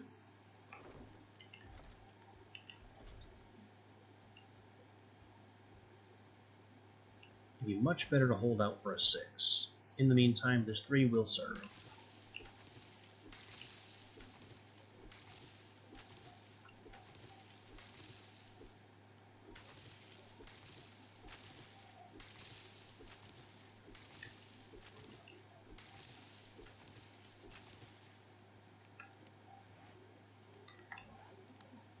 I have these 3 more plot blocks, which, thankfully, my plot is 3 wide.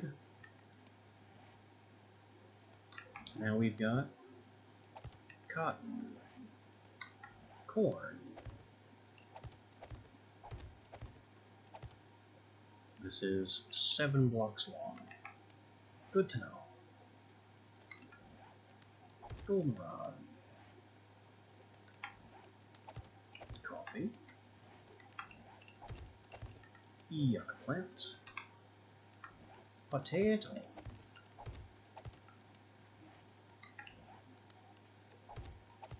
Pumpkin. Hops, not very important. Blueberries, more important. Aloe, technically more important.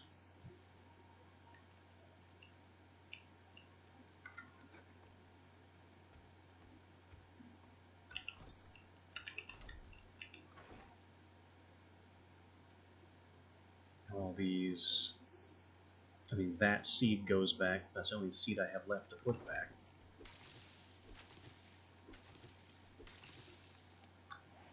And we have mushrooms.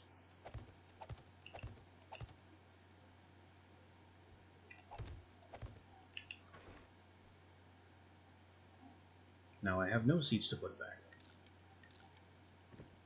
Just my armor. The farmer set to return to the box. And now we have cooking ingredients. And hops are technically a medical ingredient. Very technically. There's honestly another box that these should go in, but I don't have that box yet.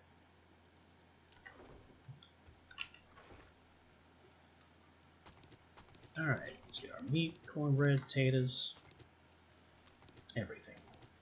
Everything must come out. Everything I could conceivably make use of. I don't know if I can make use of these, but we'll try. Now the snowballs can stay. Okay, time to perpetrate some cookery. We like pumpkin pie, we like steak and potatoes, we like hobo stew even more.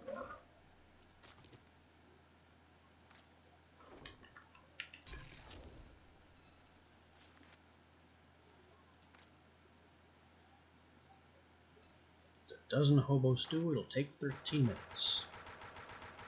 Prepare about 13 minutes, a little over, worth of fire. Get that cooking.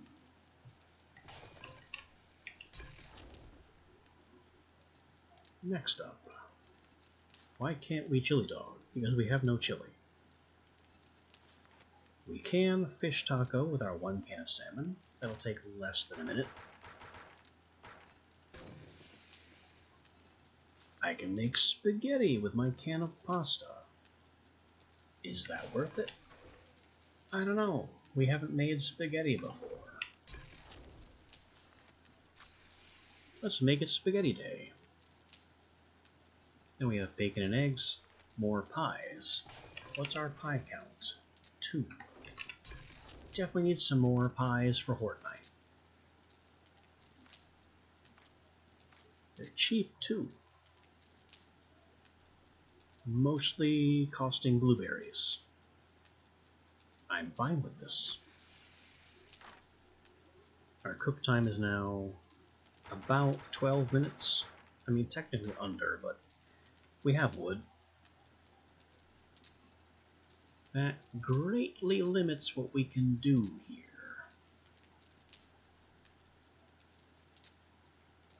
We could boil more meat. Don't really think I need to. Bacon and eggs, a waste of eggs. Boiled eggs, doubly a waste of eggs. Cornbread. I mean, I could make cornmeal. Maybe I want to make more cornmeal. What does that involve? And corn by itself goes into several things. But cornmeal, crafted in lots of 2. Just ear of corn.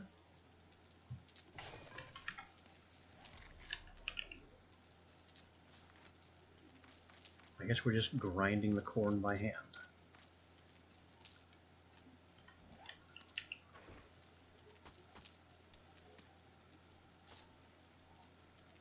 Oh, I should have made more water.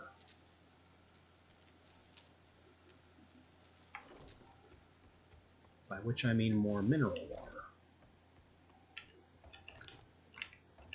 So we'll collect more from our dew collectors. We have more coal.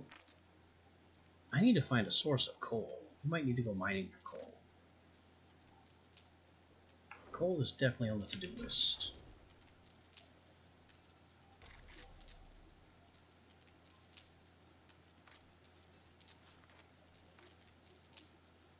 We make 17 mineral water limited by our chrysanthemum supply.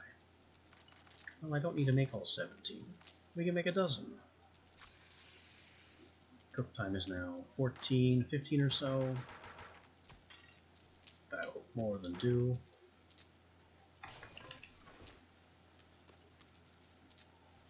And we're done. That is...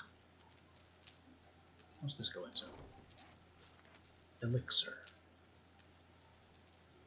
Which I could make if I had super corn and beer. Interesting. Peas, we apparently don't have the ingredients for. Mostly because gumbo is stupidly and weirdly expensive.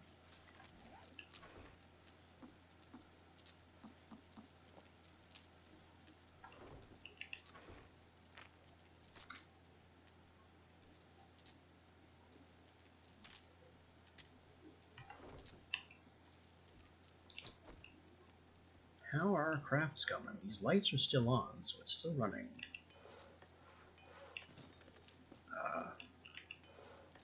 No, it isn't. It's all done. Big Hammer has a higher stamina cost and much bigger numbers all over the place. Almost plus 60 damage on the power attack entry. Improved durability, improved block damage, almost 30 base damage. That's a big number.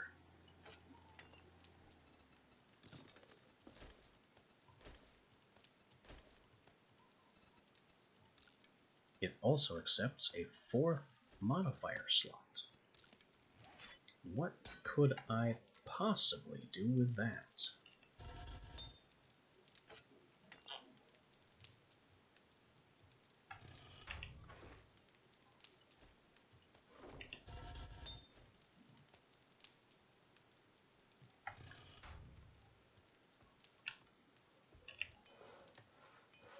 We also have a shotgun, the shovel,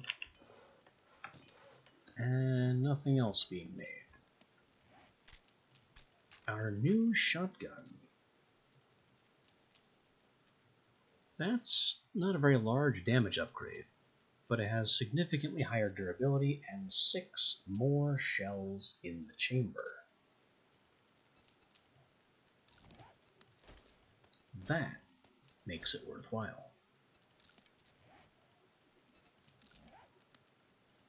We can duck billet, put our foregrip on, have our rad remover, and it accepts a fourth mod. What will that be? I don't know yet. And our shovel here. The shovel is almost 30 points of block damage. And of course 2 more mod slots.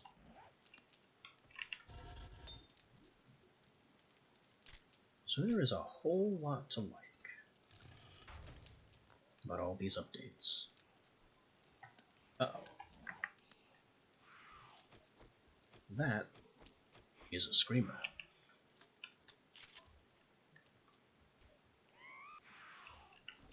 Who is just kind of banging on my walls. Don't I have spikes for you? You don't seem to care.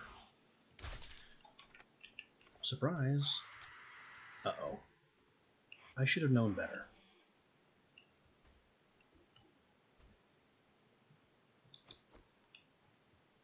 She definitely screamed. And where's her reinforcements? Go down.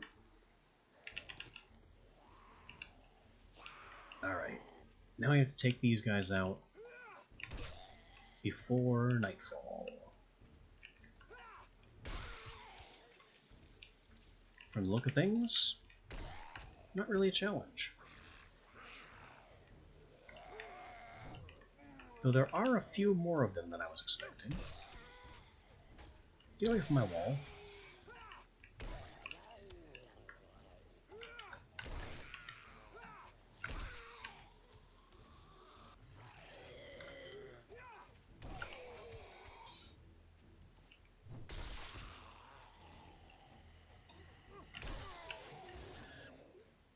Thank you. Stay off my property.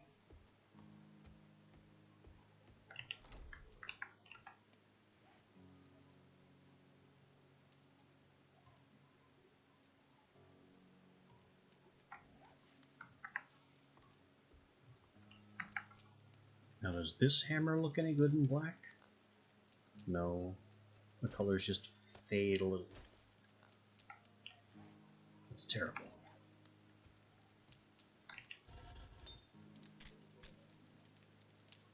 Apparently I can't melt my old shotgun.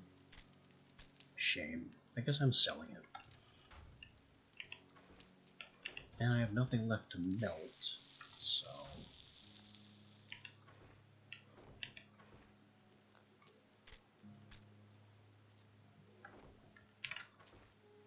So this can go on the shovel.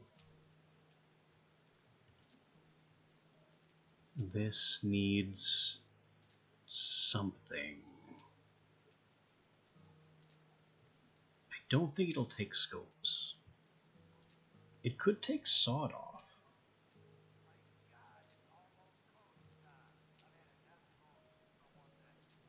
And Rect is closing. Maybe I could full auto the shotgun. That would be hilarious. And stupid.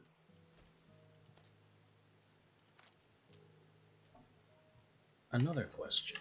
Can I make the tube mod? I can.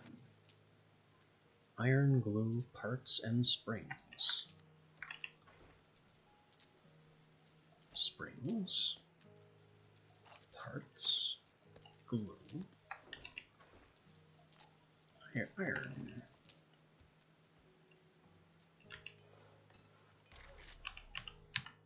Tube extender.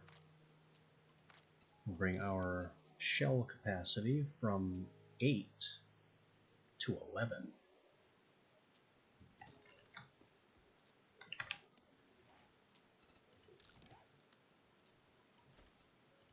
And if I sawed off the shotgun, that reduces that completely changes its aim profile.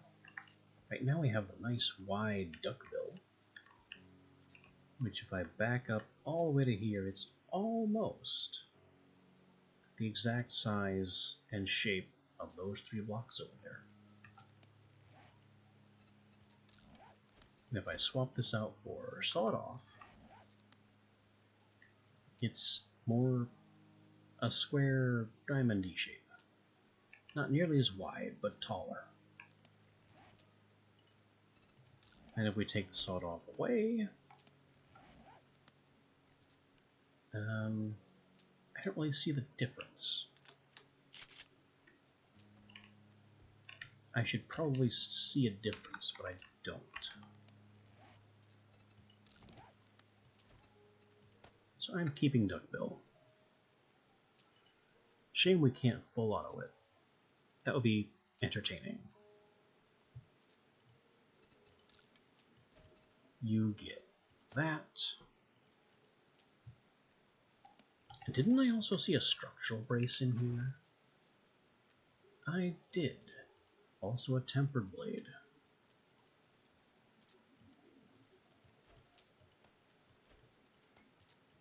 We'll see which of those is valid for Shovel. Tempered blade and structural brace will both fit, but they can't fit together. I think I'd like the 10% block damage more than the extra 10% degradation down.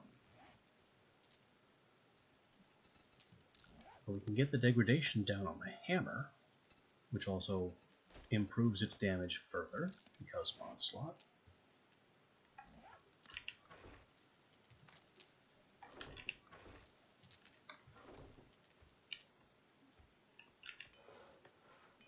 Give me that tube extender.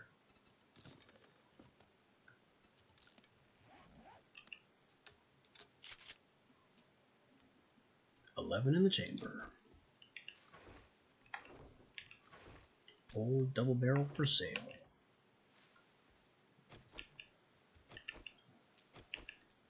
Everything loaded and ready to go. I can top off my shell supply. And I think that's all. I think we are done for the day. I got a bunch more hobo stew. Powerful food item. Another fish taco. Spaghetti. 122 food all by itself. That's an incredible emergency. It's almost too powerful. And then we have more pies, which are not quite as good as steak and potato, but it is tradition for me to have a blueberry pie after every Horde night.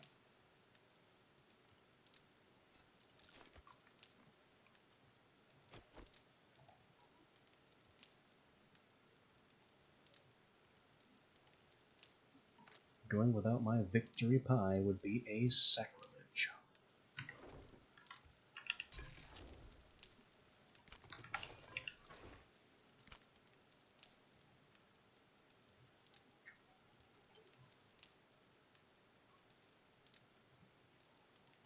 You know, I've got enough hobo stew that I could just swap this stack.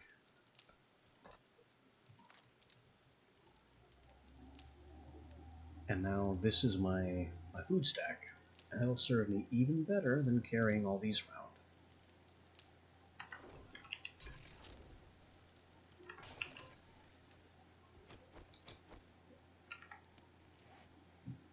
Can I find any mod to put... Whoa, whoa, whoa, whoa, whoa.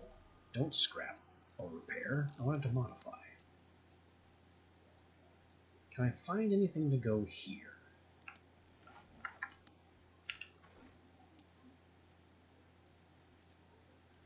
We already have one of those in, so that won't help. I could cram this in.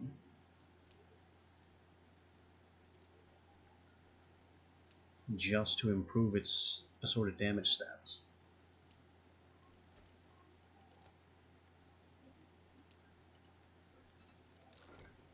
It's a useless mod, but it takes these bonuses from 1, 7, and 7 up to 3, 3, and 14.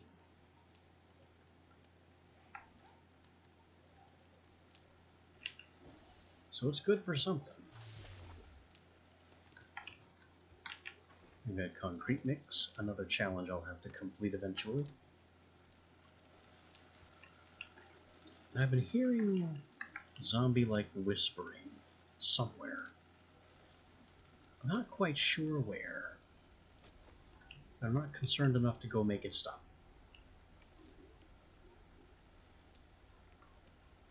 But that, as I said, is going to do it for the day. I have no more points to assign. We've got a few more rewards, including this one, which will give us the harvesting reward completion. And we have some other bits and bobs all over. Get some points from that. Get some points from these.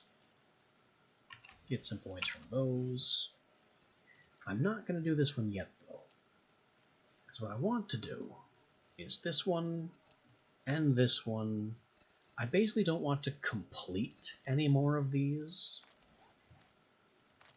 until I have Daring Adventurer, so I can double the payout. Ambitious, I know.